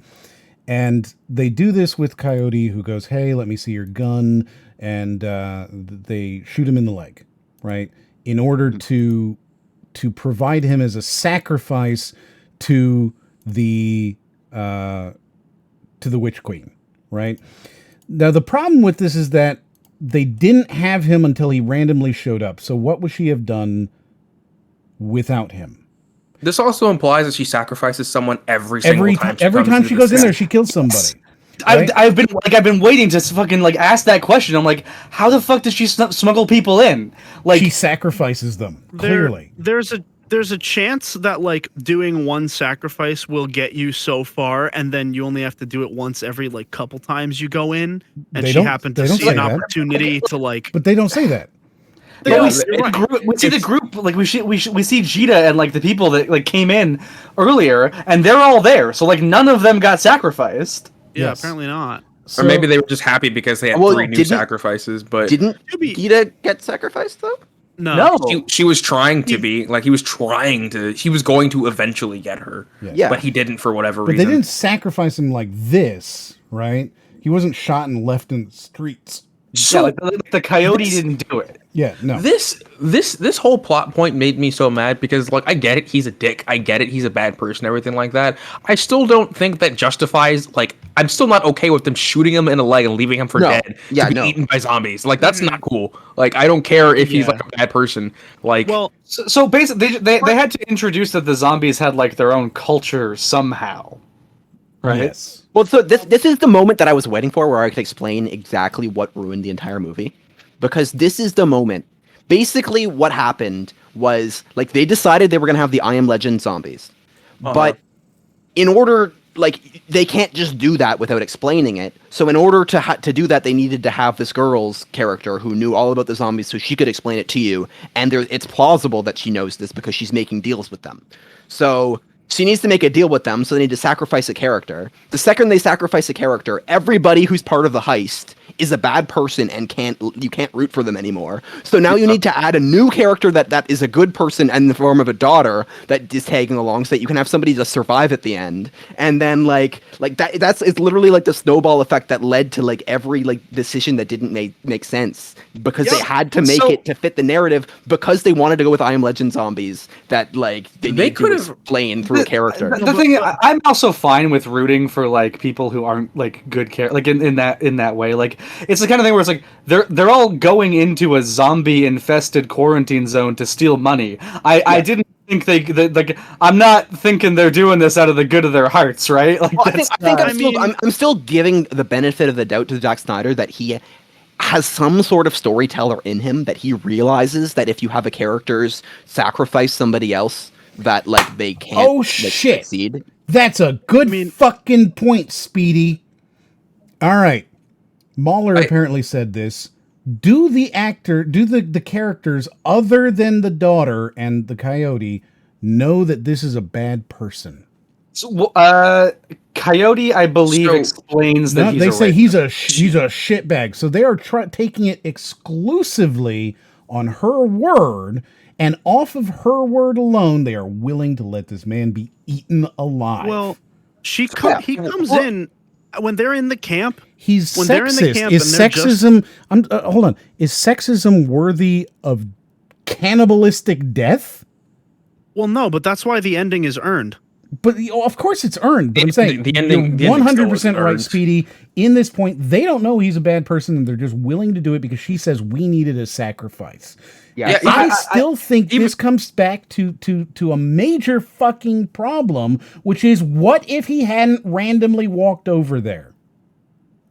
My thing on this whole ritualistic cannibal thing is that like the plot could have been solved where like the alpha zombies come and they just happen to take Porn Stash away and they leave them alone because they got their one sacrifice or whatever, right? Then you don't have the whole like then you didn't have to make him such a dick so that it was okay. Like literally just don't make it like a willful sacrifice. Make it that he gets kidnapped or some shit. Like it's really easy.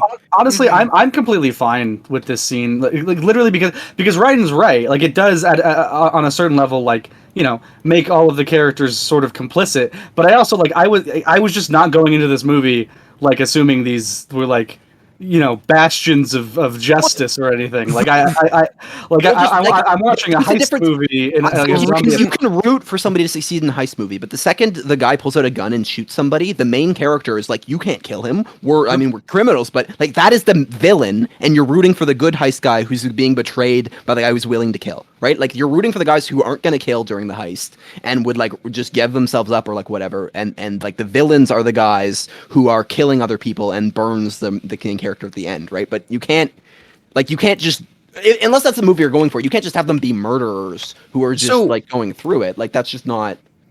Yeah, like okay, you depending on who you root for is one thing. My issue is that like, okay, regardless of whether or not I still had to sit through this guy being a dick for no reason just to justify this one scene.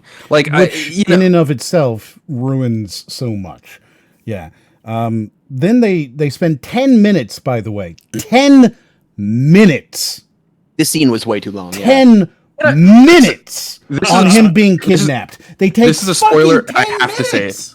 I have to say the spoiler because it's inconsequential later on. But they spent 10 minutes hyping up this zombie version of Cummings. He gets taken care of in like less than 2 minutes. Yeah.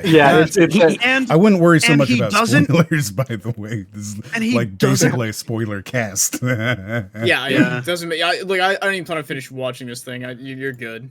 He literally he comes back in the last like 10 minutes of the movie and gets taken care of in one gunshot. It's over. Does he really? I missed that. I missed that part. We'll get there when he comes up. So they spend 10 minutes on the kidnapping and the moralizing of the kidnapping. And then they show him being pulled into this, I guess you'd call it like a transformation ritual, where they're all surrounding this bloody pool that's somehow empty suddenly of water. And it's where they bite the people and turn them into smart zombies, right?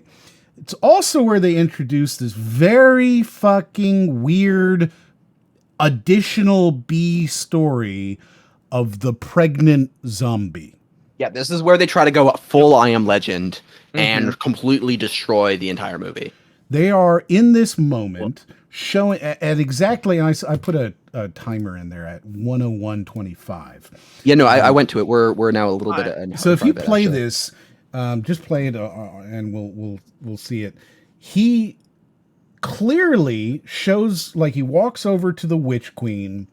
Okay, they are so weird, being romantic and sexual towards each other, and then he touches her stomach to his ear, listening to what is obviously a zombie baby. Now, I don't know, and they don't really explain, but I have a feeling that she wasn't pregnant and then turned, but was impregnated by the alpha zombie prime. Yeah. Okay, so I have a question. So I know that Coyote explains it somewhere along the line, but I didn't really retain it. So like, if Tommy Wiseau's zombie bites Pornstache, Tommy Wiseau, yes, does that make Pornstache an alpha, or what? So okay, so we should split the definition. So there is the prime, who is the original zombie, right? Okay. And that's Tommy Wiseau zombie. Yes. If he bites you, you turn into an alpha. You're smarter and stronger, and you're one of his army that is obeying him. And if that secondary, that alpha bites you, you become a shambler. Okay. Yeah. Okay. So it's like trickle down zombie economics. Yeah, trickle down zombie-nomics. Yeah. Okay. Yeah, that makes sense. And also, Zack Snyder's 2 for 2 on zombie babies. Yes, he loves zombie babies. So I have a feeling that she is not like a pregnant woman that is turned, but is instead impregnated by this sentient zombie prime. right? Did you all get that feeling as well? I don't even didn't know. Like, want to No, expend I also energy did, thinking yeah. about it. I just moved on. But it felt pretty I clear, did. right? I did. I agree with you for Moriarty for the record. Yeah. So like it felt really clear that that's what was happening, and they introduced this again, another B plot, and then he bites Porn Stash, and that's kind of the end of that scene. And Well, now, actually, they fucked up the scene because they bite him, and I'm pretty sure they throw him into the pool and then show him getting ripped apart by every other zombie as they feast on him. I don't think and he then gets show ripped him. apart. I think he just like has them attack him and lift him in. Yeah, they do the thing where they're like all surrounding him, clearly eating him as he's screaming. I don't think so. was He it- just gets lifted Right. into the air. Yeah, he just So- gets lifted into the air. Like This is- No, so he was in ritualistic there showing. jumping in. But and they don't tear him. They just lift him into the air. Yeah, no, they don't. They just like He's crowd Swan Lake surfing. him into the pool. Yeah, he oh, crowd he surfs. is just crowd surfing. Okay. Yeah. Can I bring up a point that happened 5 minutes ago? Like Sure. it's at 57:37. I just want to point out how ridiculous her run is. Like At 57:37, you said? right there. What is that? What I'm is waiting for that? it to load so I can see this. Oh yeah, What is this? Lamau. Like It's like a Naruto run. Naruto run where her arms are Yeah. broken, so she Yeah. can't lift them up, and they're just flailing around. What is going That's on? so good. So Yeah. to Thank you for answer- highlighting that. Yes. To answer Speedy Acorn's question, that is how she's pregnant. Yeah, we don't know. We have no idea what's happening. All we know is whatever. Now, this is when they introduce, I guess it's about an hour and 4 minutes into the film, they introduce the first combat scene, and they start setting it up in a way that is very fucking stupid. And it annoyed me to no goddamn end. When I watched yes. this, I stopped this film at this point and started ranting. They're hibernating. Okay, so I think it's- they I've do seen the this I Am scene. Legend thing even harder, where the zombies hibernate. Okay, so they hibernate when they're not active, and if you bother them and wake them up, they'll become active again. 100% I Am Legend. Now that wasn't my problem because again, we've already established that they're I Am Legend zombies or vampire zombies, whatever, and they have non-traditional zombie traits, whatever. But here's how they're going to get through this horde of zombies. All I right. actually think these are the shamblers. These are the zombies. At These point. are the But these are the zombies. So they've already shown that they're different, right? That by doing this, they dry out in the sun and come back to life and whatever. They show that they're different. I have no problem with that. Here's how they'll get through the horde, and I'll explain what they do or what they say they do and what they will do, and you'll understand immediately why it's fucking stupid and why I ranted about it. We are going to walk through this horde and not touch anybody. I, being Dave Bautista, I will go first and I will put down glow sticks and you will follow directly behind me. And as you follow behind me, we will find our way through this and we'll move as a team. And Accurate? there's no other way around or like any No, other. we have path to move ever. through the Oh, zombies. they had to go through the buildings because the vague deal. Yes, because of the vague deal for handing over porn stash means that they shouldn't go through the streets because they might tempt them. Jesus Christ. This is a question that I just thought of. Yes, sir. In Walking Dead, right? There's a scene where they just wrap themselves in tape so the zombies they can't bite through it. Why didn't they bring armor into the? Because they're idiots. Literally, all you have to do is wear some They thick got clothing that- full medieval armor. Yeah, they they're just idiots in this literally film. couldn't do anything to you. They leave bare arms. They do stupid shit. They're really stupid in this film. Yeah. So Bandanas, long Well, hair. there's shit actually an wrapped onto it. there's an easy answer for that one, which is that they need to look cool. yes, they do need to look cool. Oh, So yeah, of course. that's the idea is they're going to put down these things, these glow sticks, and that's how they're going to lead them through the horde. We have accepted now that they are moving through the horde for whatever stupid reason. It is the plot. That's what they are doing. So they go to move through this horde. They're going to follow Dave Bautista. He's going to put down these things on the ground, and everybody is following directly behind him. Cut to the next scene, okay, where you have the girl who's never killed a zombie but is a badass saying Susie to Crabgrass. saying to corporate dude, I don't trust you. You go in front of me. He walks forward. There is suddenly 20, 30 feet in between each person going through and following the glow sticks. 20 or 30, they literally cannot see each other. They are so far apart. They are moving from glow stick to glow stick, and they are infinitely far apart. So far apart, in fact, that corporate dude is able to grab the glow stick and throw it into the pile of zombies to mislead our badass chick. Do you not see why this is infuriating? I don't think I picked up that that's what he was doing at the time. I just thought that like she like naturally fell behind, and then she fell so far behind. I also thought that. I thought that he just closed it zoned out. because he was a bit of a dick and he was saving himself. I didn't realize he was actually like murdering her. He's murdering her. He murders her at this point, right? He is. Imagine that they're going 1, 2, 3, 4, 5 through this thing from point A to point B to point C to point D to point E. At point C, she is still at point A and hasn't even fucking began, and he moves point C and throws it so that she gets into a position that is not safe. She is murdering him.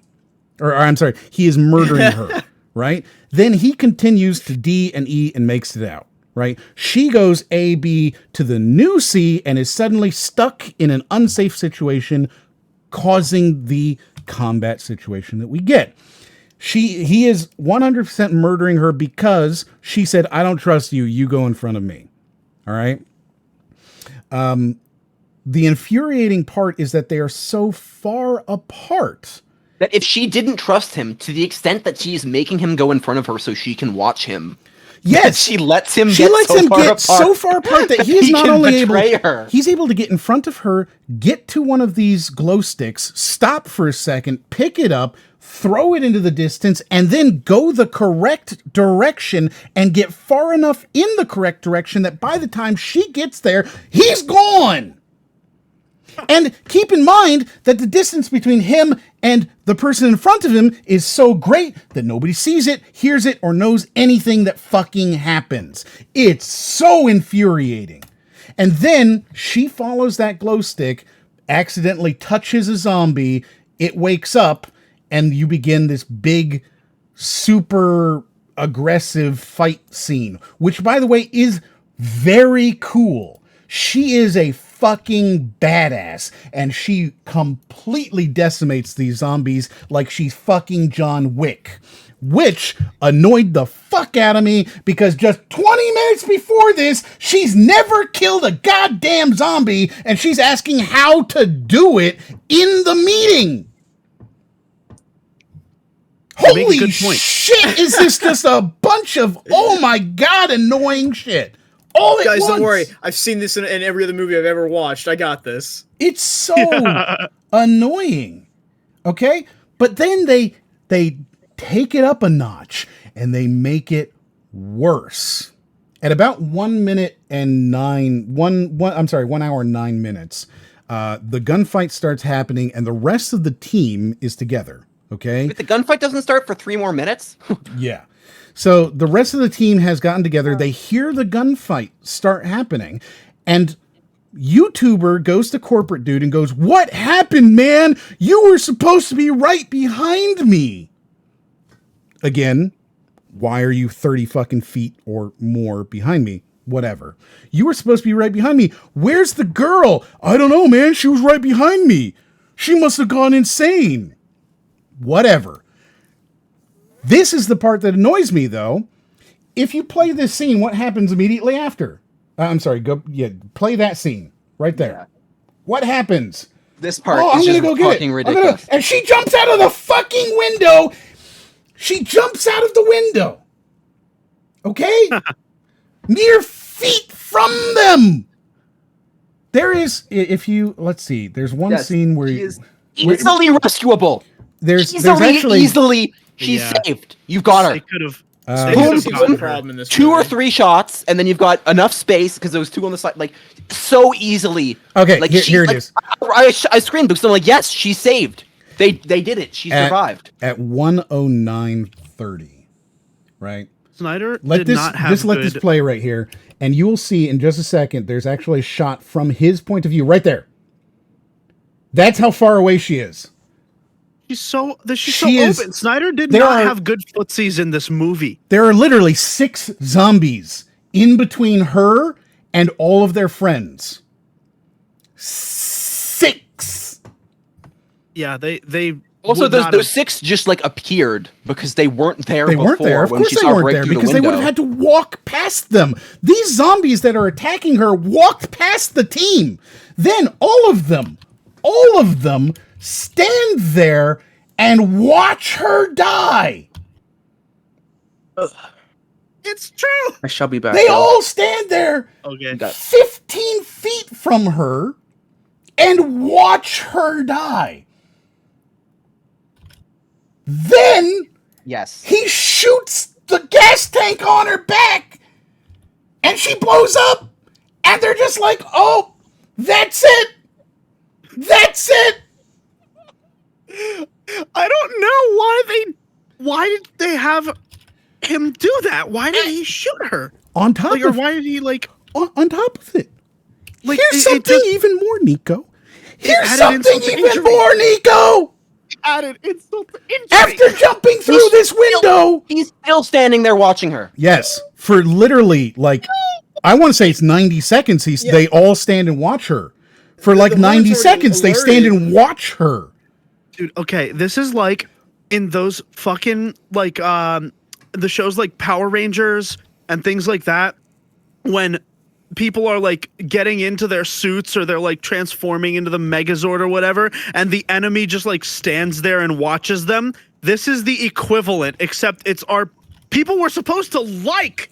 It's people we're supposed to like root for in this movie and But- they're just standing there. I Correct. agree. Like, Moriarty, yeah, this basically- pisses me off more and more the more Wait! you've been explaining it. It gets Literally, it's worse. It There's does. one Yeah. more Yeah. part. We're the hour into this movie. This random side character. They're like, oh no, turns out she's the best character in the movie. and She's the then they best just character in blow the her up. movie. She is hands down the best character in the Yeah. movie. But wait, there's one more. There's Well, sorry. one Can I more just problem. show the Zack Snyder slow mo of this can blowing up? Oh, it's so fucking bad. I'm There's so one more curious. problem here. There's I'm so one more curious where thing. you're going. Okay?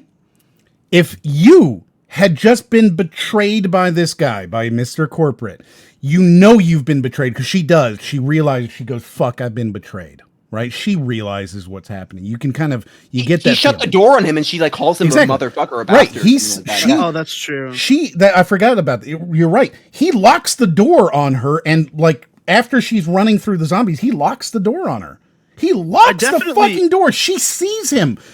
You have just experienced that. You've been bitten by a zombie. You're going to fucking die. You just jumped through a window. What are you going to do? Uninvite him from my bris. For I sure. am gonna either shoot him or say he did it. He betrayed us. He did this. That would have been so badass if she jumped through the window, shot him in the head, and then like there was no explanation. Right. But you know what she does Both instead? those characters were dead. She just goes 10 feet away from them while they don't do shit. They just stare at him like, whoa, wow, she sure is fighting a lot of zombies over there. That's probably not very safe. I think I'm going to go over here instead. And then she dies. She doesn't Six say, shots. she doesn't say, oh, hey, he fucking did this to me. She doesn't do any, they don't, it's so infuriating. I paused at this section for a good 20 minutes to bitch. It's so bad. This is oh man, it's bad. I can't even say it's the worst part of the movie either, because the whole movie is terrible. But this scene in particular represents everything wrong with everything about Zack Snyder, because he thought to himself, it would be cool to have this girl get into a big fight like she's John Wick, and then she busts out the wall, and they all have to see her, and he has to put her down. It would have been cool to see more of like a struggling to fight kind of deal than just make her a badass. She was Like, so so- yeah. badass. I've not seen joking this when I say scene. she's John Wick. I've seen this. It's so good. She is so Literally- good. Literally, she is the character that Susie Crabgrass plays on The Walking Dead. She's Like really quite good. literally, she's just I like think a that's Susie badass. Yeah. Yeah. The point, it's like it even shows her like ripping out from a zombie. Like she has good reflexes. She has all these things that she suddenly can do. It's like you've had no training, you've no martial arts experience. But if you're doing it once, unless they get a better grip, even what is stopping you from doing it again? They clearly don't have a good hold on you. You just broke out of the one. You literally turned to not have one grab you the first time you got grabbed, and you reacted quickly. You broke free. Your whole body. Literally, one was holding with both arms on one of her arms. She broke through one time and had her whole side free and had a clear shot. Only one of the zombies was holding her. If she's such a badass, like it showed in the first scene, there's only one zombie holding her for a couple seconds. Do something to it and then run. Like, what the hell? It's very infuriating.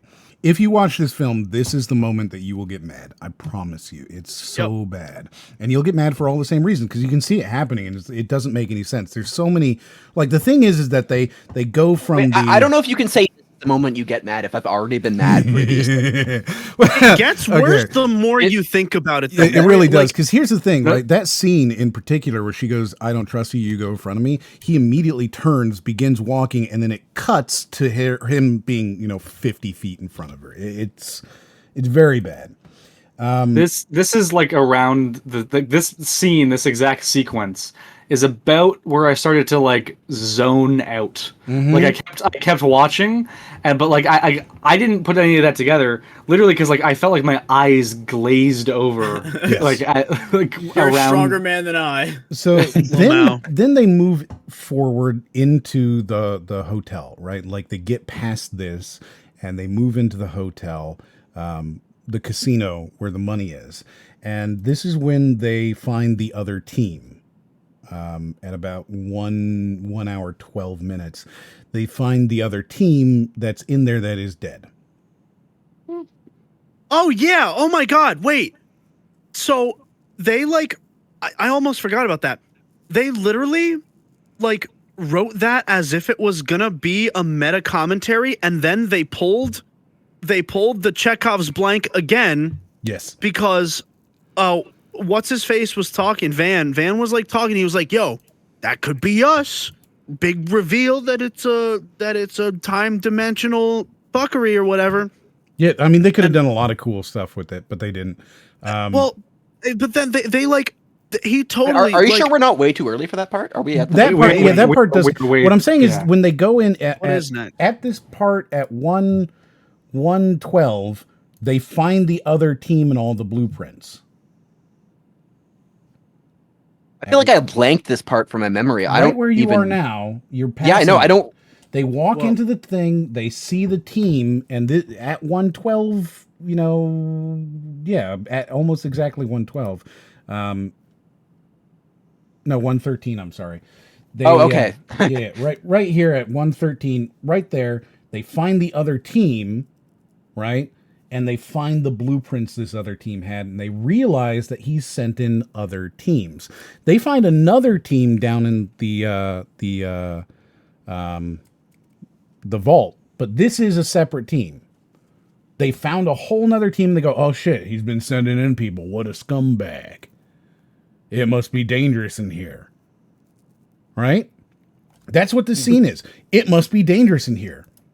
Yeah. No, he's literally he says it must be dangerous in here, and then he also uses it as an opportunity to be like, yeah, thousands of ways this movie could go. Yes. That could be us literally. So this and is then when it just isn't. Wait, did they not tell the previous teams about the booby traps and then realize about the booby traps? It's like, oh shit, yeah, okay, we need a third team. Yeah, I don't think they don't tell tell the they teams were anything. with. Yeah. Like this is another case in film of the people being briefed, not asking any questions, and it being really important that they ask questions. They don't even. I mean, come on, if you're sending them in there, I get there is a second story here, like an overarching story on why they don't tell any of these things, like why they don't tell them there's booby traps, why they don't tell them there's multiple teams. Why Well, they didn't. They did tell them there were booby traps, didn't they? Yes, but not like what they are, how to disable them, or anything like that. They just go, well, they're there. So Yeah. Yeah. then The German guy discovered the Minecraft pressure plates yes, in there. yeah. So they don't tell him anything, and they really could have, right? But they don't tell him shit because they want them all to die, right? Like that's the ultimate thing is they actually do. The casino dude actually wants all of these people to die, and that's the big twist at the end, and we'll get to that. But the corporate dude at this point, the editing fucking explodes here. All right, so like I want to say it like 114-ish is the last moment that we have any comprehensive editing in this film. It's the last moment. Yep, that's a good way. That is a good way to explain it. The editing does fucking explode. Because after this, suddenly, Tig and the girlfriend, Tiny Tista GF. the girlfriend are suddenly at the helicopter. Okay, just suddenly, that's where they go. They are now at the helicopter. They explain briefly that they are now going to split up. Right in the scene before this, oh, we're all going to split up. But just suddenly, they're at the helicopter. Then suddenly, immediately after this, with absolutely no explanation whatsoever, corporate dude and the coyote are outside. Okay, and why are they outside? They just are. Okay, then suddenly you've got Dave Bautista and his daughter alone somewhere filling up a generator. Right? And they have this like big conversation about like why are you here? I'm here because I killed your mother and you're mad at me about it. No, I'm not mad at you about it. I'm mad because you didn't come and love on me afterward. And it's just this ridiculous drama bullshit, okay? To get the generator back on, and then suddenly again, next scene. Why was he filling this generator? Is there a reason? To turn on the power in the casino, right? Like I believe the safe needed power to actually be opened based on like that it had like lights on the inside of the we're door. at 1 hour 19.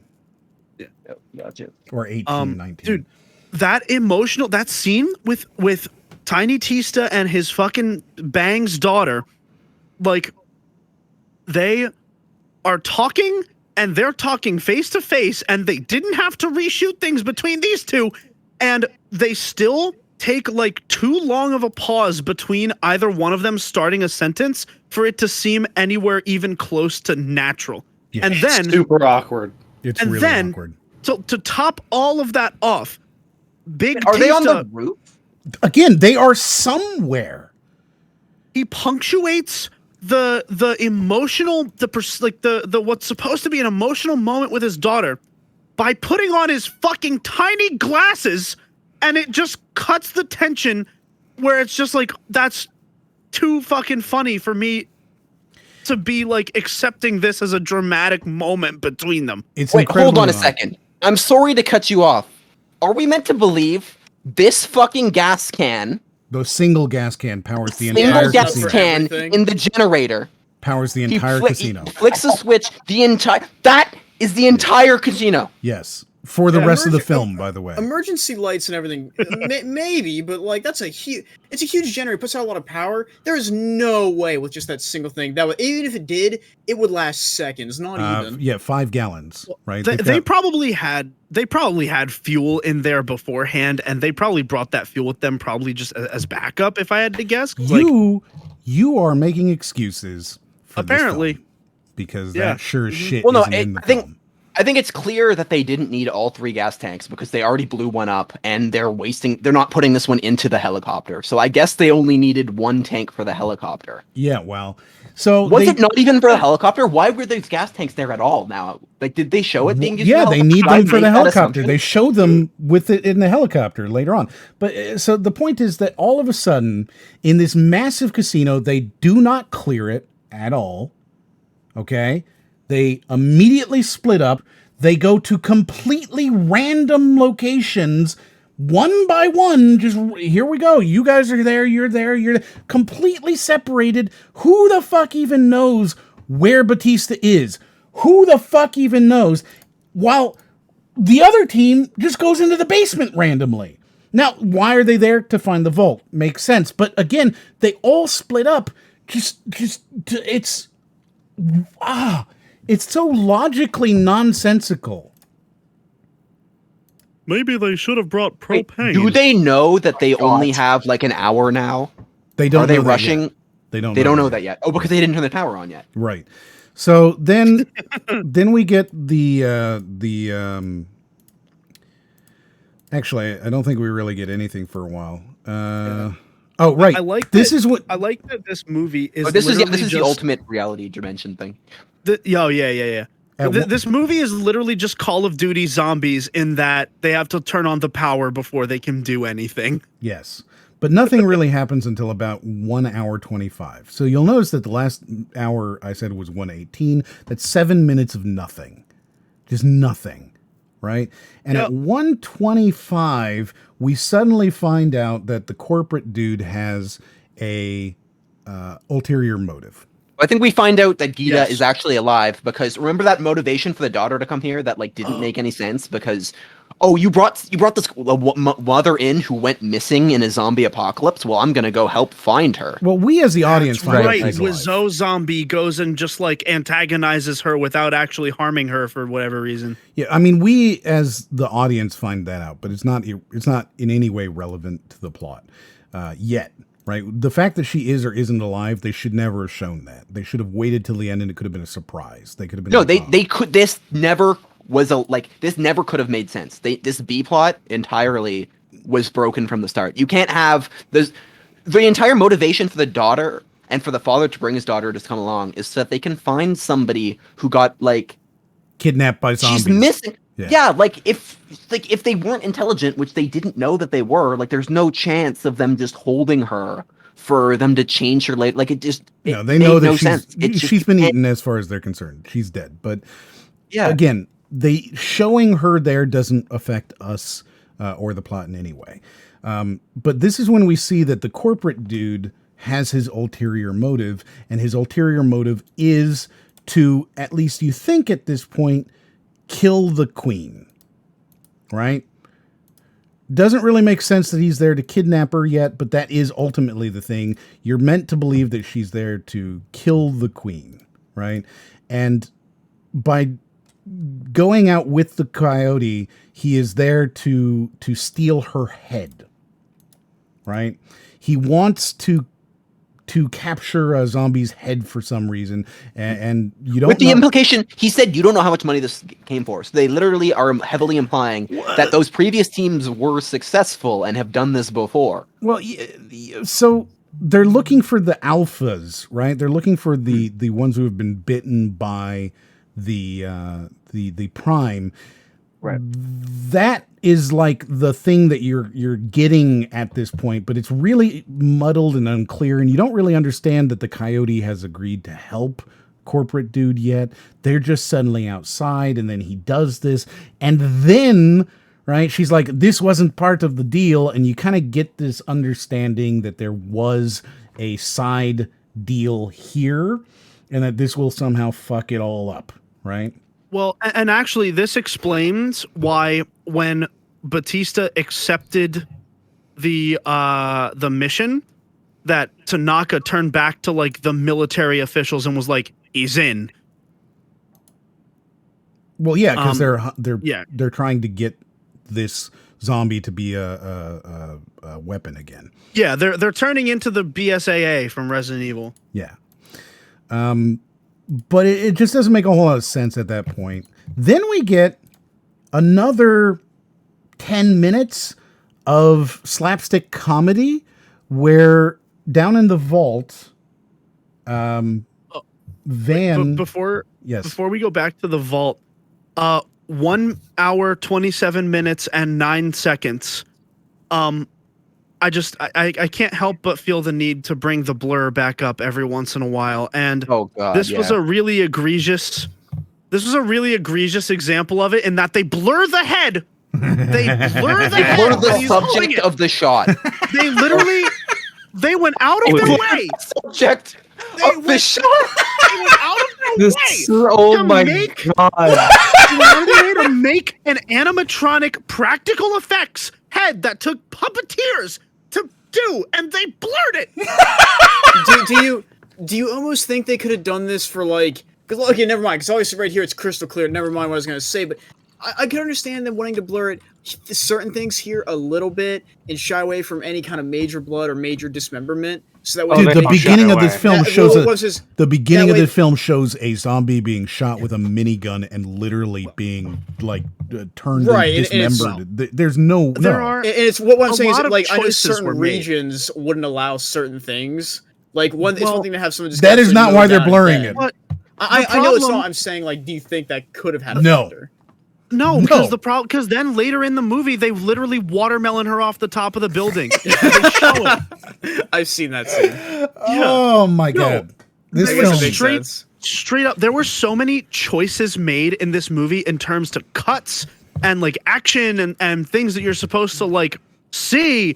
That like whenever something like presumably epic happens, right? Whenever there's like a kill, a zombie, right? I watched Dawn of the Dead immediately after this, and like whenever I saw a zombie in the mall, I was like, oh yeah, that's how that zombie was killed. I remember it specifically. Or if I see a person who was killed, I remember the kills specifically. This movie does all it can to shy away from every single part that could have looked cool in terms of like, you know, like any time a zombie is killing a person or vice versa. They cut away at the weirdest times, and then they go and blur that head. But it's clearly not for gore reasons, because they throw it off the building later and because they show other stuff in the movie. But they also show the same head in the next cut. I imagine this is the kind of movie you go to like an eye doctor too, and he's like, we're going to test your vision. Here, tell me, are your eyes blurry? Like he's just trying to make a quick buck. And he's like, can you see this? No, blurry? I got bad news for you. So I like the next scene after this. We get almost 10 minutes of slapstick comedy in the vault as Dieter and Van go and kidnap random zombies and force them to follow a microwaved zombie hand. This part here, I literally like screamed out. I was so angry. You're literally I think they know that they don't have any much time at this point, right? No, they still don't know yet. They still don't know. The best. Well, I mean, they're like literally they went downstairs. So they went to the all effort of capturing a zombie, and then they let him off the thing, and they're like, okay, go set up the booby traps, and then he immediately turns around, right? And so instead of just like trying again, tying them back up like they've been doing because they're tying up zombies and stuff like that, they're just like, oh well, that didn't work. Let's fucking shoot him and go get a new one. Yes. It's one zombie. Kick him. Just move back. Stop talking. How about they knew? The reason it turned around is because they talked. Like it was going forward. They started talking. Haha, it's working. And then he turned around. And the second time they do it, they don't shut up again. And I'm literally like, guys, shut up. He's gonna hear you and turn around. I think they knew. I think they knew that there was multiple pressure plates and that they couldn't just like toss them across. They could have just tossed a body in. 100%. They could have just tossed the body in. These were all pressure plates. Yeah, I guess that's. You know what? I'm not gonna lie. I think this whole scene was in service of Van just being like, "It's comedy. Not the meat, it's the heat." It's 100% comedy, and they punctuate that it's comedy with the final trap, which is the walls that slammed shut on the zombie, which I think might be slightly too gory to show. Actually, I will say like this whole sequence here is. Kind of, I unzoned out a little bit, and I was like, "This was all right." I with Vaughn and Dieter, I was like that whole situation. I was like, I don't hate this. It's good comedy, but like the thing is it's really really awkward where it is. I agree. We have just seen that we just had the zombie queen's head hacked off viscerally in front of the screen. We saw that runaway mom is still alive. We had the emotional moment between Batista and his daughter, right? And then we have slapstick comedy. Suddenly. So there is something that I think. Oh yeah, first of all, you're right. They should have transitioned into this maybe a little bit better. But like as they were doing this, I think I could have forgiven it if they had like made some different music choices for this part, because in the original Dawn of the Dead, in the like the George Romero version, they play the gonk at some point, which is like the Robot Chicken song, the like and like if they had done something like that for this scene, then like the comedy probably would have registered maybe a little bit differently, and it would have been like a clear, like, okay, yeah, this is a point where you can like relax as a tonal shift, but like they didn't even bother. They just kept it the same tone, the same everything. Yeah. And yeah, it's funny, but it's not like, but it's to the point where we're like jarred by it because we're like, is it trying to be? Which like it is, but not clearly. I think the Why did reason they put a this- zombie hand in the microwave again? Because the It's not the zombies heat, go it's the after heat. heat. Yeah, it's the not heat, yeah. whatever.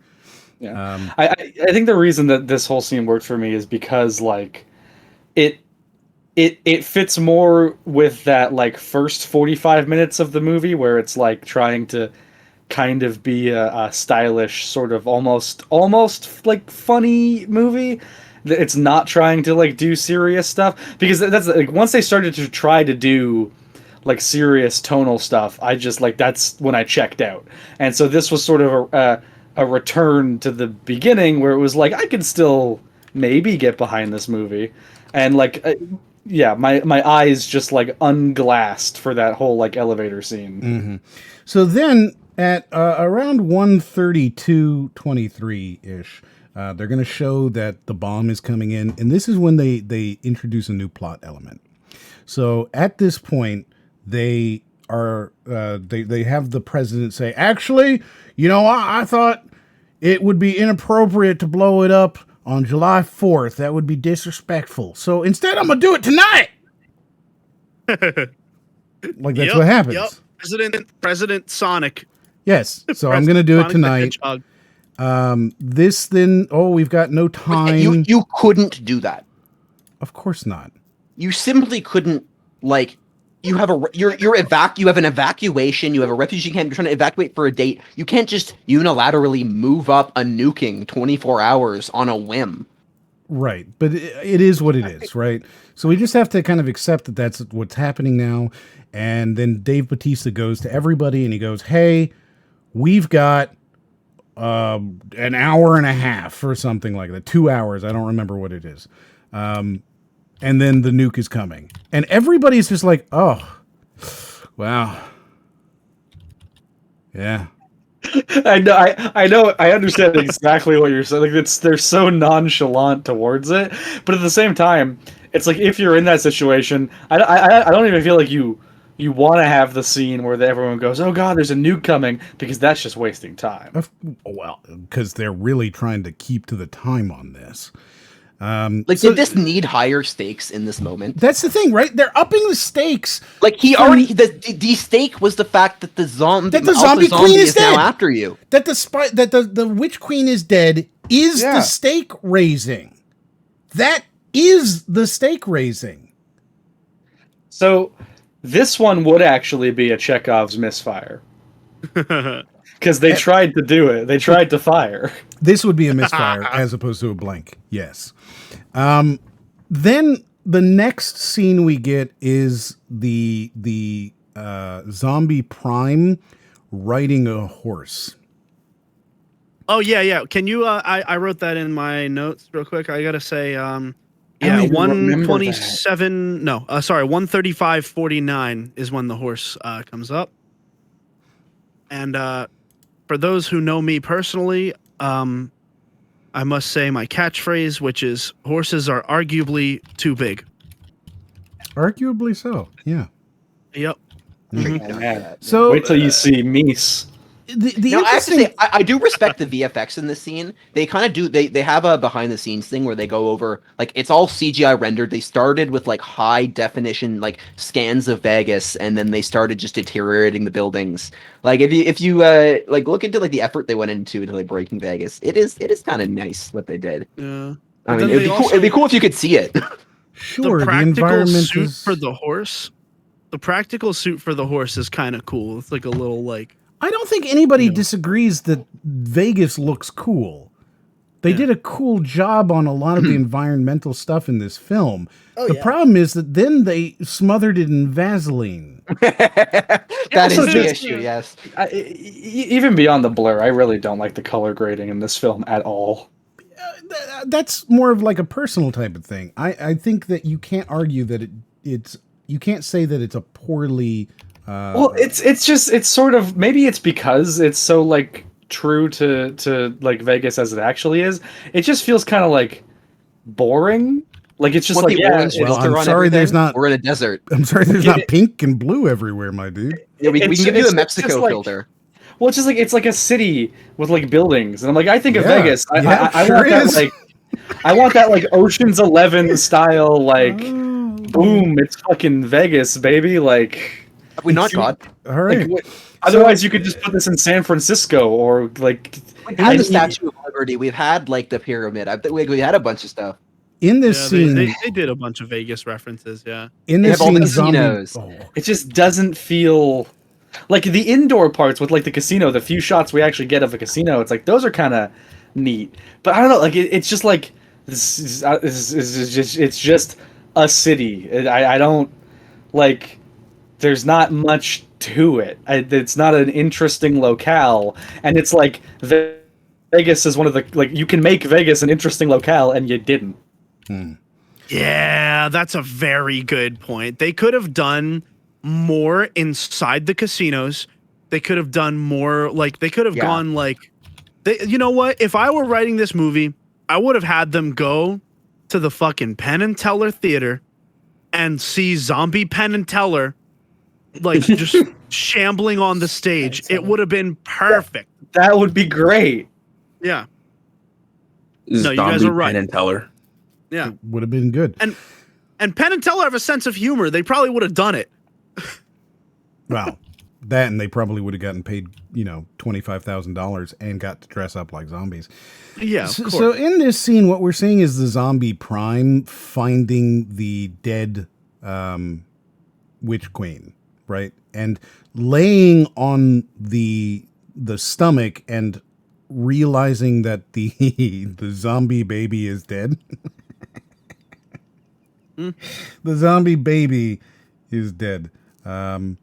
Which is just like an extra level of like audience manipulation for you to like why did they need would buy that he's upset his wife is gone. I didn't need like for her to this be pregnant. thing. Yeah.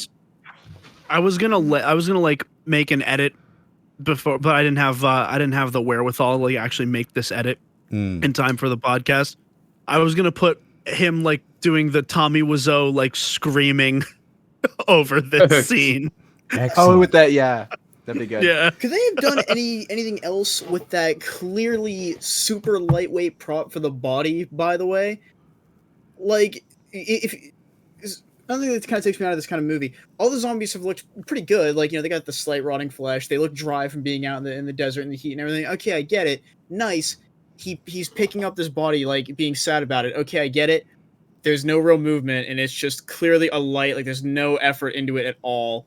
It's just a super stupid prop they used. They could have done anything to it to make it look even the tiniest bit good, but they didn't. Am I the only one that sees that? I don't know, man. So You know what? the It's next stuff like that bothers me. the next scene we go to, this is something that I feel like a lot of people found very confusing because everybody I've talked to about this next scene was like, I don't understand what happened there, which is they are sealing off areas of the vault. They're closing gates and closing vents and things so that they're safe downstairs and no zombies can get in, right? Mm-hmm. And they do this up until about like 1:38-ish. They're doing it. And you see the girl, the baby daughter, whatever, she goes up to close one of the vents where they realize that the zombies have gotten in that way, but she jimmies one of the locks or rather she blocks one of the locks with a zombie's hand in order to be able to get out later. I think that this makes her like morally a terrible person because she put everyone at risk for her own personal interests. Correct. Yes. She actually, so here's the fun part, right? She puts everyone at risk by doing this. However, the only people who survive are the people who go after her. And not even. Like, it's ridiculous. It's absolutely insane. So this is morally apprehensible. Oh my God, yeah. She's a reprehensible person at this point. She is disgusting because she has now put everyone in danger in order to go after the her friend, runaway mom, right? That she now believes is alive for no reason. Remember, she has no reason to believe she's alive. However, the nuke is coming in an hour, so I gotta go save my friend, and she's probably in that building that they took Porn Stash Man to. That's literally her reasoning for putting everyone in danger. Yeah, and it's like, one person versus an entire team of people. Yes. Including yourself, honestly. It's like... yeah, right? Yes. Yes. Also, she explicitly promised that she wouldn't do this. That's the entire reason, she was allowed to come along. She's a shitty person. This is her no longer being wholesome or acceptable. Okay. Mm-hmm. Then you have them breaking into the vault, and then they reveal how much cash is in the vault. And oh yeah, $200 million doesn't fit in a suitcase. So how the fuck are you supposed to get this out? Whatever. Yeah, I thought that same thing. I was like, they didn't bring enough bags for this. Well, to be fair, I think they thought, obviously the whole zombie thing happens. I think they thought they would have more time to systematically grab money. They have a helicopter, load it up, so grab everything money, that can load fit it in up. there. Well, I also was like, what if it was gold in the vault? I'm not sure that they. But it wasn't gold in the vault. But it wasn't gold. No, they were told it's $200 million in cash. They were okay. They were told it was cash. Okay, yeah. I feel like I was just like, I felt like the dude would have mentioned.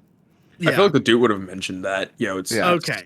Yeah, it just seemed kind of poorly planned in terms of logistically getting this physical. 100% agree. And how are you supposed to get onto a helicopter? I mean, there's so much cash there that it will not fit on a helicopter. Yeah, probably not.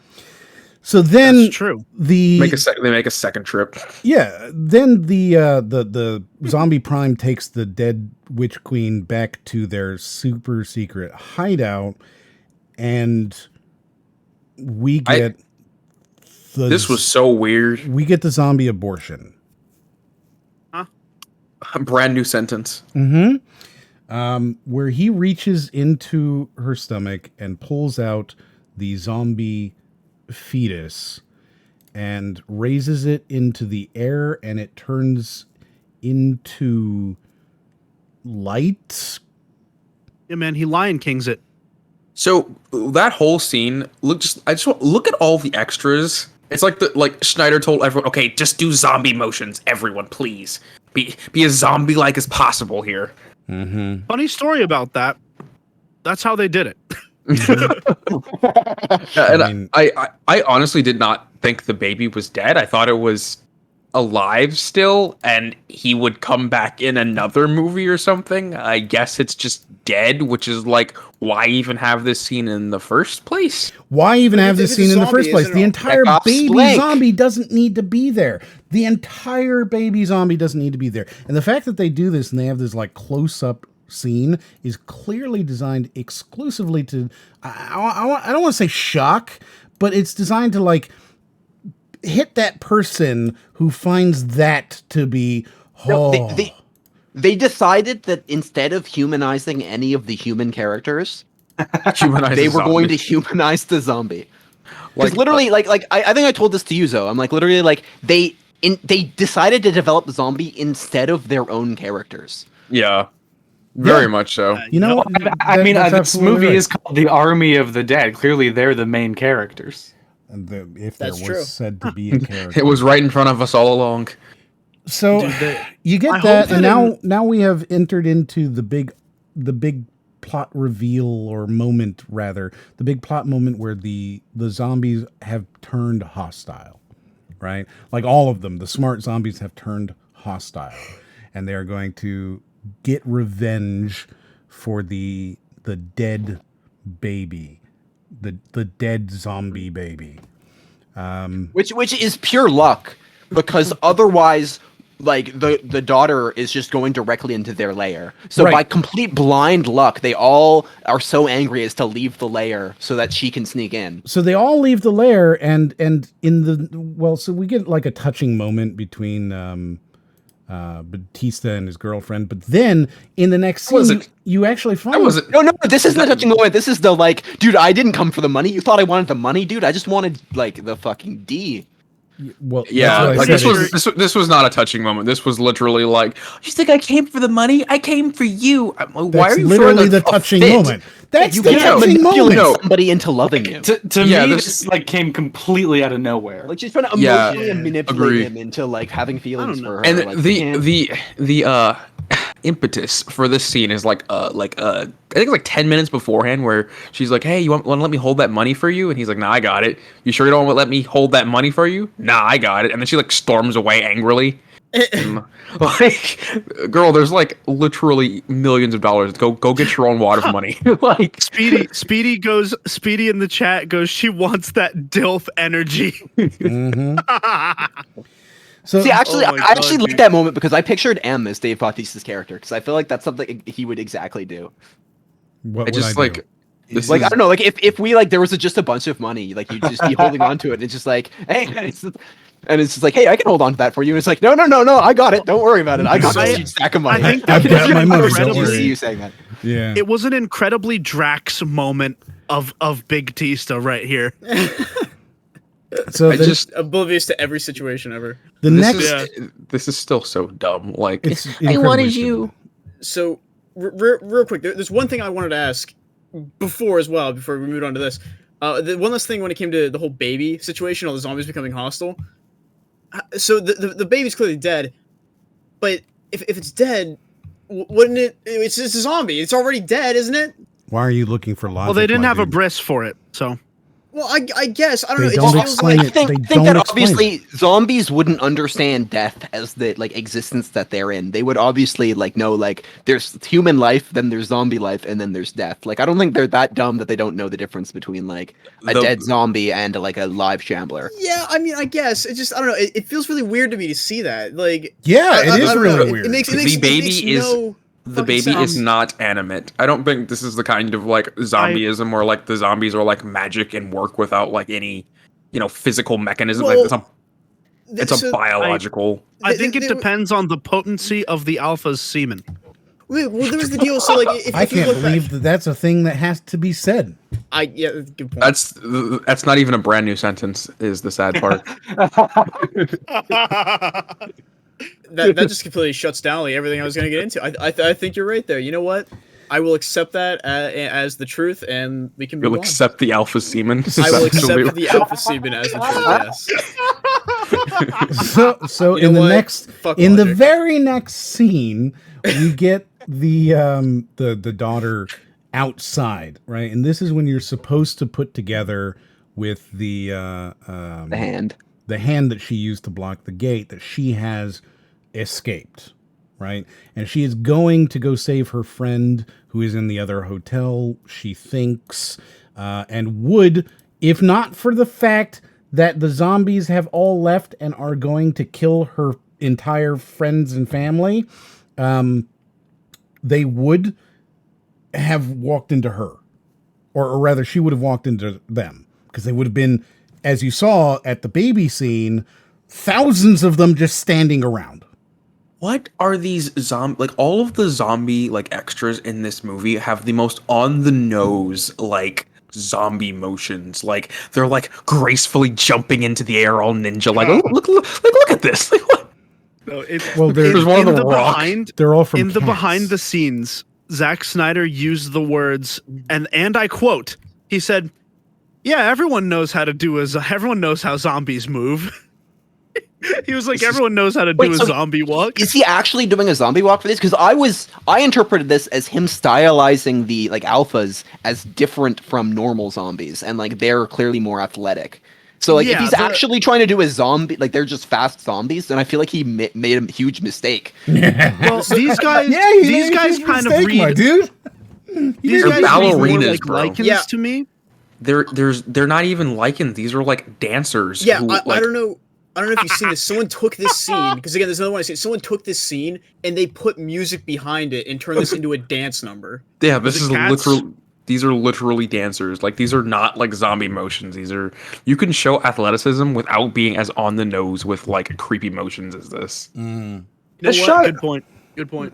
this shot also seems to confirm that the tiger is under its control Yes. because he's bringing the tiger. Yeah. Yeah, so the tiger must be an alpha. But the problem is with that is that it eliminates the entire beginning, What do you mean? where the zombie tiger was introduced as a prowling random thing. All they needed to do was provide a sacrifice. There was a throwaway line where the dude the coyote was like, "Oh, it's the tiger. It's one of the alphas." It's like he explicitly said that it's like under the control of the Right, the right. But queen. they say that later on, not at the very It's beginning. literally the line is literally right after it's introduced. I didn't even catch that. success. They rolled a critical success on diplomacy when it came across the tiger. Right? Bruh, zombie diplomacy. Dude, just wait, because right around now, and I think from here to the end of the movie, they start rolling like nat ones. Everybody. Yes. So the very next scene from this is first of all stupid. Blurry. Yeah, well. Blurry. So at 1:45:50, all right, 1:45:50, they have now realized that the daughter escaped, and they're gonna go get her.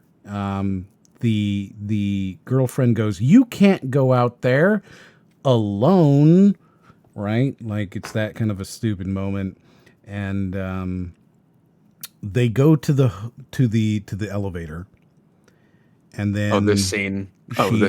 she opens the elevator with her back to the elevator, and this happens. So you're right. You're coming with me. I love you. Okay, we're gonna have a great life together. And then this. Why did the thing- zombie just dramatically pause when he grabs neck, dramatically pauses, And then snaps her? bends her neck They're around. gonna do the same scene in the anime, of course. It's time for the talk no jutsu. There's so This many happened- problems here. There's Oh, so this many happened problems. in so many scenes. These are supposed to be like feral zombies. They're supposed to like they'll eat you. They're feral, right? They No, don't these are the dramatic. alphas now. These aren't the shamblers. Yeah, these Even are the alphas. even the alphas, they're supposed to be like they have a killer instinct. They want to kill. It undermines the whole killer instinct thing. If they grab you, have a dramatic pause, and then murder you. You know, like you should. Well, still, they have been shown that the way that they kill people is by biting. They don't break your neck. That's just a great want- point. That's a they just- great point. I don't think there's a single shot in this movie that is paced correctly, if that makes sense. Because I feel you're like, yeah, like I feel like anything with the dialogue between like Bautista and his daughter, or the dialogue between like Bautista and Tanaka, or this scene, or any scene that's supposed to be like something, it just all feels paced wrong. And this feels like this whole like her getting her neck snapped here. It's it paced feels like horribly. It feels like it's supposed to be dramatic, but it doesn't end up feeling like that at all. It's like, okay, if you want a death scene to be impactful, like it shouldn't be the threat is revealed, then there's a beat, and then the death happens. It should be the threat and the death should happen in the same beat. Like in Joker, when Arthur kills the Murray, that all happens in 1 second, and it shocks you because it happens so quick. You know, in this, it's like, I don't know. It's not. It's good. just it's like okay, I guess she's dead now. You know, yeah. But I need to go back to what Moriarty said really quick, because the movie's called Army of the Dead. Mhm. It would imply that the undead are attempting to grow their numbers. Or that there Every- already is an army. But also every kill we've seen up to this point on a human by a zombie has been like a bite or Oh, I think something similar. I actually disagree with you. Why? I think because Las Vegas is quarantined, there's a limited supply of humans, so they want to make as many alphas as possible and not let the Okay. alphas turn them into shamblers. Okay, but still, why the fuck didn't they bite her? Yeah. Yeah. But No, my what they question did is, is they do they broke her still neck. have the option to bite her after she's dead? Oh yeah, But that they would don't. be very But the helpful. fact that they Good didn't. question. The problem is that they didn't do that after the fact, so it doesn't even matter. No. So you've just got this, and they do this exclusively to be shocking, right? That's the only reason they do it. They kill her to be shocking. But the pacing it's makes true. it fail at that too. It does. It fails 100%, but that's why they do this, right? Well, I think they liked he obviously, like as you said, Zack Snyder likes his ideas, so I think he liked the idea of like spinning her head around, facing her, like just cracking her neck that way. I think he thought that'd be a cool shot, and then he realized he needed to like cut 4 times to do it, and so like you just have that awkward like pause. Yes. Dude, But- he and, like, wanted the compound fracture. If you let this play out another second, her collarbone pops out. That's Yes. what Zack Snyder We wanted. don't need to show that. But here's the But thing. here's right? You, One of the Yeah. things that I think we're glossing over here is the fact that these zombies, they entered an elevator, they pressed basement, they then waited for the elevator to go down, and then attacked. They I didn't feel like come that would have been a through- hilarious comic relief moment that they could have had. They, Put, they didn't like, some come elevator through the music in there. grate that's open. They didn't come through the grate that is open. They got on an elevator. They pressed the down button. They waited patiently. And then they break out of the door and attack. Can we move past this frame? I have like the heebie-jeebies. Yeah, I'm sorry. Yeah, it's actually like, blech. I'm so sorry. It's I could- so... It looks natural enough. Like there's just I guess like a little bit of like skin moving that it didn't like. It looked just normal to me. It didn't look broken anymore. But yeah, my bad. This it's- zombie's like really strong. Look at those muscles, dude. It's so bad to when you break down that scene right there and you think about the fact that they got on an elevator and pressed the down button. Maybe Right. they didn't press the down button. Maybe they just got on the elevator and then she pressed the down And button. she and the elevator called just the went button. down. They still have to be on the elevator for some reason. It's ridiculous. Then, the only reason that they survive at all, right, that some of these characters survive, is because they use the vent that the daughter left open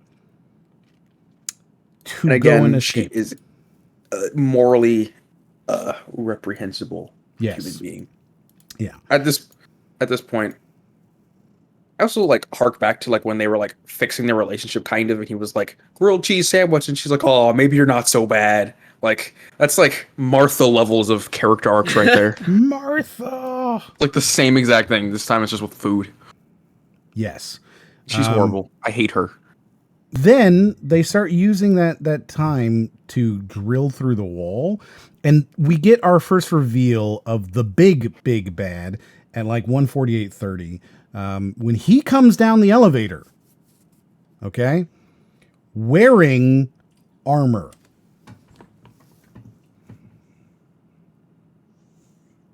The zombies wear more armor than the heroes of the film. Yeah, He get shot. he didn't want to get headshot because that's his only weakness. And the humans who have weaknesses everywhere don't decide to wear any of that at all. Boy, that real thin-looking metal would sure stop a bullet. It does. But still, it's still more than Wow. in the film. It does actually stop bullets, and you know in the in the canon of the film, you could literally wear anything more than what they're wearing. Like the whole like they're showing a lot of skin, bro. Yes. Yeah, So well, it- what I'm saying I'm is, really. I think what's really. I just realized this isn't a problem I had at the moment, but like zombies are like. Well, again, I guess yeah, he's intelligent and has access to his senses, but we're supposed to believe that like zombies are like off instinct and like smell and stuff like that. But this guy like left room for his eyes so that he could see. All right, but the I think fact that was Shamblers though. Shamblers are like heat sensitive. I think the alphas don't care. the fact that he has done this does sort of corroborate the idea that they could push the down button on an elevator. Yes. At the very least, he can. Well, yeah, I he was gonna say, does. maybe Like, maybe there's no one of question the, that like- he does. Well, but as we've established, there's 3 tiers of zombies, not counting animals. There's the Shamblers. Right. There's the middle tier ones. I think the alphas. Middle and then there's management.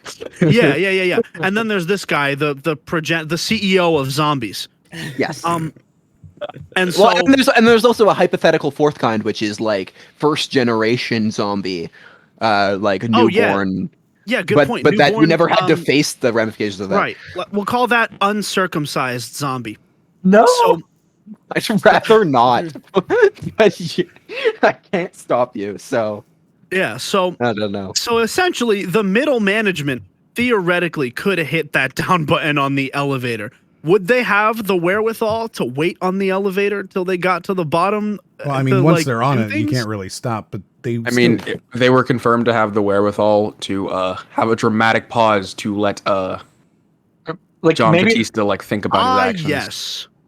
That's a good John point. I think it John, honestly yes. it honestly depends on the context because sure they're intelligent enough to know how an elevator works if they were taught it, but they would have to have some sort of memory as a human in order to know that that's what it would do.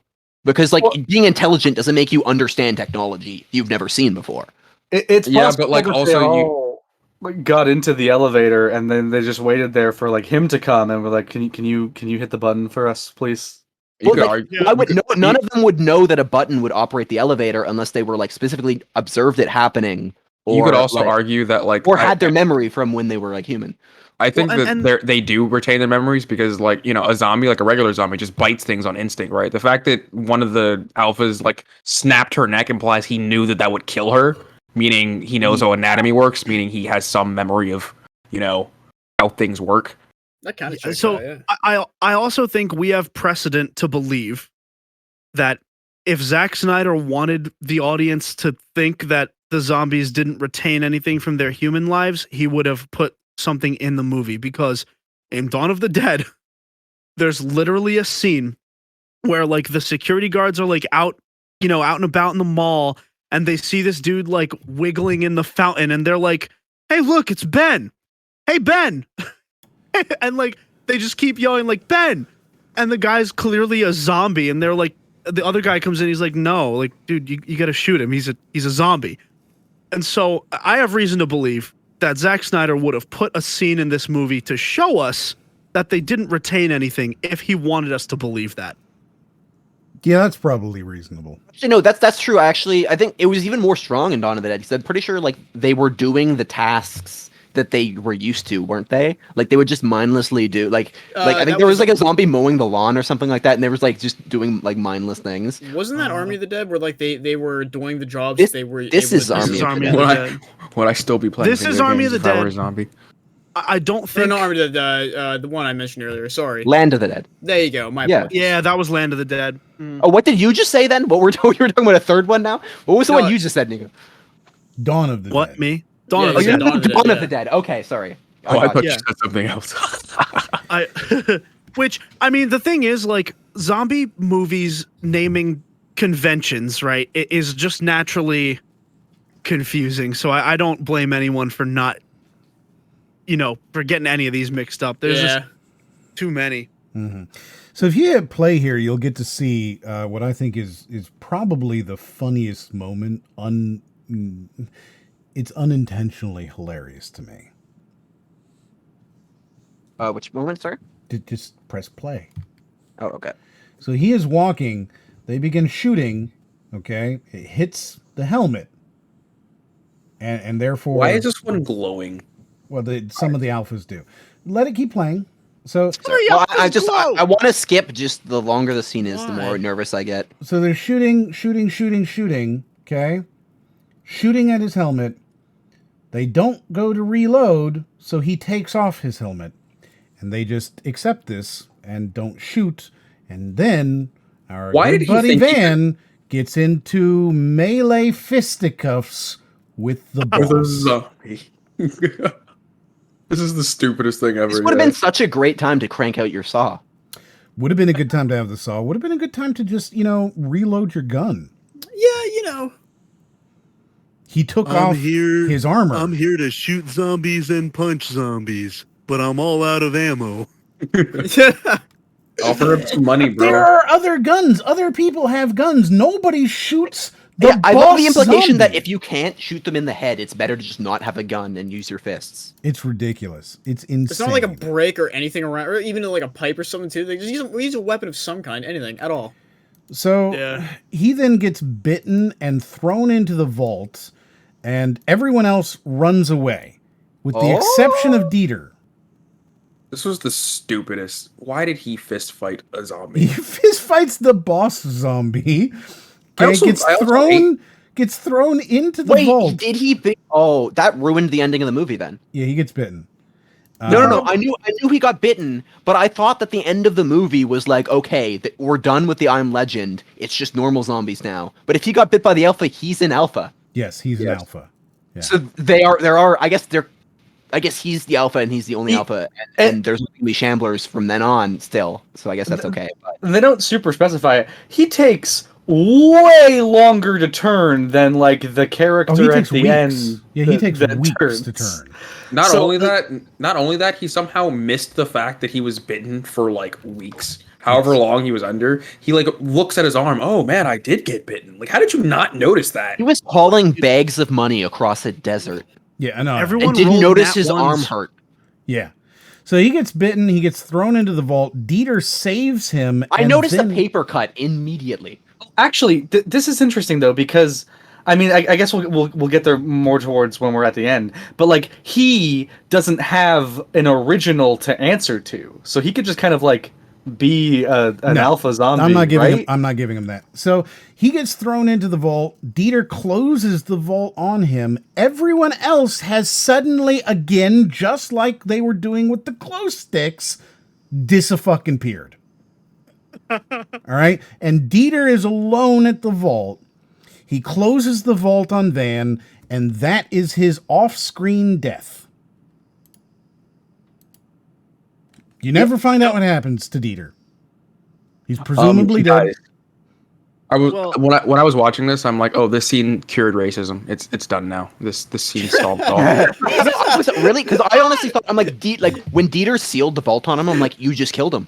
Yeah, he's dead. Like, he's in the vault. That was the hardest vault to crack. You were the only one who could have possibly opened it. You just murdered a man. Like, I honestly do think I would rather be eaten alive by an alpha zombie than starve to death in a vault over the course of weeks. You wouldn't starve. You'd run out of air.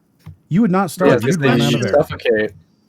Is the vault like a car door where you can unlock it from the inside, or is it like a trunk where you can't?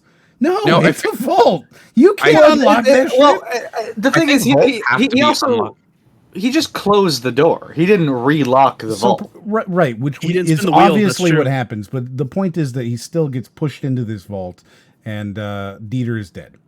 Yes, most vaults have like handles on the inside to unlock it from the inside in case you get locked inside. That's what I would have thought. But there's no way he's opening this this is a vault. booby trap vault, so I don't think they would have worried about people who are trapped inside that they aren't aware of. Right. But There's literally walls that slam together to crush anything outside. They are not letting you back out. I mean, I understand that, but at the same time, like, it's like the more common thing is to have doors in vaults. Like, that's a very common thing, and to assume that it doesn't exist, which is the uncommon thing.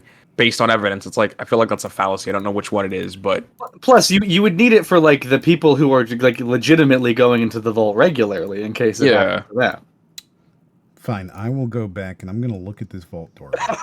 Bro, it's not gonna be there. They didn't put the effort into to render it. While we're doing it, they did not put any effort into this vault door. They were like, he was like, all that is left is to spin the wheel.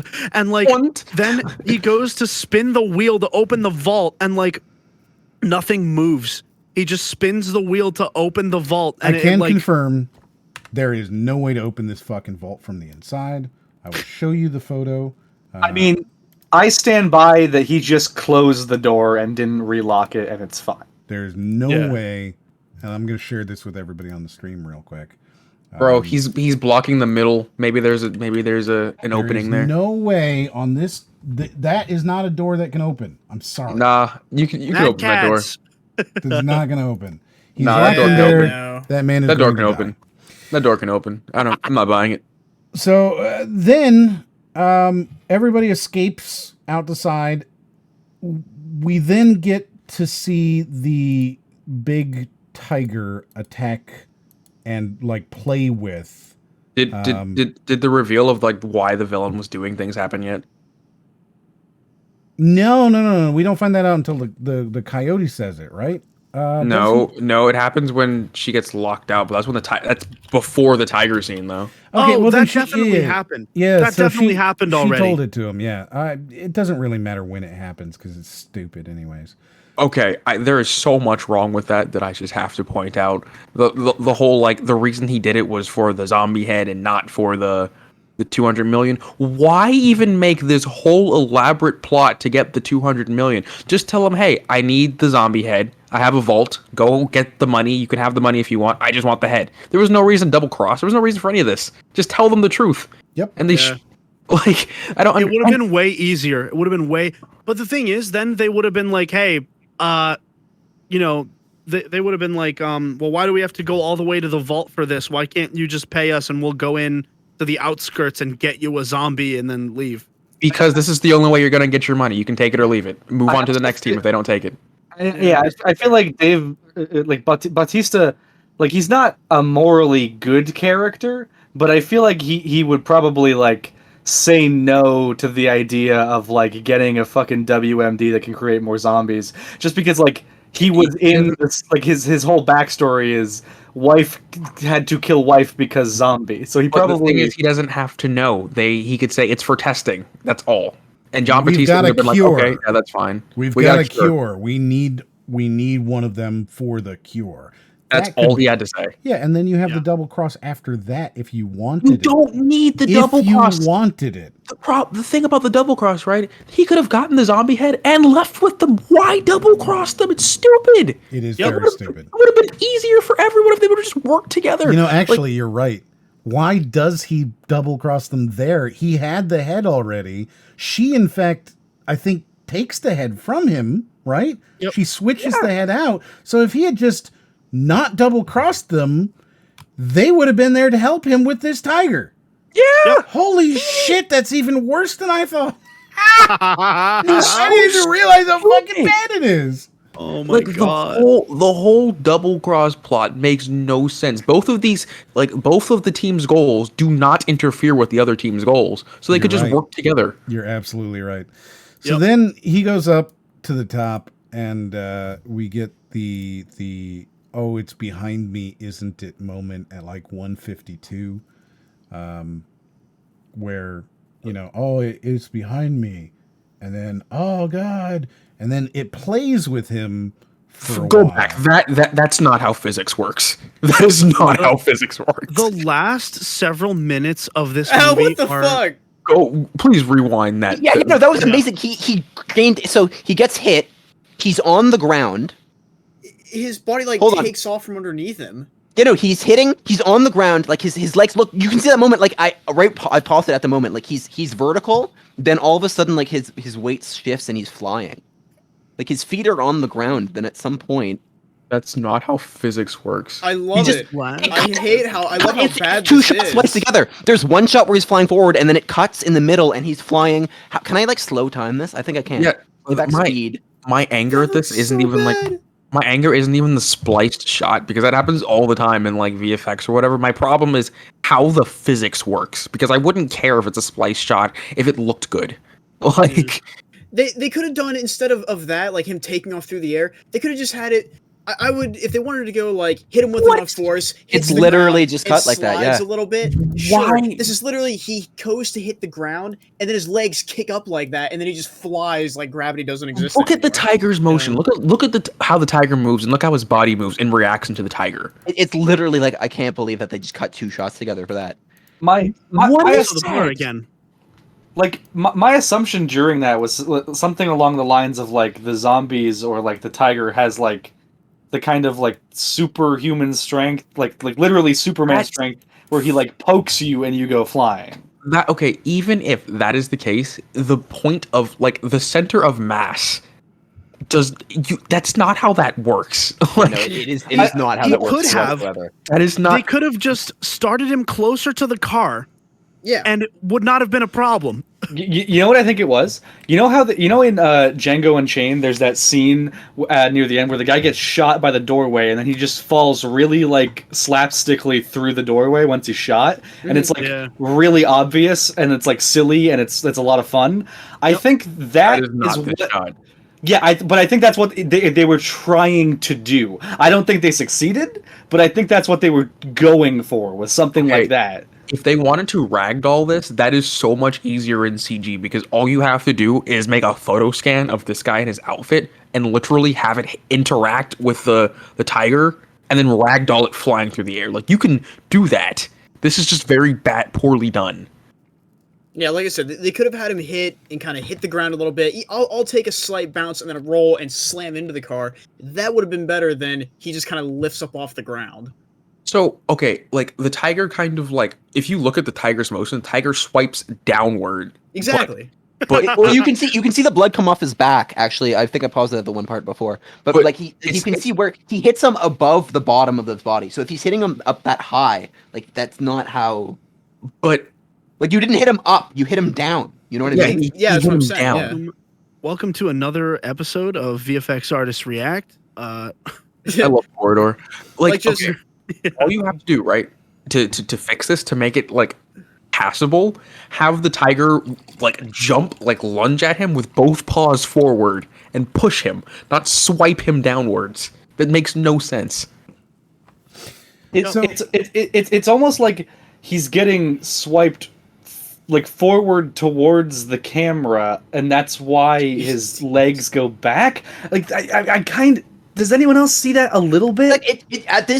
Like scenes like this, you realize why they blurred the rest of the movie because it really services this scene specifically. I would have loved if this particular scene was super focused in. Like they dialed it in amazingly. That would have made it perfect. So the thing is, right, in like CG moments in movies, this happens all the time. But the reason why we never like pay attention to it is because the physics line up, so you don't even notice the splices, right? Mm-hmm. The problem here is that the splices just don't make sense. Well, like it was spliced. I wouldn't have noticed the splice if it didn't move you backwards. It moved him backwards just slightly, right? Exactly. I hope I can like pause perfectly on it, but like, and see, it moved him back right there, and that's why it's noticeable because he moved back a little bit, and like the momentum was what's off. It's just a terrible cut. There are so many moments in this movie where like it's just edited poorly for no reason. Like, yes, it's edited. They paid very money. Poorly. They paid money for this. They paid millions. So he dies, right? We lose Mr. Corporate Dude. This was a very long death. Like this, it's long. But I think the concept here was that clearly they felt that this was a comeuppance, right? This was karmic, and they wanted to show it would feel good. Now, at about I sent a time. It's at 1:55:25. This is a moment in the film where you get to see how Zack Snyder thinks of these scenes. So I'm glad that you brought that up because that's exactly what my point was earlier when I was talking about that, like the one error when they sacrificed that one guy. Because yeah, Zack Snyder clearly does understand karma, and he understands that this character has to get his comeuppance because he's the villain character. So I think he realized that like Dave Bautista and the rest of the cast, they have to die because they're morally despicable people. And like, that's why he had to throw in the daughter because they needed someone to stay alive. I don't think that John Petit, like, I don't think the main cast are morally apprehensible for the whole Cummings thing, because in the end they were kind of just like, what's going on? I don't think they were necessarily complacent. They just didn't know what was going on. Coyote, Well, however, they left him there. They left him there, but like at Coyote's order, they were like, I don't know what's going on. I don't know what I need to do. Blah blah blah. Blah. I think Coyote is like, I wouldn't. I It think was Dave Bautista was the one in charge. So the second she started like pretend, or the other guy, the Rick Flag character. So If the I second was- that like yeah, go for it. sorry. Well, I was basically just saying like it was his responsibility to speak up, and the fact that he didn't means that he was complicit with it, basically, or he was like ceding control of the operation.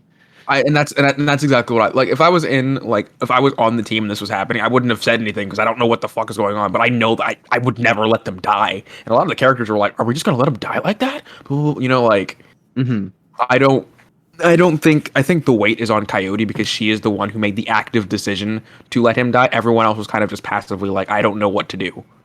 I agree.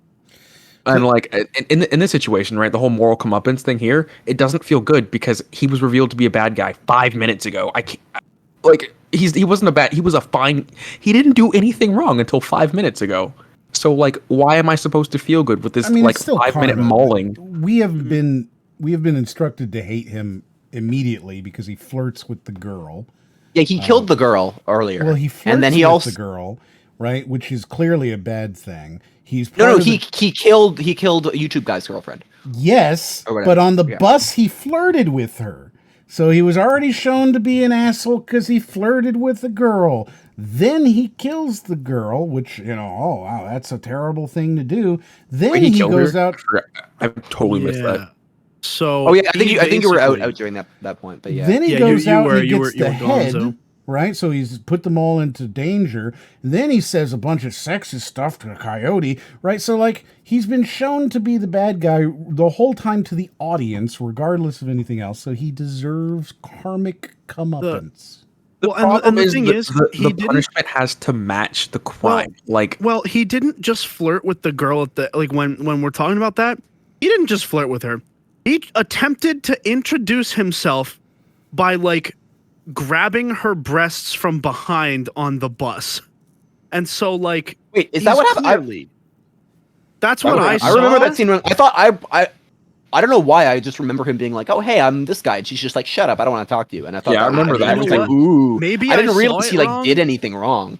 Maybe I might have been taking a note at that time or something, but I think that's what I saw. I don't know. I'm going crazy though. I've been dead for 6 weeks. I belong in the army of the dead Yeah, myself. I was about to say, yeah, you were a one-man army of the dead. I also want to point out how at one point when they were telling why Cummings needed to die, she gave this whole speech. "You're a rapist. I see how you treat women. You're this, that." I'm like, yes, all women are queens. You really have to give this speech about it? Like, he's a bad person. Like, oh my god. Like, it was very Can confirm, by the way, that he just reaches his hand out to give her a handshake. Oh, okay. That's what I saw then. Yeah. That's what I saw. I totally misinterpreted that. So hold on here, and I'll pull it up on stream. I'm I sorry, thought he guys. squeezed her breast. I thought hey, he I'm was rich. reaching. I thought he was reaching around. So earlier in the film, he reaches forward and puts his hand out to give her a handshake, and she's like, "Fuck you, Corpo," and that's Oh it. my god! I thought he was reaching around to. I thought he was I thought he was attempting to cop a feel. That was Yeah, my no, bad. he was just flirting, just generic flirting, which obviously makes him Yikes. a real creepy, horrible person for flirting. So after this whole comeuppance scene, we get to 155, 155.25, which this is how Zack Snyder sees. Okay? Is that car untextured or is it covered in sand? It's covered in Oh, dust. I literally just jumped forward. I'm sorry. So yeah, I think it was dust. It's very dusty. 155.25, and just watch. This is how he sees. This is how he had I mean, this was really cool though. This But was a trailer moment.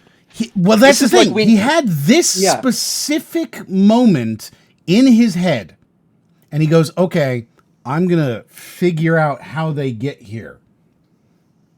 Okay, so they're running across not that. I think we're.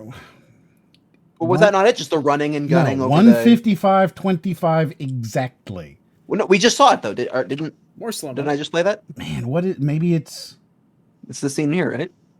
Oh no, no. I want the scene. Where the fuck is it? Why is my time off? Before that right there. That's the scene. 100%. Is that a robot? That's a robot. Also, yeah. yes, they're robots. It's absolutely a problem here. But so go back. Fuck. Go back and What? watch Yeah, as they run up. Okay, so he jumps up here. This right here is what he saw in his head.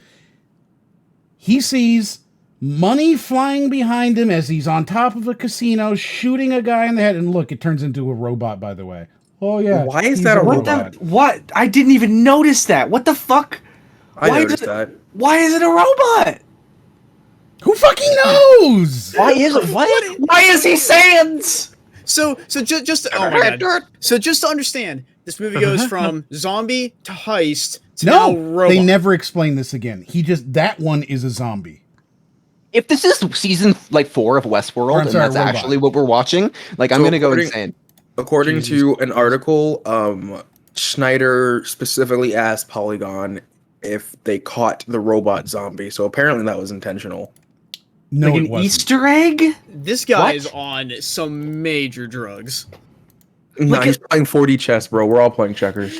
Like, it almost looks like it's supposed to be his skull, and then literally he has the fucking Sans blue eye. Like, what the fuck? It's a So robot. there are two. It's like, see, I remember the robot zombie, and I didn't want to say anything back earlier, but there's the other zombie that had glowing eyes for some reason, and it's like, that there were only two zombies in the entire film with glowing eyes, and it's not an alpha thing. It's only those two. There's the robot zombie and the one from earlier who got shot in the hallway, and it's like Easter egg. I don't know. I don't think that's a why robot zombies. So somewhere along the line, you're telling me that there was someone whose job it was to ensure continuity in this movie, in this universe, and establish the rules of the universe, and they just said, yeah, it's okay. Put some robot zombies in there. Yes. Yeah. I'm pretty sure. I am This pretty is sure that Zack Snyder also. animatronic that they forgot to insane. No, there's no animatronics. This is a CGI robot. They intentionally turned him into a robot. Yeah. This feels to like a introduce a remnant. mistake Yes, into their movie. correct. I feel I'm like what upsetty happened spaghetti. was he forgot. Okay, so he forgot that he added a robot zombie at one point and never fixed it. So he told the journalist, "Hey, did you catch that? It wasn't a mistake. Like we meant for that to happen." Yeah, like it's like a remnant from like an old draft of the script or something. Like Yep. what? Yep. I- Yeah, no, that's it. So there's this beautiful moment because it's a trailer moment. Part of me wonders if maybe the original plot was they're robots. Stupid. Yeah, So that'd be- this is a problem that I have with a lot of mecha shows in general, not just with the possibility of mecha zombies. You build a robot to be in whatever form is best suited for that task. Turns out that robots shaped like humans aren't very good at doing a lot of things. It wouldn't make sense for the robots to all look like. Why would you make them look like humans? I don't know.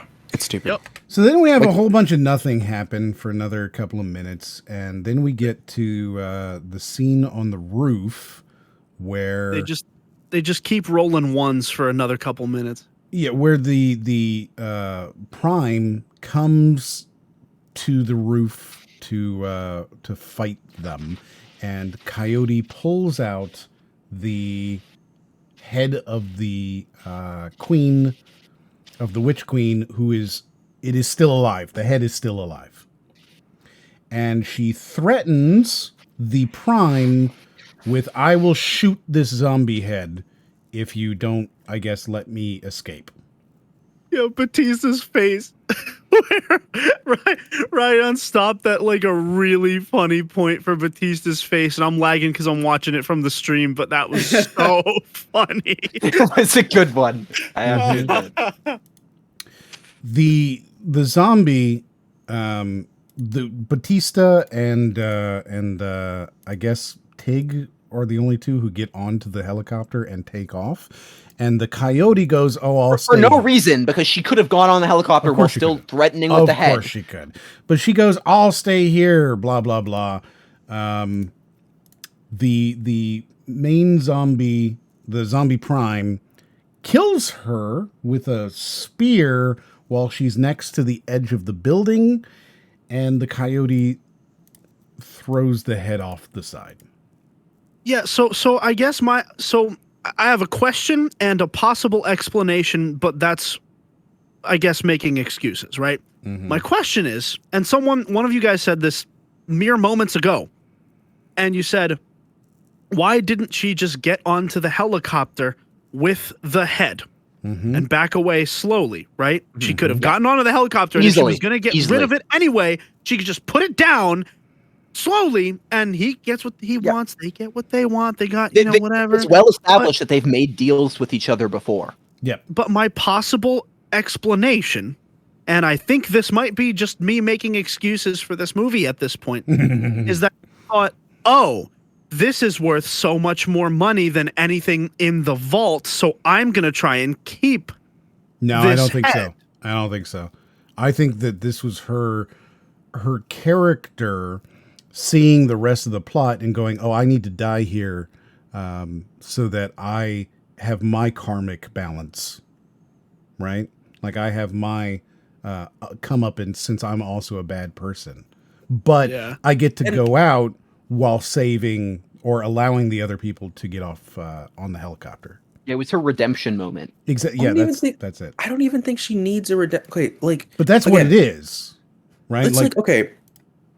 This, it's what it is. It's like a redemption moment because she sacrificed Cummings earlier, or whatever the fuck, right? I think it's more that nobody cares about Cummings. We were supposed to accept that he was disposable. We're not supposed to hold them accountable for that. She is redeeming herself for betraying the group with the side offer with the corporate guy. Yes. Wait, what?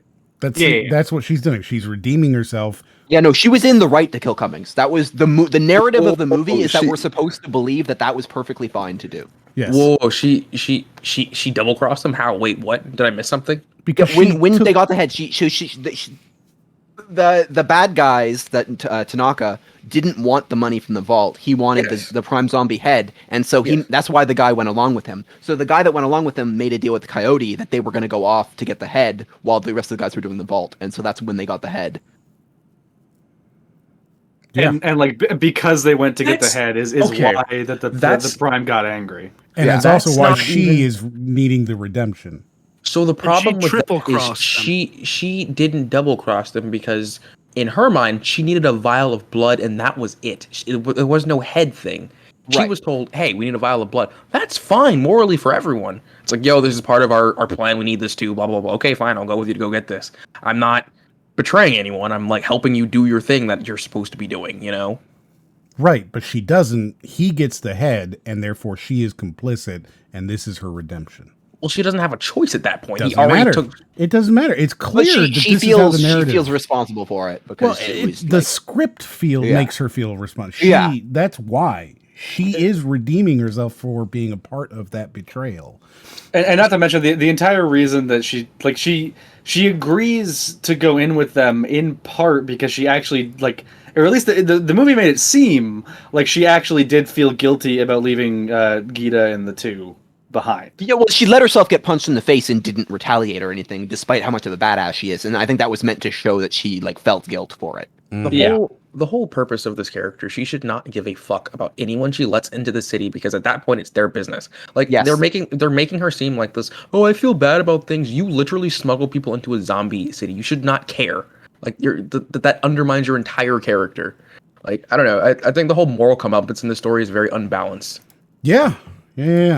So then Dave and Tig are on the helicopter, and he goes, "Oh, well, we gotta go get my daughter because she ran away." I would have let that bitch die. And she's still alive, clearly. And Tig goes, "Okay." Oh, I want to show it. It's kind of gory, but it was really funny. Oh, the head? Yeah. Yeah, The watermelon. yeah. Yeah. So it turns She's out the new queen. It turns out that Gita, the runaway mom, and her one of her two friends are still alive. And the daughter finds them and then starts to escape with them and runs into the Prime, runs into Mustache Dude, Porn Stash, who kills the friend of the mom. I think you're slightly behind me here. Sorry. But There's I wanted to know if I want to go back because it looked like there was a scene. I don't know if I interpreted that correctly, but when the guy flagpole. Oh, they did a flagpole. Flagpole. Yeah, Yeah, right through her chest.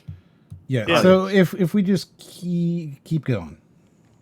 Yes. My note at this point is, oh my god, why is there still 30 minutes of this movie? Yes. Right? There's still 30 minutes. There's a reason Is why that I'm trying to keep true? it going. So she finds Gita, keeps it going. They land on top of the roof. Just keep going, Ryan. I'm going. It's just not updating. I have to press play. But yeah, there we go.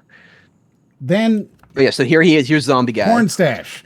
So Porn Stash shows up. He is now an alpha who did not go back to attack, presumably because he was changing, I guess.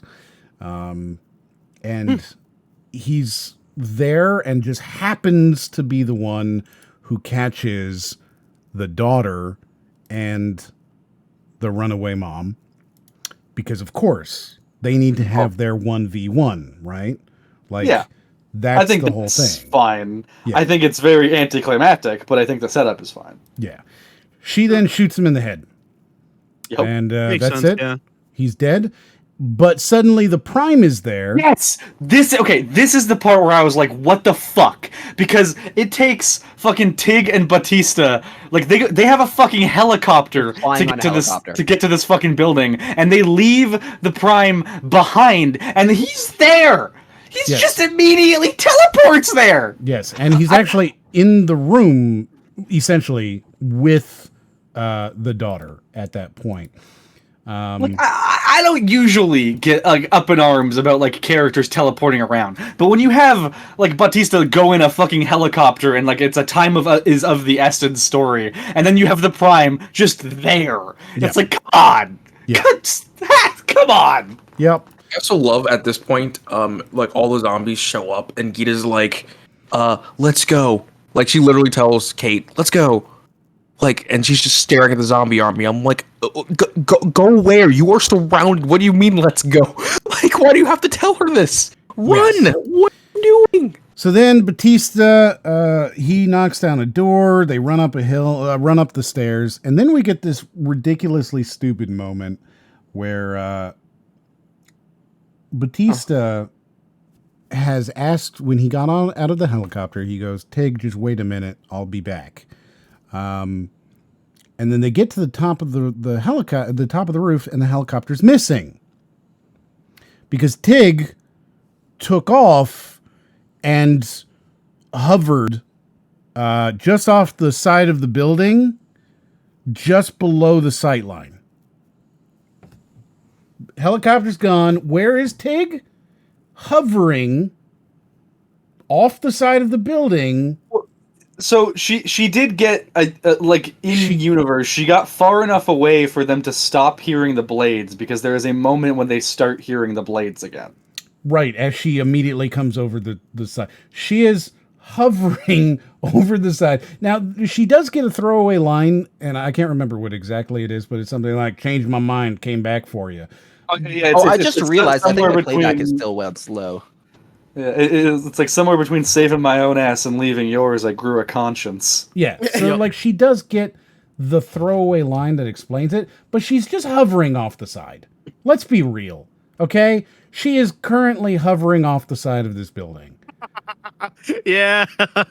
Yeah. No, she's definitely off the side. She's just hovering there, slightly out of view, and that's it. Wow. Oh, that's hilarious. That's literally just troll. I Literally like- just stop trolling. Yes. I do think the audio does the work in this scene, and that like there is no helicopter blades, and then there are helicopter blades. It still doesn't make any sense whatsoever. Then we get Hard agree.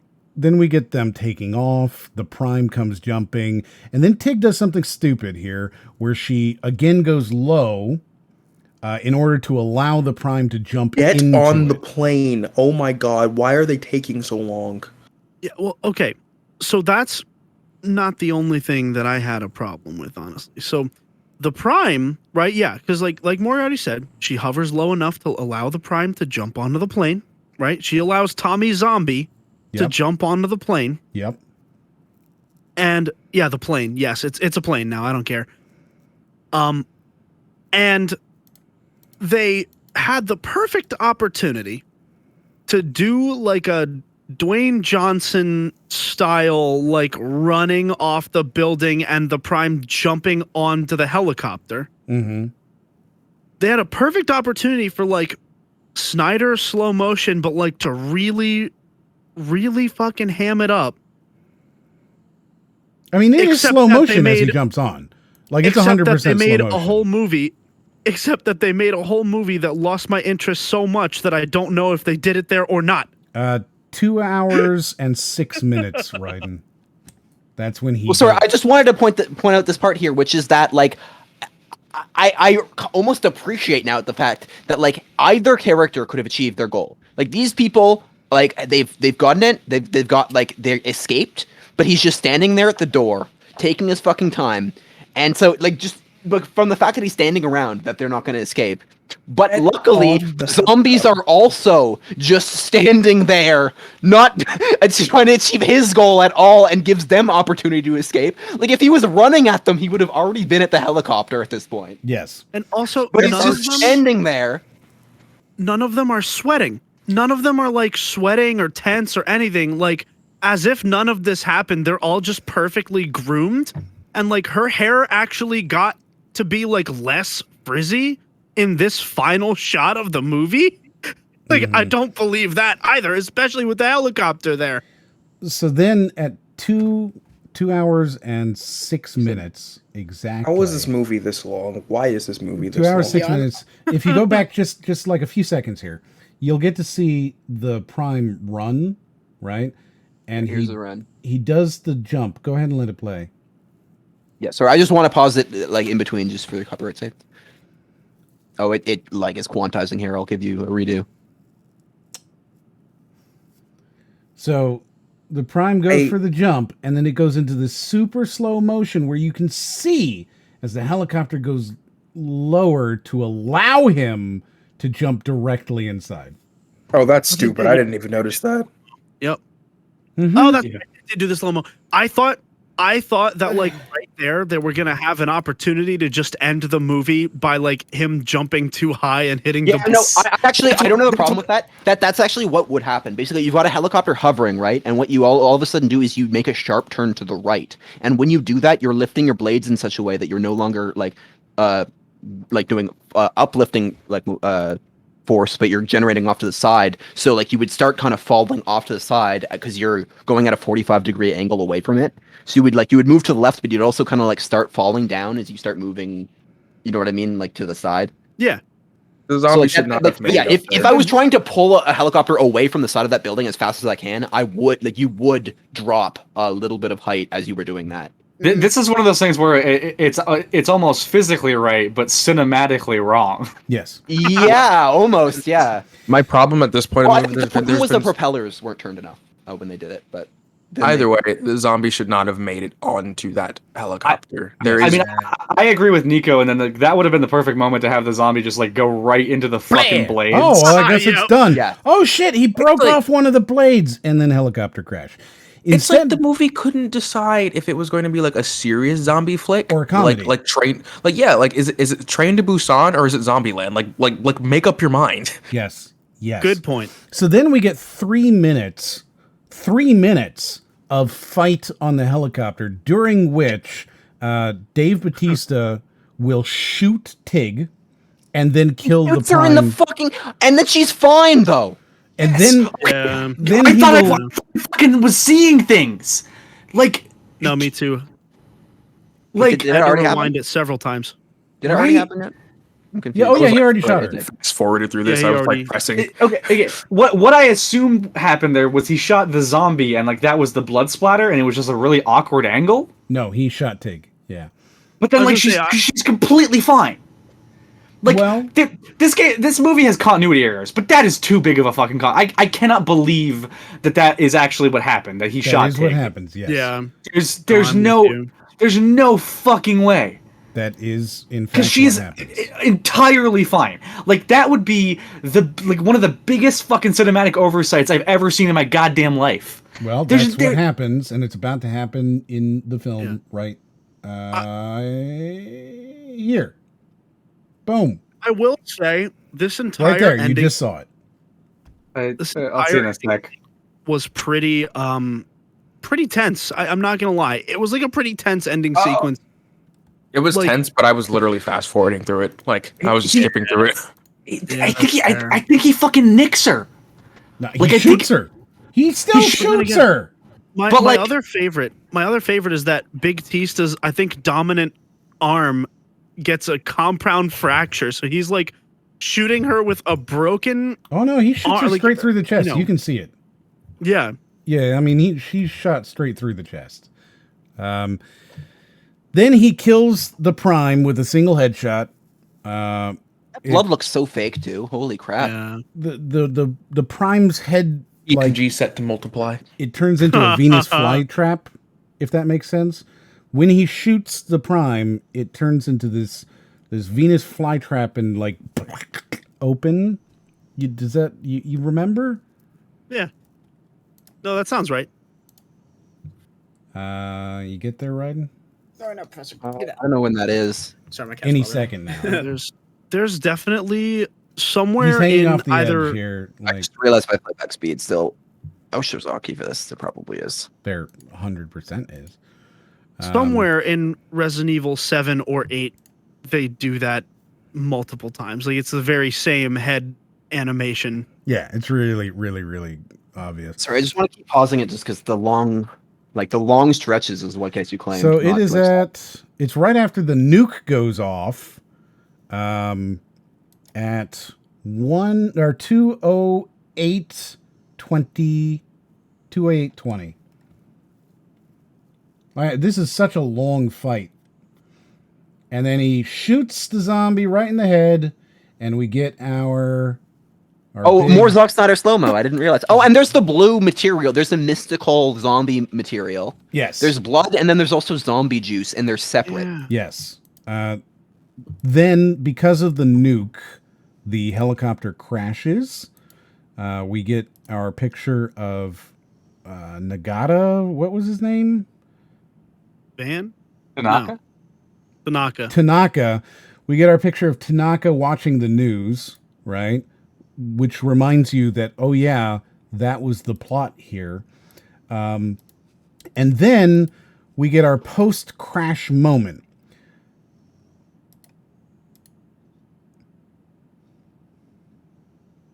Yes. Yeah. Where you get to see everybody's dead. By the way, they miss Chris D'Elia in one frame. Really? Really? Mm-hmm. And I will find the exact second here. It is at 2:10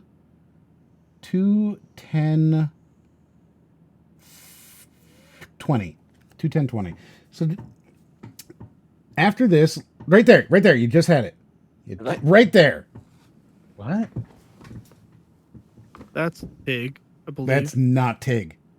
That looks like oh no, Tig. No, sorry, no. I'm behind. What? I'm behind, but That's not Tig. I don't.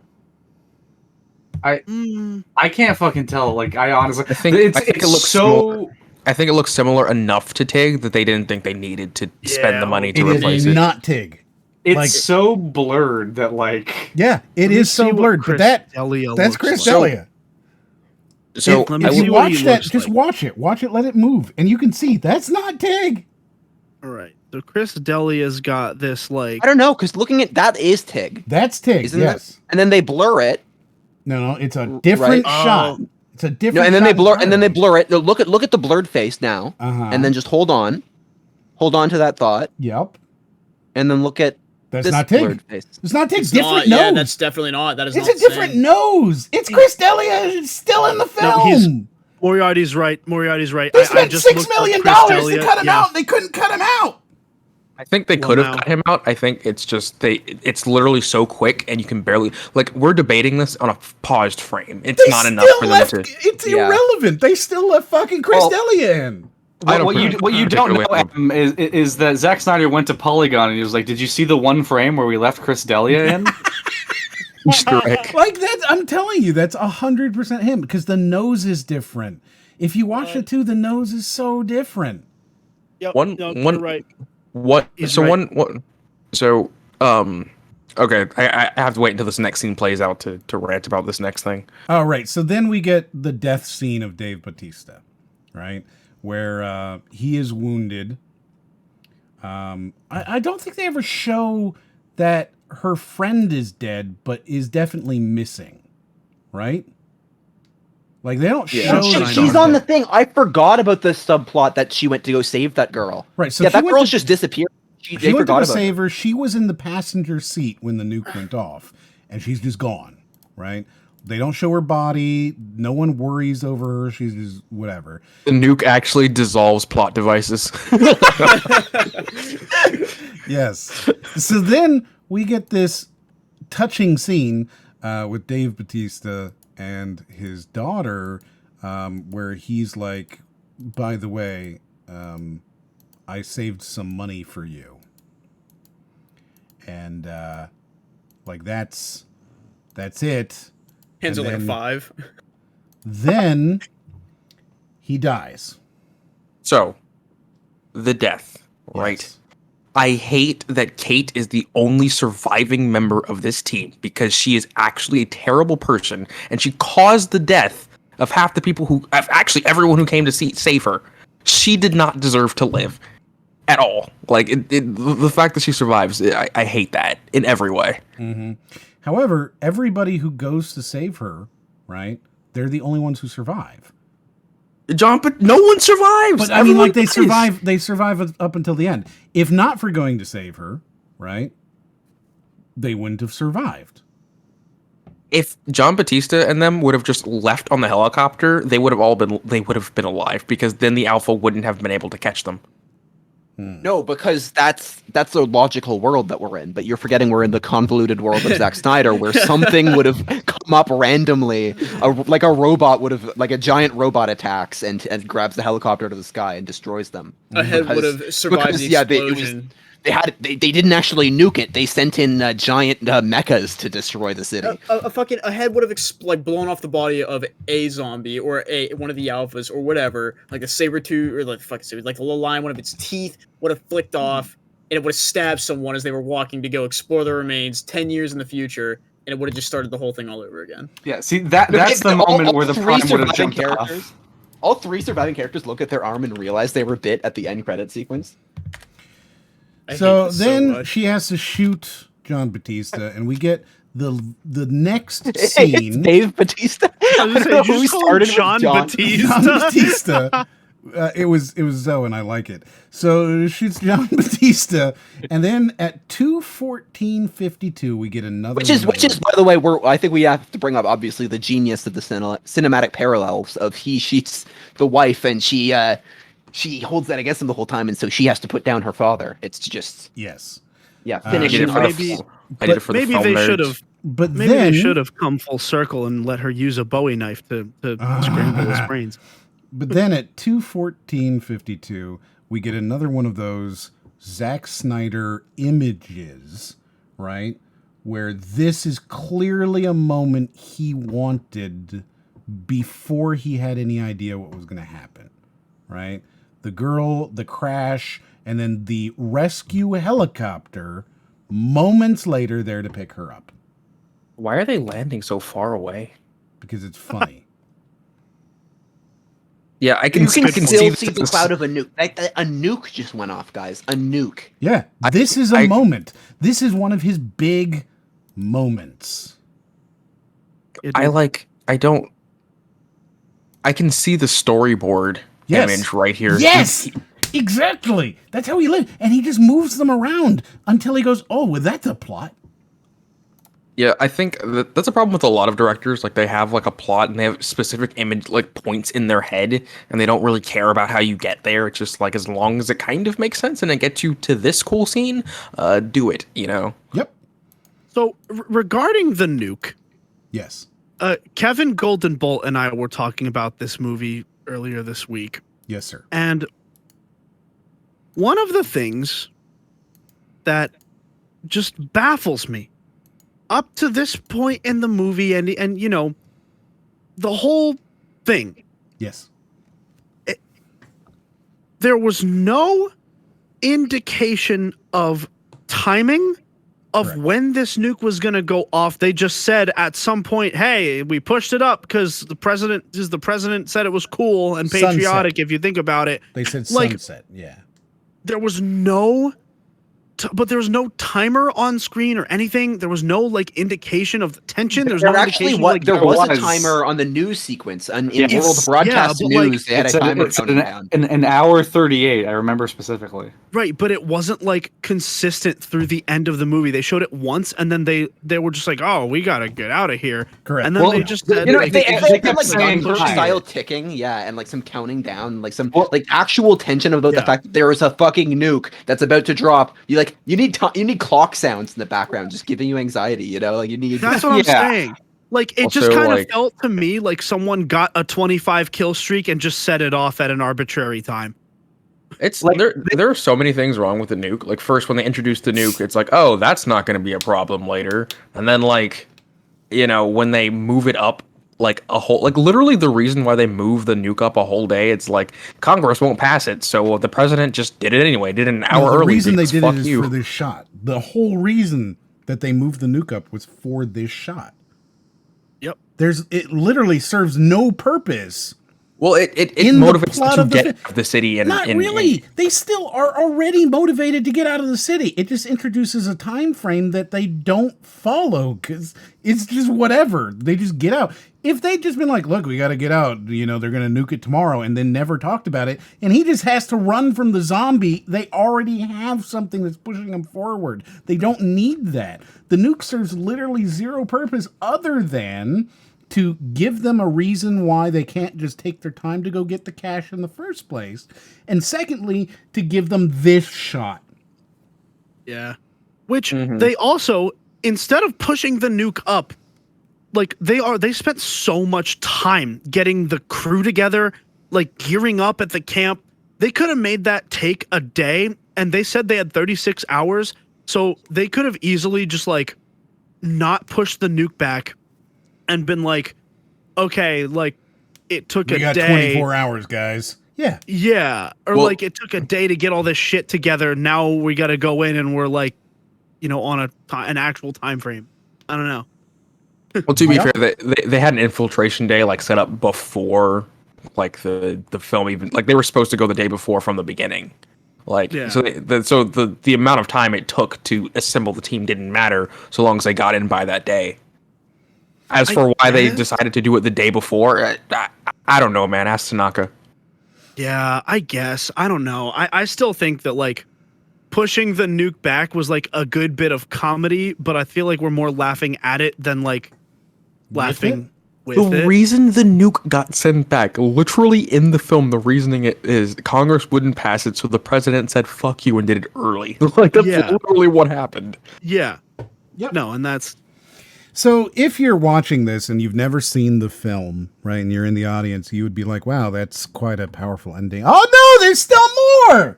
oh yeah, there's yeah. more. There's more. There's we got a fucking Zack Snyder epilogue. There's more, guys. There's one Wait, just- last, I don't know if I'd call it a vignette, but there's one last thing. All right. So what is I'm it, ready for Ryden? It's a vignette. It's a vignette. Can I please see a story written by Michael Bay, directed by Zack Snyder? Can I please see that? No, I no. want it. I want it. Just- I want that. Just Wait, hit play, written by Ryden. Michael Bay, but directed by Zack Snyder. Shouldn't it be the other way around? Hit play, Actually, Ryden. Let's see what happens. Yes, sir. What happens? It went to black. It went to black. What happened? Oh man, it went to black. Where are the credits? There's no credits rolling. Oh, we're back in the hellscape. We're back in it. Oh man, holy shit! There's something opening. Eyes. To be fair, this is a loose end, so they're like. Look at this effects. This is like, a video This is game. horrible. This is horrible effects This is for a movie. this is Oh, video oh, game yeah. quality right now. This is like the It transcends. It transcends like a. It's like some Resident Evil or something, or like a Silent Hill that was like the last of like the PS2 or the Xbox console. I was So about they to had, say like the this is second slightly gen upgraded PS3. engines. Yeah, waiting- exactly. I was waiting for the DVD menu to pop up at this moment. Yeah, I'm waiting for a like, press start. Like the thing is, the reason I'm okay with this is because from the moment that Vaughn got pushed into the vault, the only thing I really cared about while watching the movie is what happens to Vaughn after the nuke goes off. And they gave me an answer, so I did appreciate that. Like, I think I was angry at. I didn't even consider the fact that he would survive that. I was just so upset that a guy I thought was his friend and was a hero in his dying moment, forced him into a torturous death. And like I couldn't believe that like a character like just did that to the other person and like such an evil thing to do. And so this scene came up. I'm like, oh no, this is I just was. Yeah, as soon as it happened, like I was like, okay, this is how. Like I knew in my mind, I was like, this is how Vaughn makes it out. This is their fucking Indiana Jones in the fridge scene, except it's less. They made it less egregious because I can believe a vault more than I can believe a fridge. But wouldn't he die of radiation poisoning like 3 hours later? Yes. Well, no. Someone in the technical chat- nukes are almost no radiation. They do not. Yeah. Yeah. I was gonna say someone in the chat earlier said that there are nukes that like don't cause radiation. I mean, they are radioactive. You wouldn't want to stay there. Yeah. But tactical nukes are used because of the fact that they only destroy a small area and it is livable reasonably quick after that. Right. Reasonably quick. I'm pretty sure this is right after there's still fires. Reasonably quick. Like he could potentially survive if he got out of there quickly. So then we get Vaughn. He comes up out of the ashes, right? And he walks with the money through the desert for an unknown amount of time until he finds a car. He steals a car, drives to the nearest airport, and buys a private plane from a ticket. This is where they got the fence from. Yes.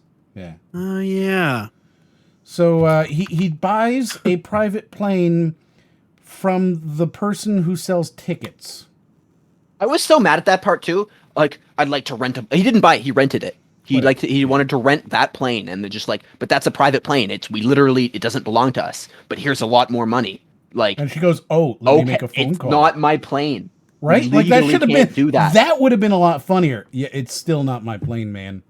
I mean, honestly, like depending on how, like if she got $1 million right now, she'd probably get fired and like maybe fined for doing that. And then, okay, Yeah, I still have go. $1 For million. stealing somebody's plane? She, Like a very rich client of this, like... the worst she would get is fired for negligence. Oh, it was an accident. I thought it was you. Whatever. It's pretty easy. If to, they like, could prove she reason got off the bribed. bribe. Yeah. I mean, I guess If you they could can- always split. They the can bribe. prove it, but she probably thinks she's too smart to get, to go down for bribery. This would have been a really cool sequence, like if they instead of having this, they just did like a fucking Mr. Pink from Reservoir Dogs and just had him with the money walking off, and that's it. He wins. Yeah. You know what? Yeah, I that would agree. be great. That would have been so much better. I wish they did that, but they It didn't. would have been.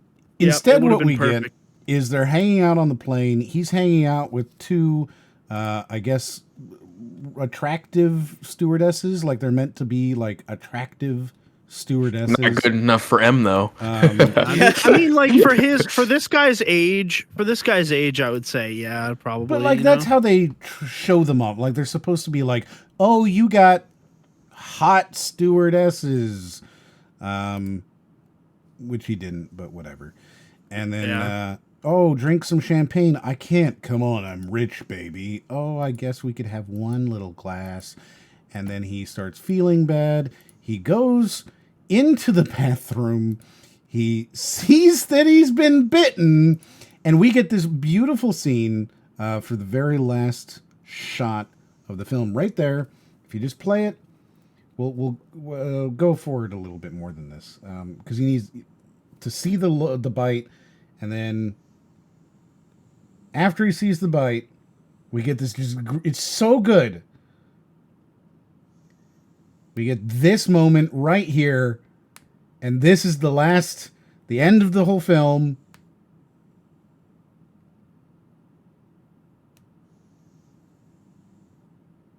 Boom! Thank you very much, Army of the Dead. Zack It was Snyder's like everybody. Zack Snyder. earlier when like the German guy saves him, and I was like, this solves racism. Never mind. So, Ends up God, dying in the end anyway.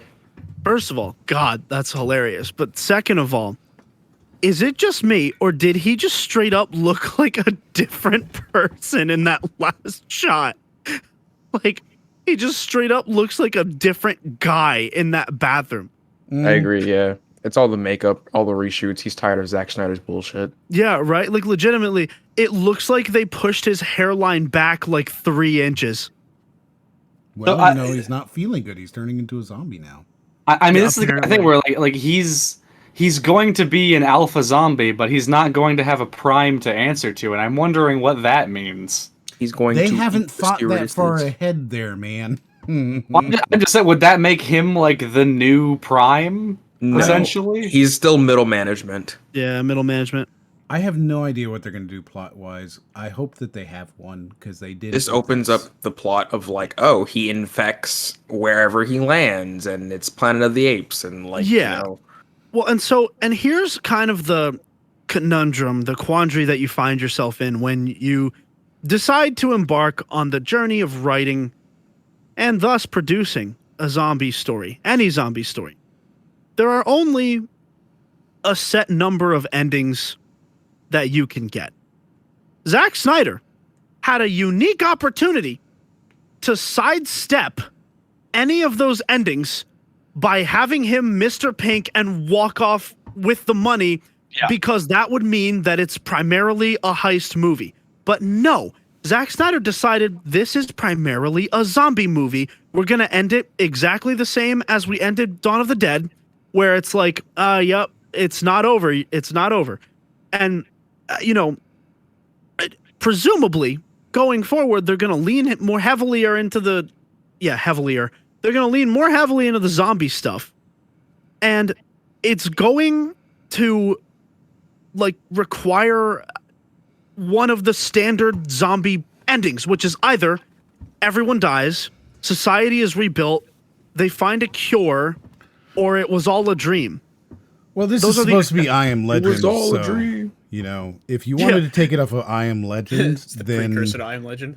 well, The in the precursor end to of I Am Notorious Legend, B.I.G.. in the end of I Am Legend, the book, the vampires have taken over the world, and the whole concept of it is that the protagonist of the story, who has been out killing all of the vampires, is the beast of legend. He's the scary thing in the dark, right? He's the thing that shows up and kills them.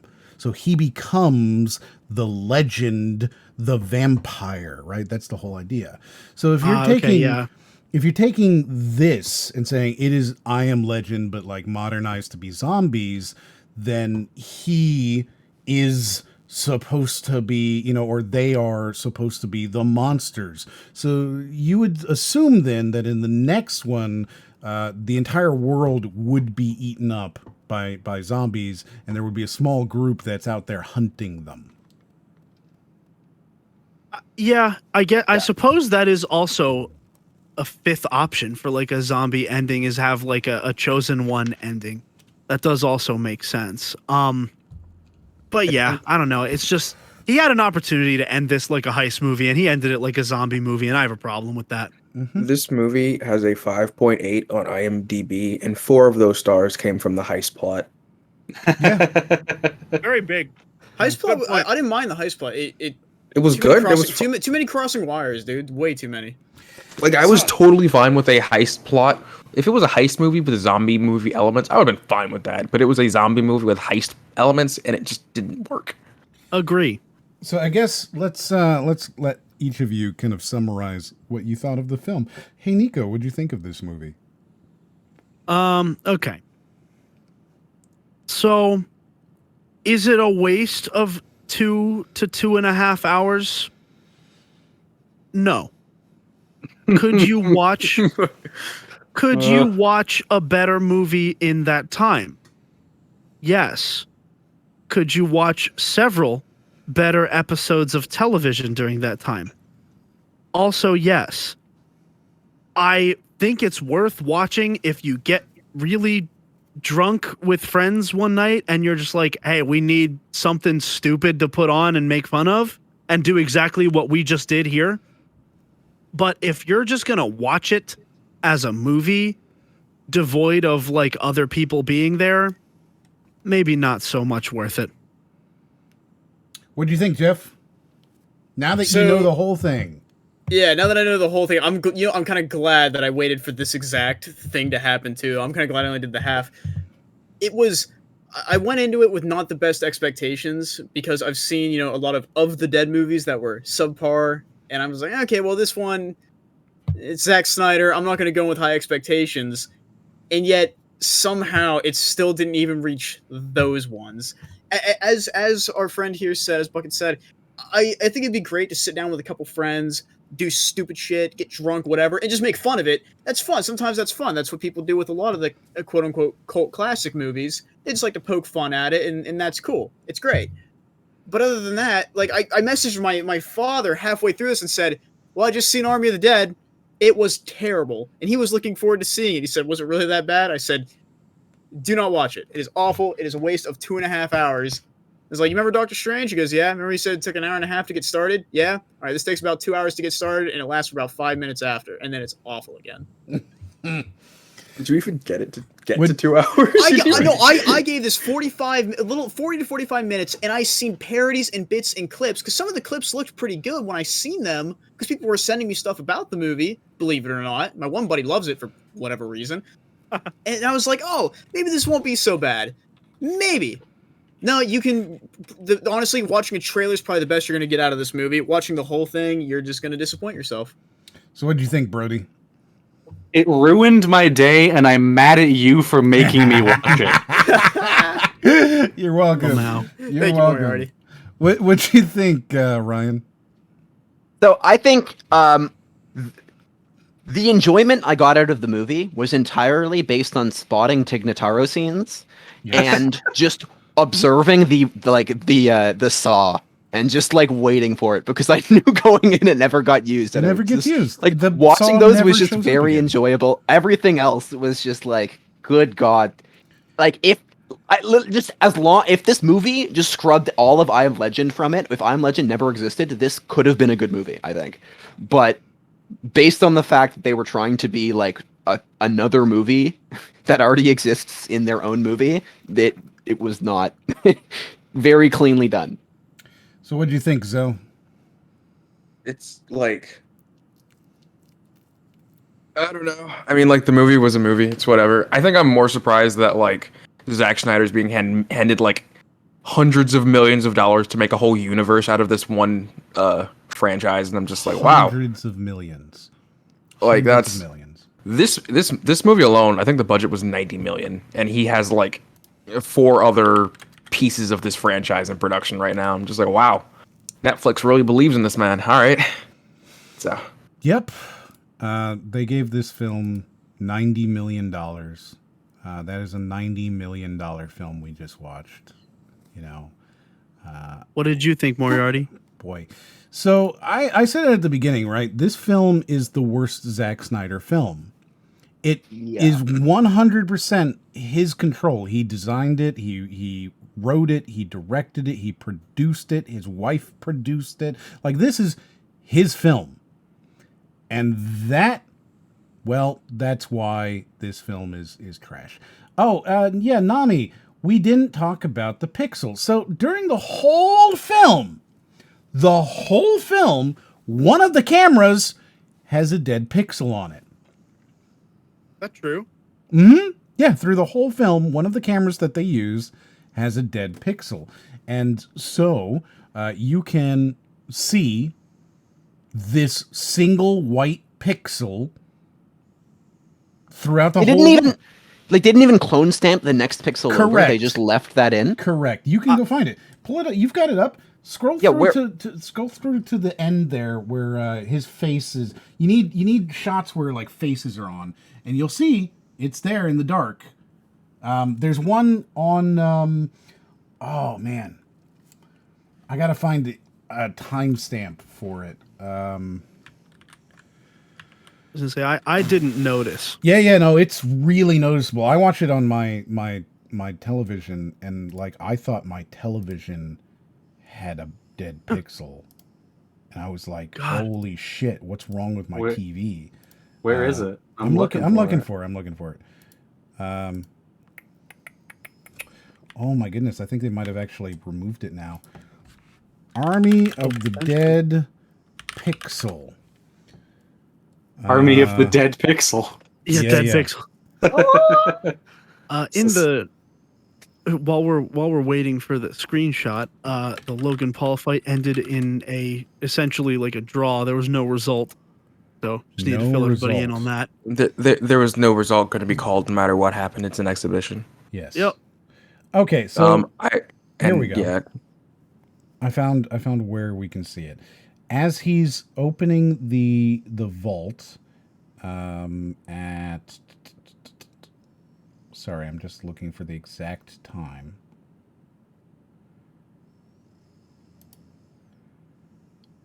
Oh, they fixed it. Yeah, they fixed it.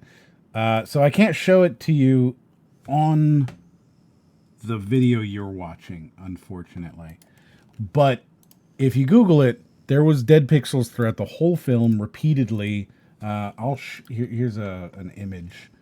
I will share it in the group. Unfortunately, I was really looking forward to the Polygon article where he said it was on purpose. Yeah. So there were dead pixels, multiple dead pixels on one camera. Oh. And that camera kept being used, and you kept seeing the dead pixel all over faces primarily, because it's right in the center of the screen. And it's really noticeable. I don't understand. That's such an unbelievably easy fix. Yep, and it was still there. The most, for me, annoying part was They fix it, but this scene. Yes, this scene right here. I'm gonna share it with you here. how do you notice these things? Well, you see it on your television, dude. Like, that's the thing. So, on my television, that white screen during that white pixel during that scene popped up, and I went, "Holy shit! What the fuck is that?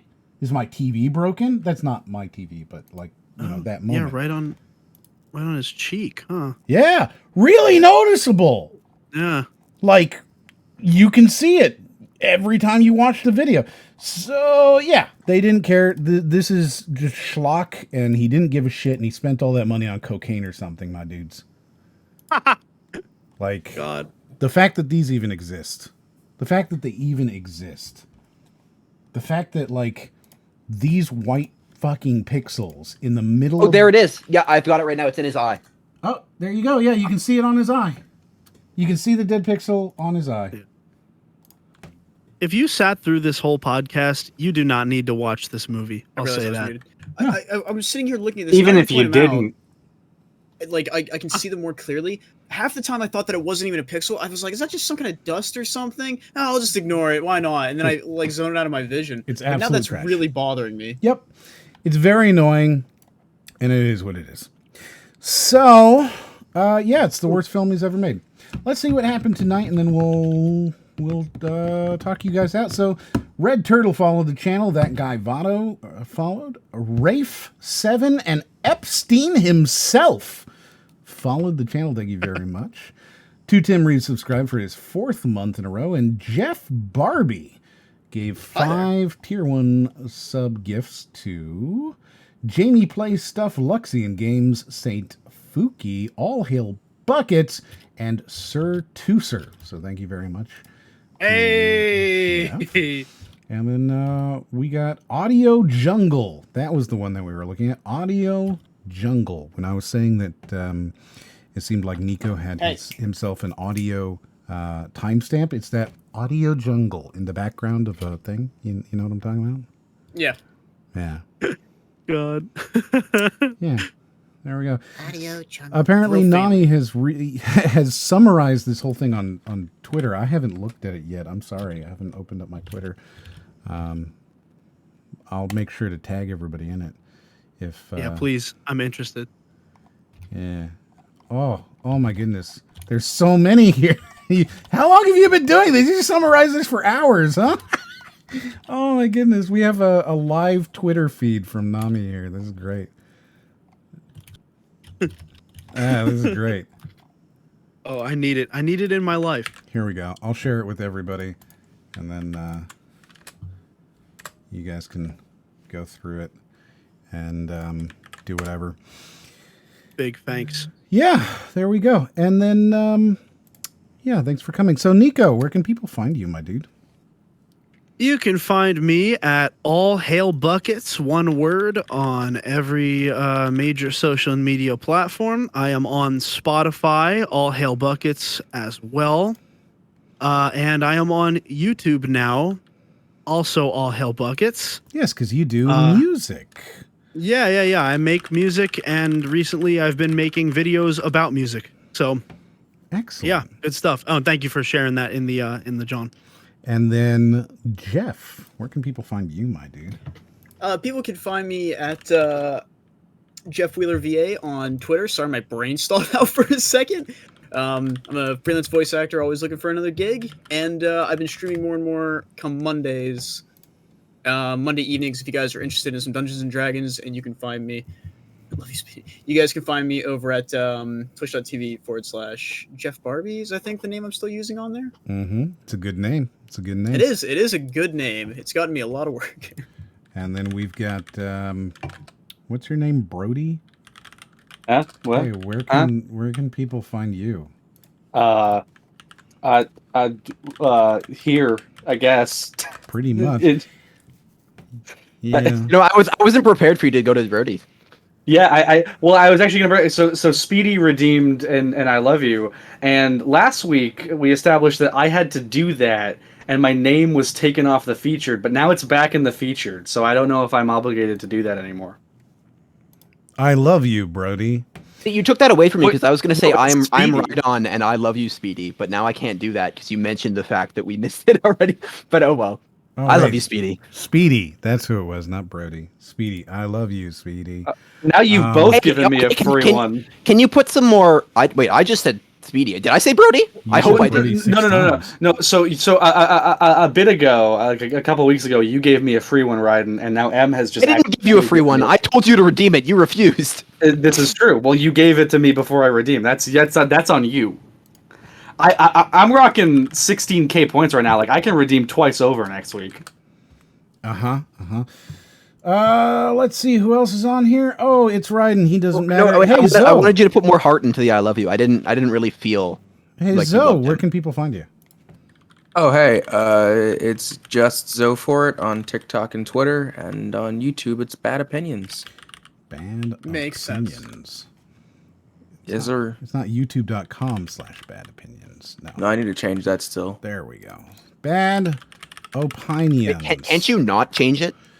And I hope you can. I guess you can. No. Oh, I thought you already redeemed something else, and I think somebody else did that. So yeah, you can change it if you haven't done it yet. And there you go. That's everybody. Yeah. Thank you so much for coming. You guys have a wonderful time. We'll be back next weekend on Sunday, and I believe we're going to be looking at. I was going to ask, what's E3? Are we doing anything for that? Yes, we're going to be doing E3. That's what we're doing. So E3, the E3 schedule, because this is what we've been waiting for, is for them to finally release everything.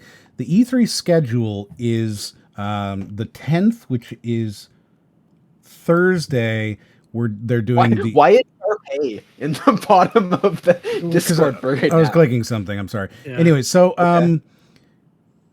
Thursday the 10th is when they will be doing the Jeff Keighley show. Then Saturday the 12th at 10 a.m. is the pre-show. 12 p.m. is Ubisoft, and then Gearbox under MRIXRT is doing something at that point too. Sunday 1 p.m., 3 p.m., 7 p.m., and probably 10 p.m. they're going to be doing shows. We will almost certainly cover the E3 stuff live and not have a show on Sunday. So we will do all of the E3 stuff live, probably, right? We got to figure out the schedule because I've been out of town. We'll figure out. We'll tweet it. Follow me on Twitter, twitter.com/MRIXRT, and I will announce what we're going to do, right? And we'll be doing the E3 stuff this week for sure. Nice. Yeah. Yes. It's going to be good. It's going to be fun. I'm excited for it. It'll be fun. Thank you very much for coming, everybody. Say goodbye. Have a good one. Bye, everybody. Thanks for joining us.